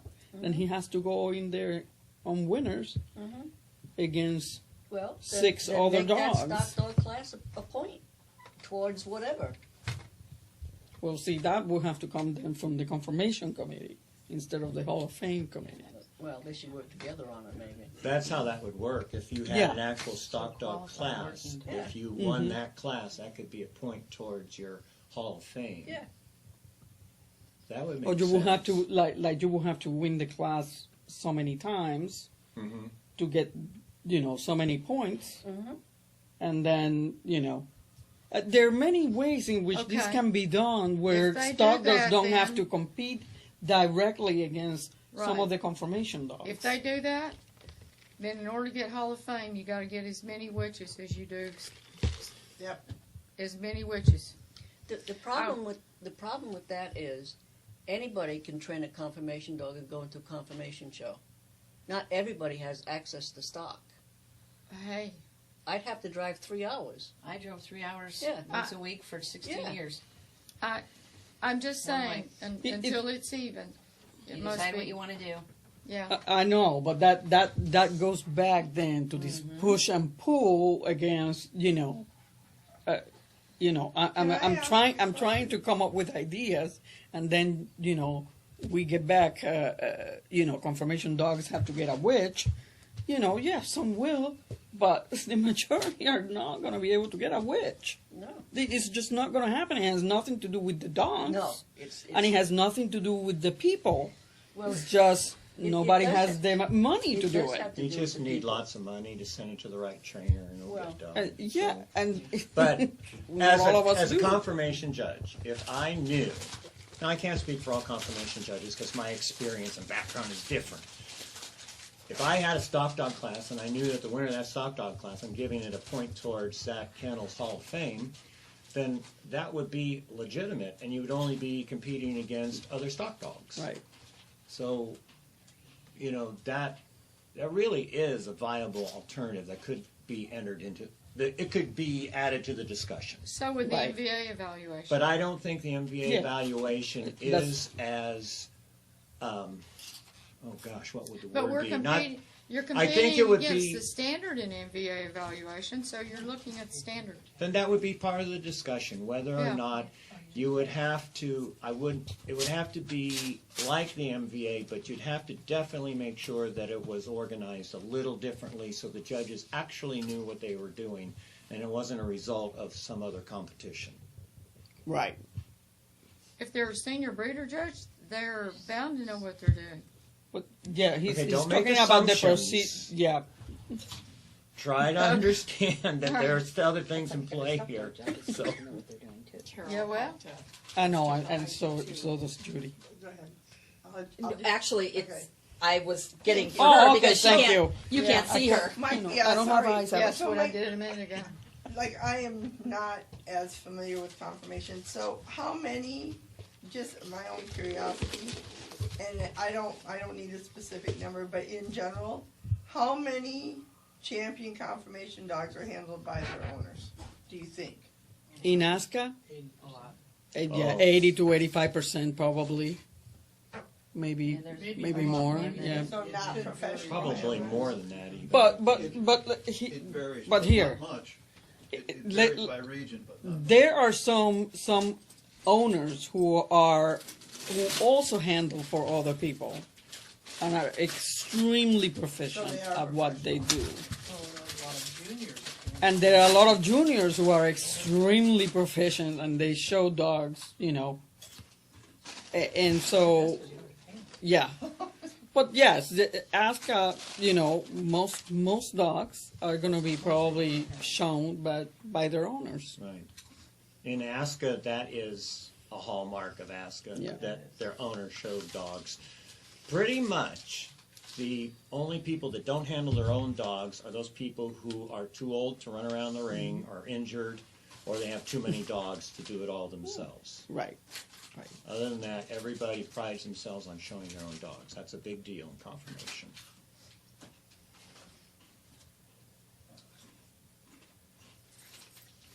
Well, it's I guess the point here is that somehow we have to open the conversation and find a solution to the problem, rather than become for it to become a conflict, because we're not doing the breed any good when we do that. So, Cindy. I think the first step is to send it back to the membership with the, because we're 12 opinions, Yeah. let's get more, because what we say is 1 of 12, or however's here right now. Yeah, that's yeah. We, instead of having a motion and presenting it, do the membership part first and say, what would you like to see? And then draw on that, because you'll have a better luck in getting it if you ask for the membership input first, you'll have better luck forming something that is accepted to the membership and the board.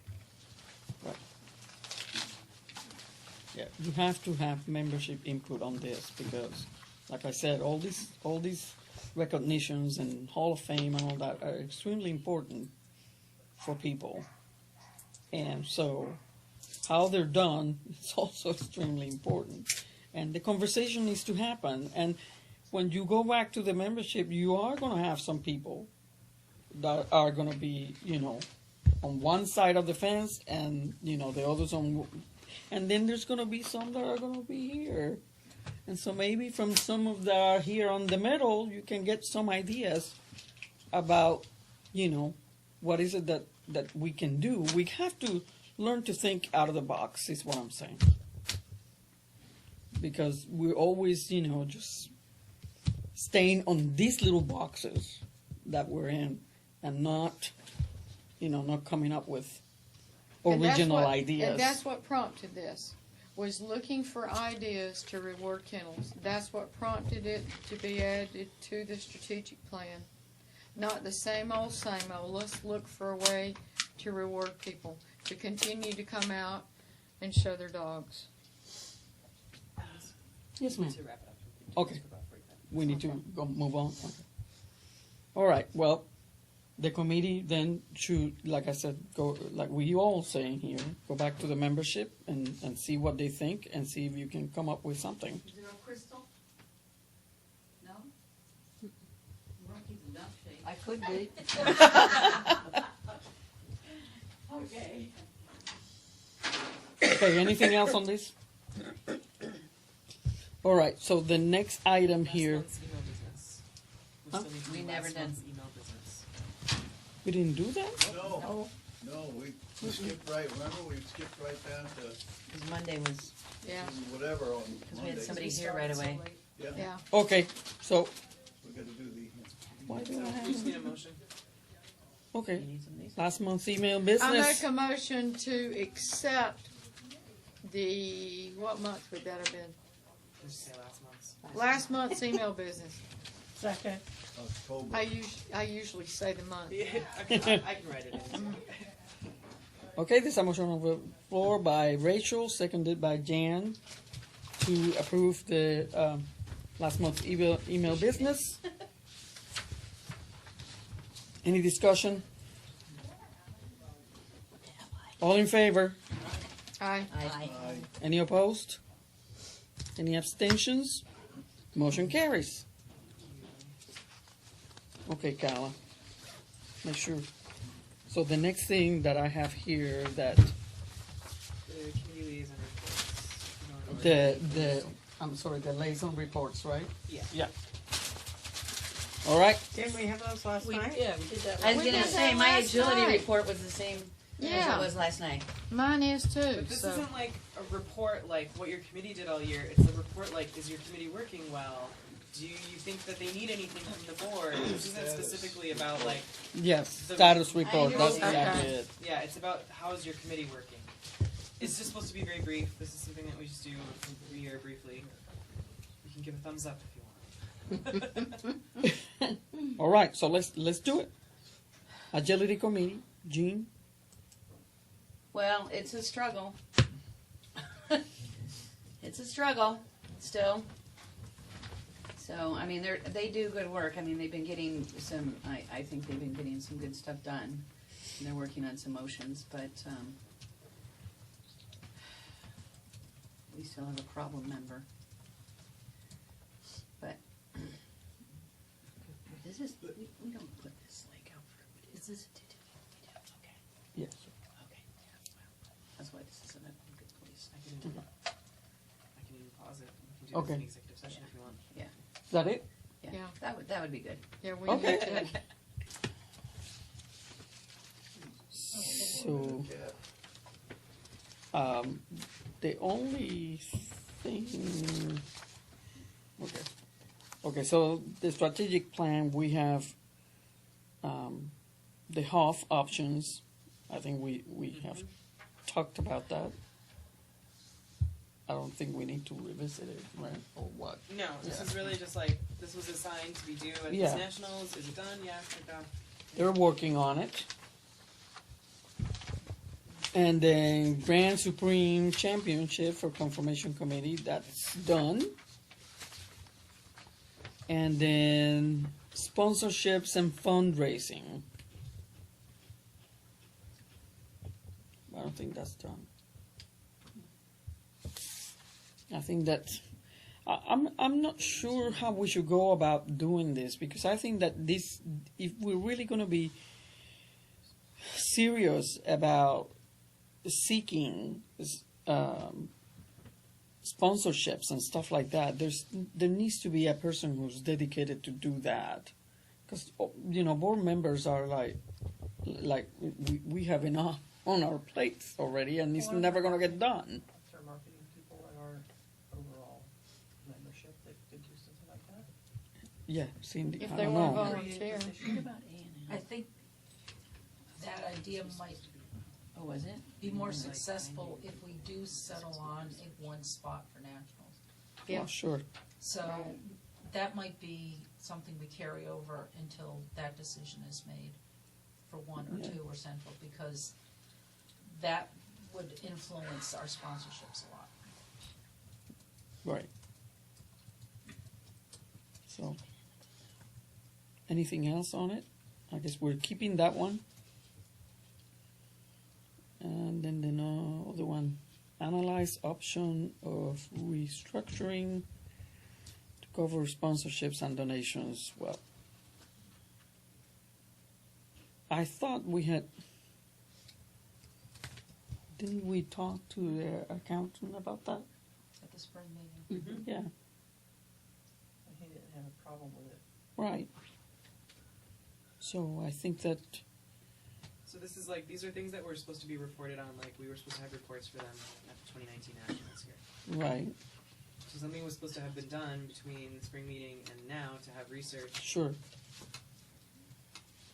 Well, but I mean, I guess we can keep that one in there because, I can just change it to 2020 spring meeting and that's kinda. yeah, well, yeah. I mean, I just don't know how we can, Mhm. how we're gonna structure it. If it's sponsorships, I don't even know why we're putting it on the foundation. It should be a different account, and I guess once we start getting them, then we will make a different account. No, because the foundation is a 501c3 charity, so they can Yeah. make a tax deduction for it. Yeah. Well, that's what I'm saying. That it says here adding a new foundation. That's what I'm saying, like a new Well, foundation. foundation for the finals is right. what it was for nationals. Mm-hmm. You know, setting Right. up a nonprofit arm for us to run Right. our big event so that they could get a tax write-off.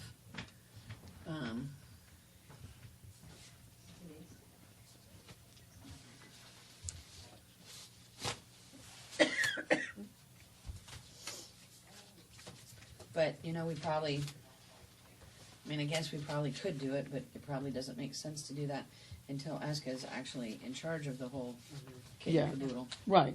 Well, what is a little confusing is that this is saying is to cover this sponsorships and donations, and doing nationals takes more than sponsorships and donations. So it's But every little bit helps, you know.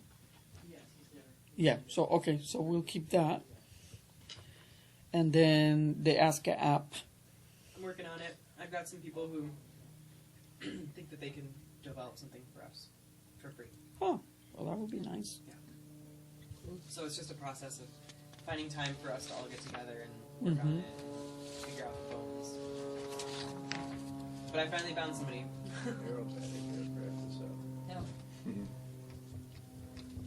Okay, so if we go now to what we were supposed to be doing today, Oh, wait a minute. what? I just wanted to mention that, to everybody in the Dropbox, there will be program numbers for the last 10 years on each of the programs. If you want to take these back, this information back to your committees, so they have it. What I included was, some of the programs that have new titles. I tracked them. I didn't even try agility. There's Yeah. too many there. Arches and obedience I combined, and the same with arches and rally, but it will be good information for your committees because it shows number of trials, number of dogs, number of ASCA titles, and number of other breed titles. So it doesn't break it out by region, but it does show some good trends for your committees to look at. And then if any committee wants more of a breakdown by titles or anything, I've got that. So you can just take that information from the Dropbox to your committees. Okay, that's all. All right. So 25 we already did because we already went through all the unfinished items. 26. Number 18. 18. Let's see. Where is it? Finals entry fees, that's the one I talked to you about. Oh. I'm done. Oh, okay. Let's go back. Finals entry fees.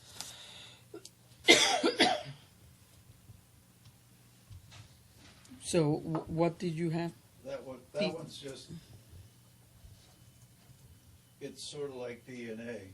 You do an annual, the item here is based on an annual review, and we haven't raised the entry fees for finals since I was last on the board, so I'm gonna pull all the numbers and see Okay. where we are on that, based on 3 years of data that, since the last time we changed them.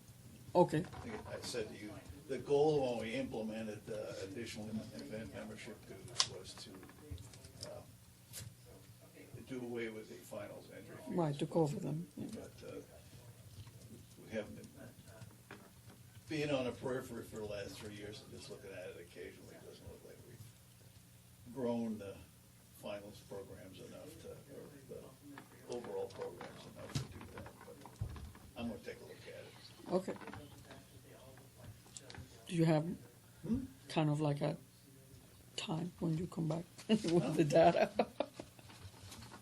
Well, I have to get home first. Yeah, well, I know that. You can't do it on the way home? I can. Yeah, but, do it while driving.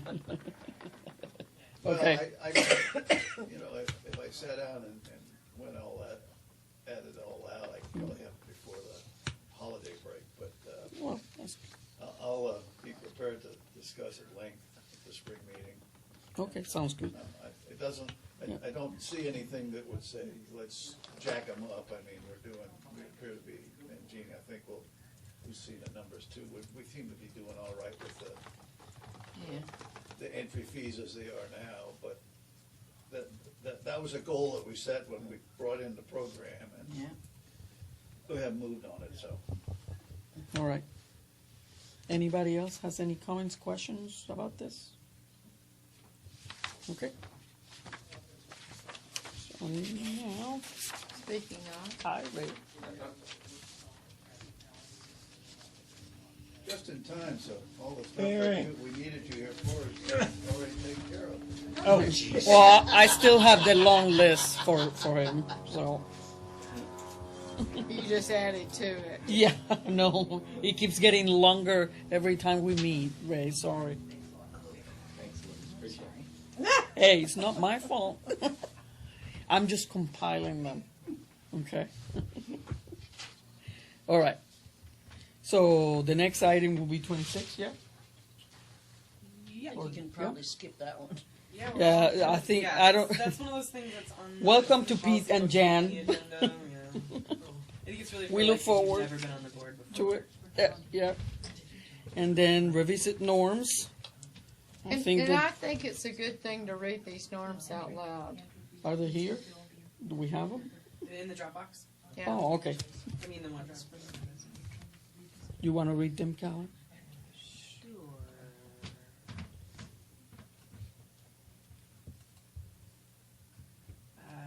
Hear/listen with an open mind. Do not interrupt. Practice conversational etiquette. Avoid divisive language. Don't monopolize. Respect and value each other's opinions. Don't let things get personal. Trust that we are approaching each other honestly. Inclusion, everyone has a chance to speak. Respect the decision, agree to disagree professionally, know when to let it go. Make best effort to follow established procedures and rules before making decisions. Apply/enforce rules consistently. Stay on task, maintain focus, manage time effectively, and stick to agenda. Confidentiality in areas of individuals, employees, discipline, and executive session, and as requested by fellow directors. Maintain professional intentions when sharing/seeking information. Have empathy. When making a statement/decision, provide a reason/rationale. Honesty, speak truthfully, don't withhold information. If you break something, fix it. Be prepared for meetings. Okay. Thank you. Thank you, Val. All right. System license report. I think I've given that to y'all a couple of times already. I really don't have any more to say. Now Ray's here; he might have more to add to it, but I think we pretty much have have given you all. Can what I our ask immediate a goals question are. in this process? I don't know. Can you? Yes, you can ask. I mean, they're working on the agility. Is the way they're working on this that any program that has a computer, that they're going to give us definitions so we can download any program?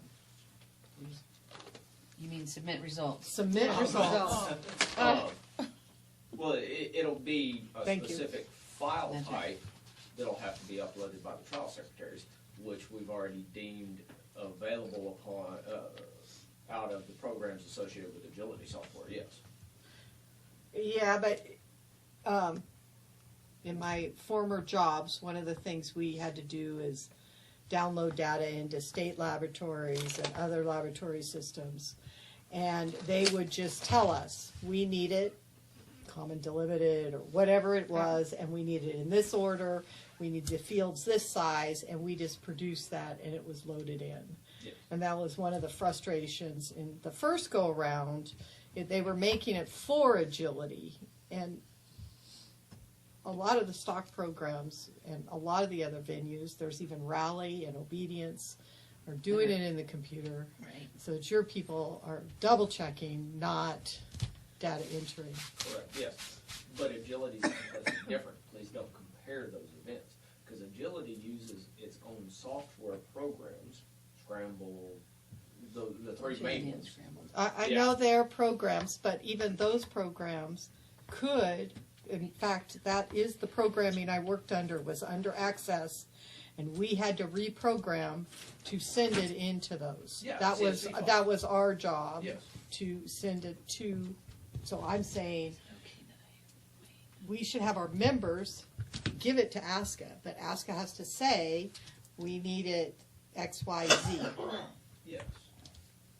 And we've worked with the three major agility programs to delineate that information on how it's currently being output. She's saying the opposite of what you're saying.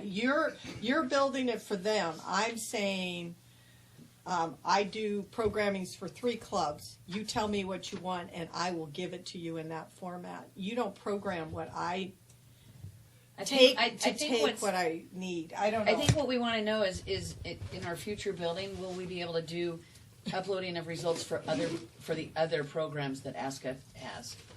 Is that on our horizon at some point? But for those other programs, we as ASCA We'll tell them how will you have want to it. tell everything, everything associated with that portion of the puzzle. But they didn't build agility that way.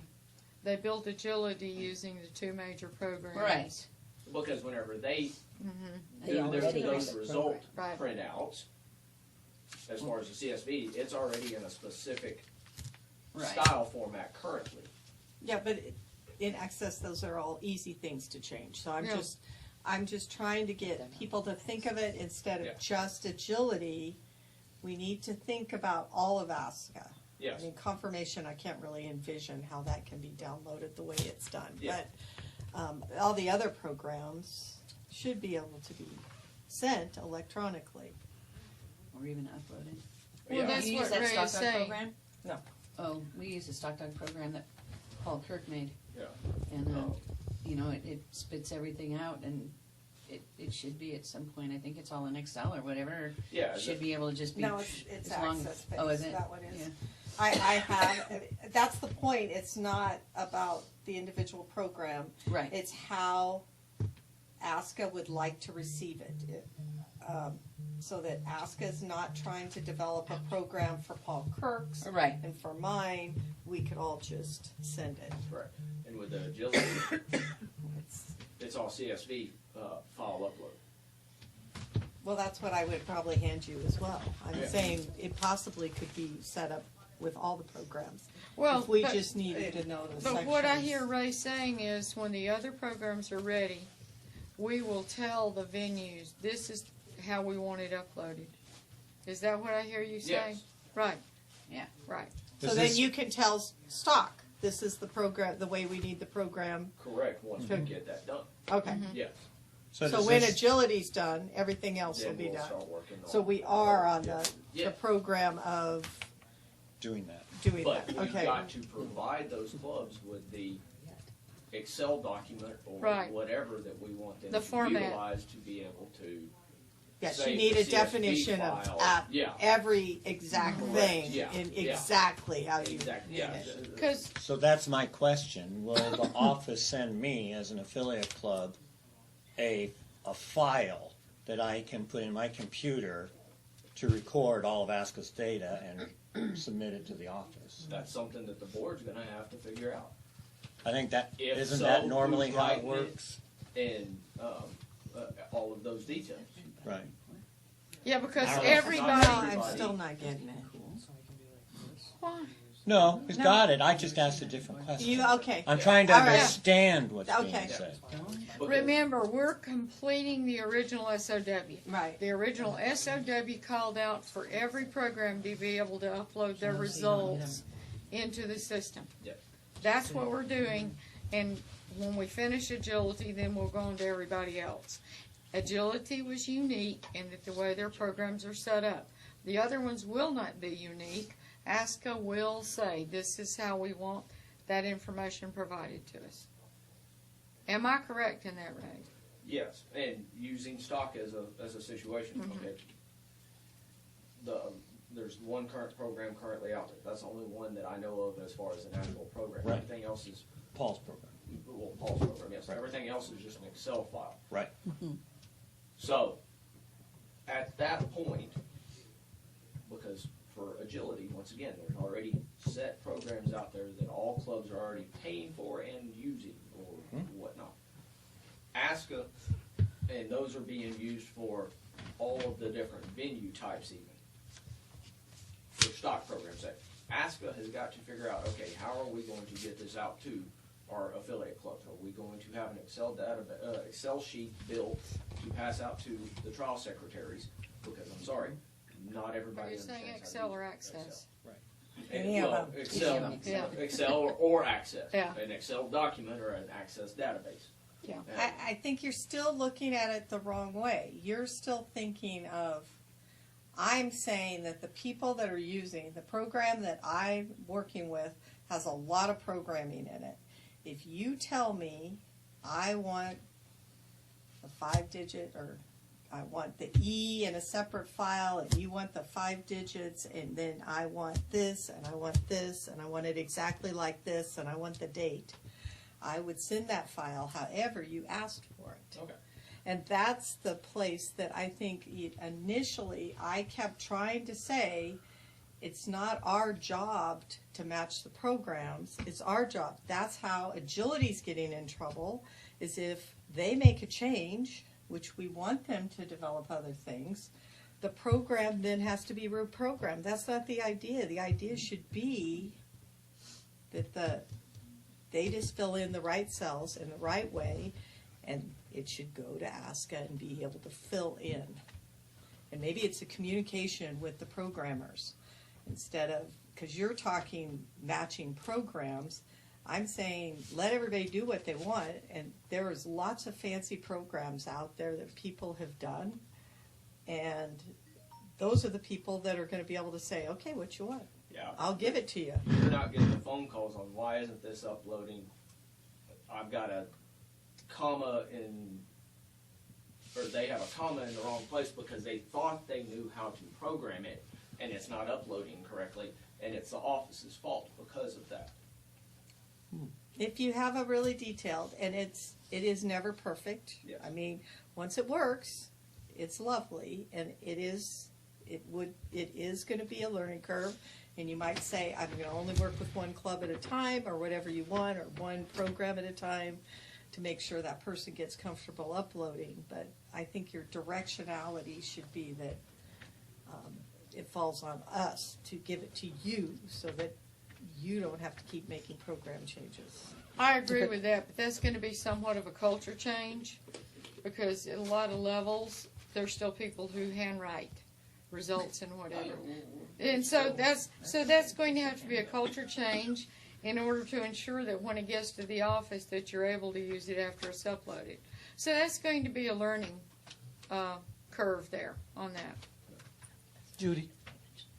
Agility is a little different, as Ray says, because we are dealing with programs from vendors. These are not, somebody designed this for ASCA other than Paul Kirk's program, which was designed for NADAC, not ASCA. And he's done it, and as long as he's alive and keeps fixing it, we're okay. The other programs, Trial Genie, Agility, Unscrambled, these are public vendors, and they created this, and it works for many different programs, AKC, CPE, ASCA. We're not going to be able to tell them, you must now fix your program to do it and give it to us our way, which is why Ray asked, how is this set up? How can we do this? And he worked with people that work with that program so that we could upload it without having to take those results from Agility Unscrambled, put them into whatever source that you can take because you want it a certain way, and upload it to ASCA. So he's just trying to do it, and the computer people have been trying to do it directly. So all we have to do with everybody else, if you're doing a CPE trial, there's a literal button on your program and you go upload. Boom, it's done. That's all you have to do. If we're going to tell them that, oh, we want it in ASCA's form, that's never going to work because they're never going to change their program to suit us. They have no reason to. They deal with a whole lot more than just us. For the other programs that don't have dedicated scoring programs yet, we can do that. Hey, you're developing this for stock? Great, put it in this form. Rally, put it in this form, and then we can upload it easily and automatically. But Agility is already programmed a certain way. So that's what they're trying to do. I thought you had access to all the data in that Access program. Only Paul Kirk's uses Access. Okay. He's That's the only one. that I've Yes. used then. Yeah, he's the only one. And to go to these agility clubs and say, okay, it's nice that you've been using those, but for ASCA trials, you've got to use this one because it's the one that kicks it over. Right, it's the one that ASCA likes. You know, They won't that be would have been doing something the we upload, would have they'll needed just to be say mailing on right from the paperwork beginning. instead. Yeah, which is why Why most less clubs are cost. still doing it by paper because it won't upload. Yeah. So. Anything else on this system? No, I believe we have it covered. Okay. Thank you, All Ray. right. Thank you, Ray and Rachel. I didn't do anything. I'm just sitting here. You do. Okay, so the next item is appointing system liaison. So are there? I nominate Pete Dolan. After this discussion, I'm not sure I want to jump into this pond. Jesus. Yes, you do want to jump into this pond.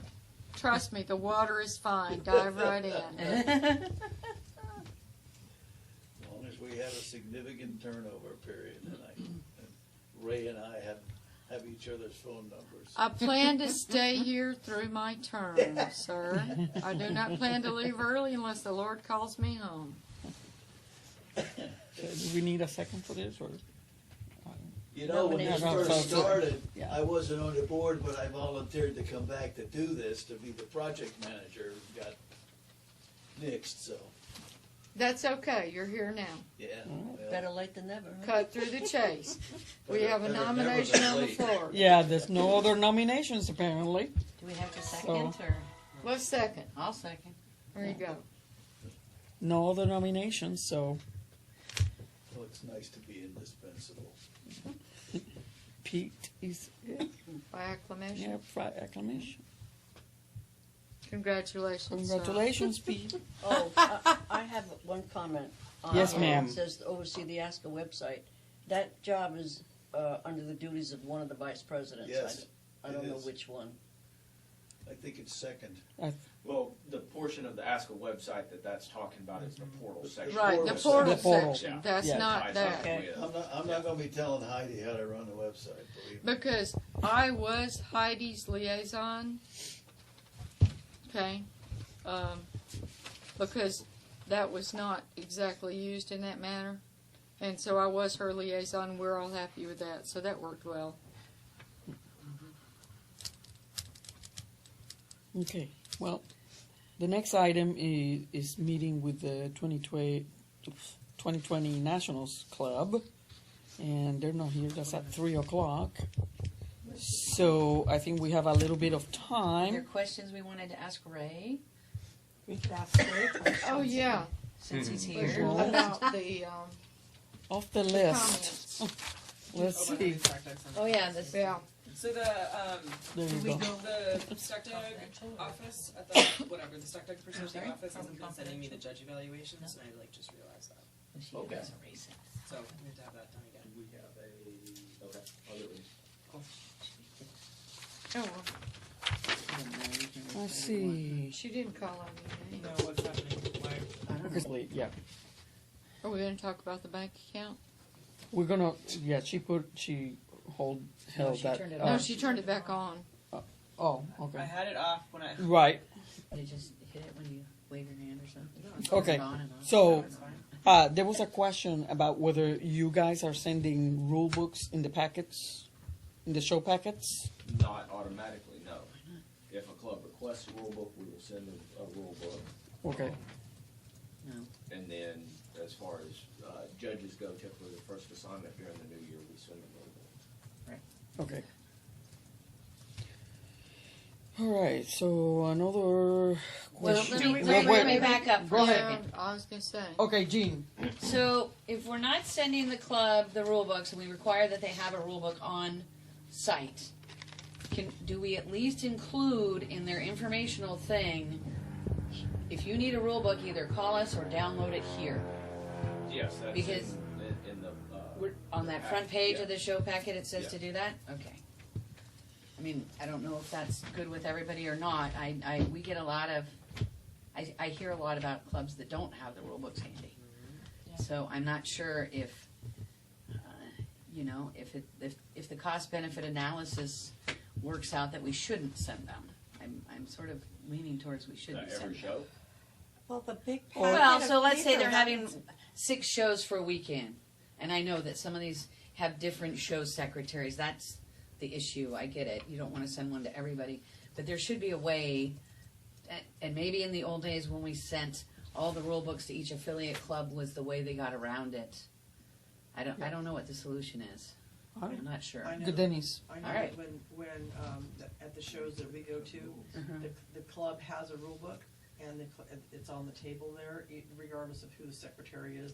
Right. The club rule book is there, except if it's not. So. But how do you determine which show secretary is the one that you mail it to that's actually going to be at the show?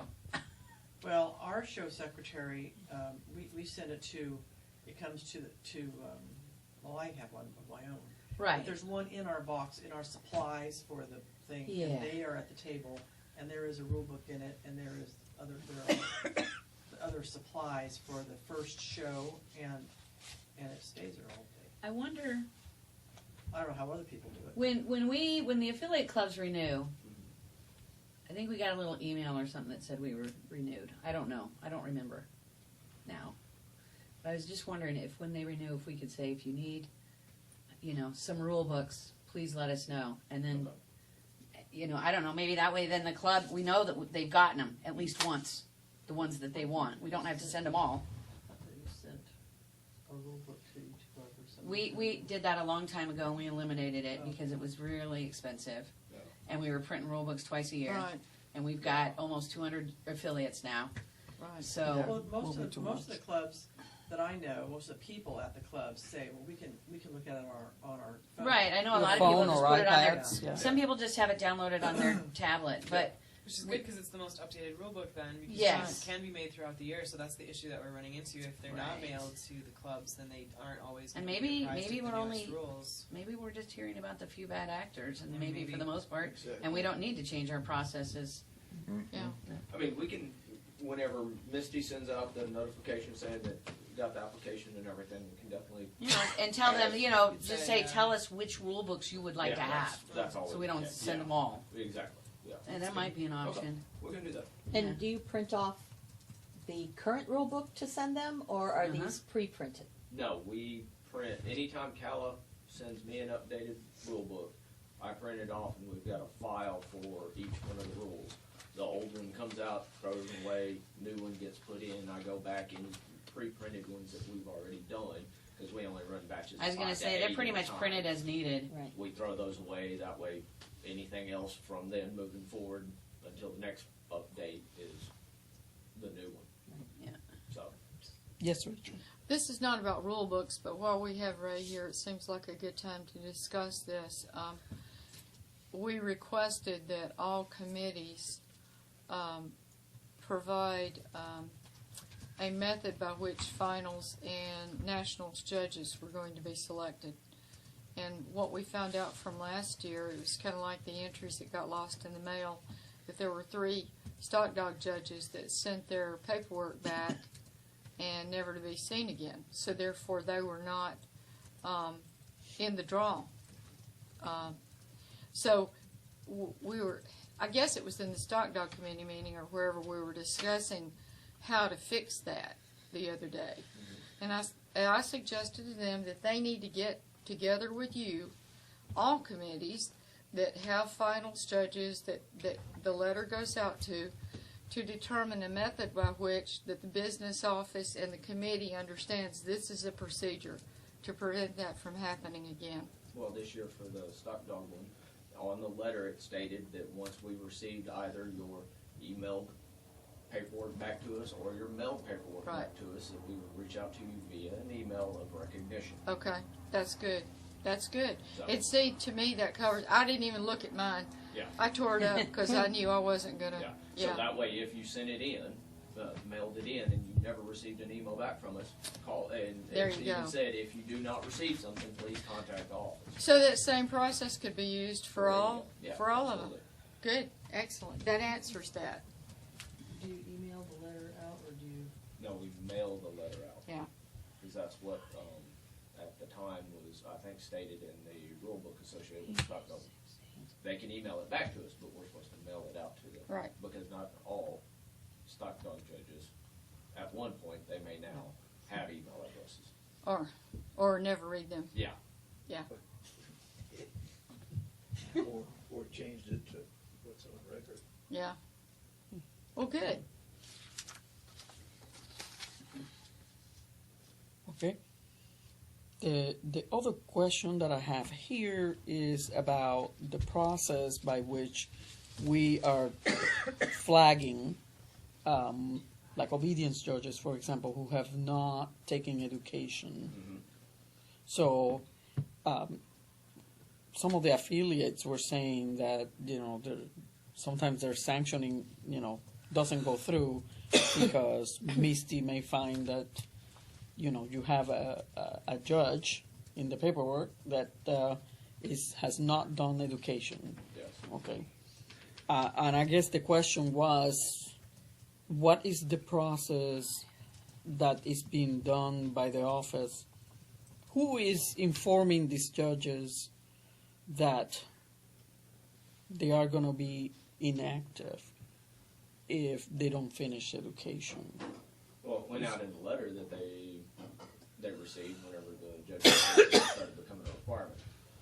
Okay. So we went through and we removed everybody that hadn't judged anything in 5 years, like we already talked about at the spring meeting. Right. And then Now that we have gone through the probationary period as far as allotting the obedience judges to finish the judge education, that the committee had decided, you know, now we've got to go back through, and anybody that has not, they'd be removed from the judge list in accordance with the letter that they received stating if you do not finish your judge's education, you will not be an active judge. Okay, so it's just that initial letter that they have. We can send something else out to them if y'all would like. Well, Yeah. that was kind of Yeah. the question, because the affiliates were complaining basically that we don't want to be the ones to tell the judges that they need to take education, and they don't want to like have to go through the process of, you know, they ask the judge says yes, they send the sanctioning, and then the sanctioning gets turned down because the judge didn't even remember or whatever that they hadn't taken the education. Okay. Well, on this next wave of removals, we'll send them either an email, if they have email addresses, or a letter out to them stating that the grace period associated with the judge education has expired. Since you have not completed that judge education, your ability to judge ASCA obedience is suspended until you do. Okay, that'll be great, because it'll take the it'll take the affiliates club out of that situation. Okay. Yes, And you're able to mark them inactive so they don't show up in the judge book, right? Yes. Yeah. Yes. If they, I think maybe she had an old book. Who knows? if they are a judge in another location, we have to we have to go in and actually remove them as a judge in obedience. You just take out that OB and put it stuff. down in their notes section. Oh yeah. You know, where they're still listed. Right. as Hadn't thought of that, confirmation but judge yeah. or rally Okay. judge or whatever. Right. Okay. Yeah, Jan, Because we you were can keep thinking- up all your judging. I'm sorry? We were thinking back at the spring meeting, we can just mark them as an emergency judge for that, and that is No. not. But like these ones Right. that haven't passed the test, they should not be in the book, so that way people don't call them. Yeah. And then if the obedience committee says, well, yeah, if they want to take the test 2 years from now and get readmitted, then that's yeah. their deal. Or maybe they say, we only want them to be able to do that if they do it in the next 6 months. Otherwise, they're got to start over. I actually need to get with Betsy on some of that stuff. Yeah. Here Find this out what their week. process, what they want. Because they were mainly focused on that judge education, trying Right. to get it all squared away and lined out. Well, now we're past that, so now we need to Right, move on okay, to this cool. next step. Okay, we done with that one? Okay, so the other item that we can talk about. Peter said that he was walking over Okay, for the 3 o'clock. all right. Was the issue of paper quality for the pedigree and the Championship certificates, yeah, which right. They want them bigger. Better paper. What I understood is they just wanted better paper. Better paper. Better paper, yeah. It's the issue paper quality. Yeah, they wanted better paper For which? for the championship certificate. So which champion, Oh, atch? well, we're gonna have to change all of our titling certificate paper, unfortunately. Oh, really? Because that blue. That paper shiny is stuff no isn't. more, Oh. available. I've switched paper companies 2 or 3 times just to get it, and now that's not even an option anymore, so we're gonna have to switch away from that.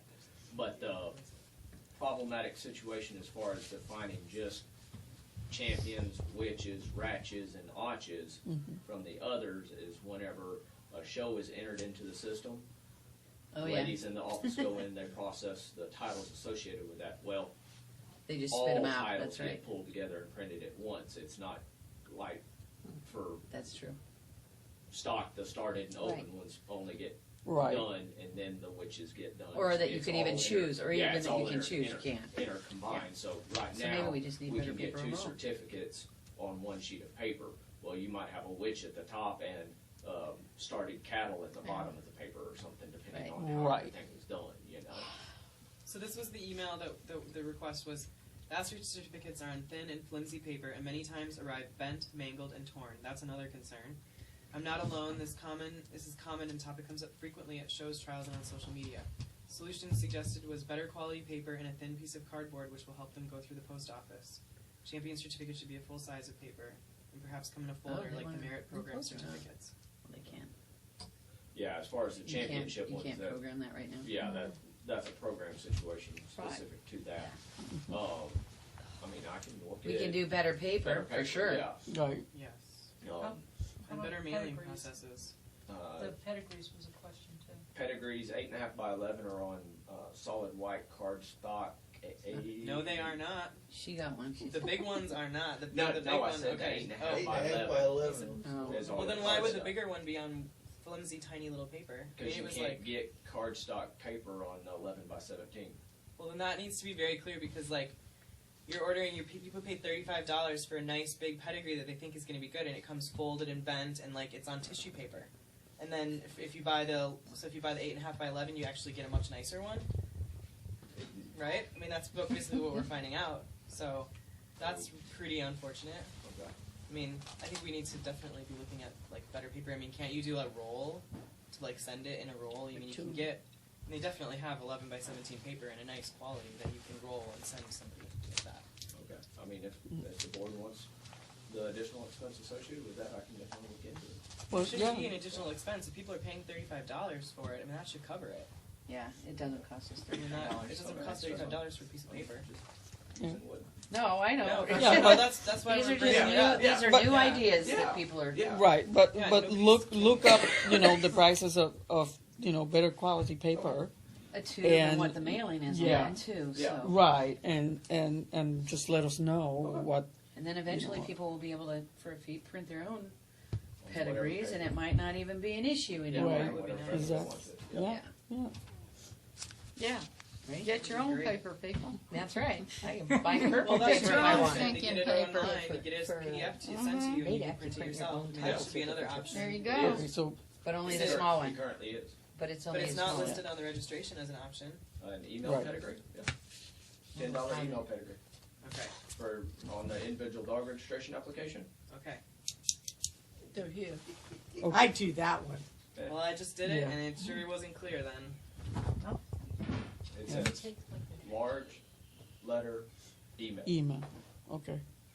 All right. There needs to be some Okay, I think they- somewhere of what's involved in that because what you expect is not what you get. Like an emailed pedigree, well, what do you expect that's going to be? I mean, there needs to be some description of what's available, I think. Was this on the website that you ordered? No, Or it was the- on the registration form. On the registration form? It's basically just Yeah. like a little checkbox Right, that okay. you can select. Yeah.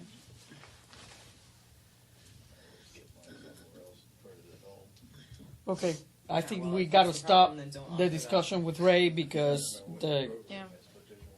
the committee's here. So, thank you. Absolutely. I'll get back to you with the rest. Take your hat and run. Thank you, Ray. Don't We we appreciate need it. him if we're gonna talk about What? nationals, 2020 nationals Yeah. and bank accounts and. Oh, yeah. Oh, yeah. Oh, Ray. yeah. Ray. Don't go. Sorry. If Sorry, we're gonna talk Ray. about that, we need to. Lay the hat back down. Is that what we're talking about? I don't know. Well, I'm sure that's I'm part sure of it's it. gonna come up. That's part.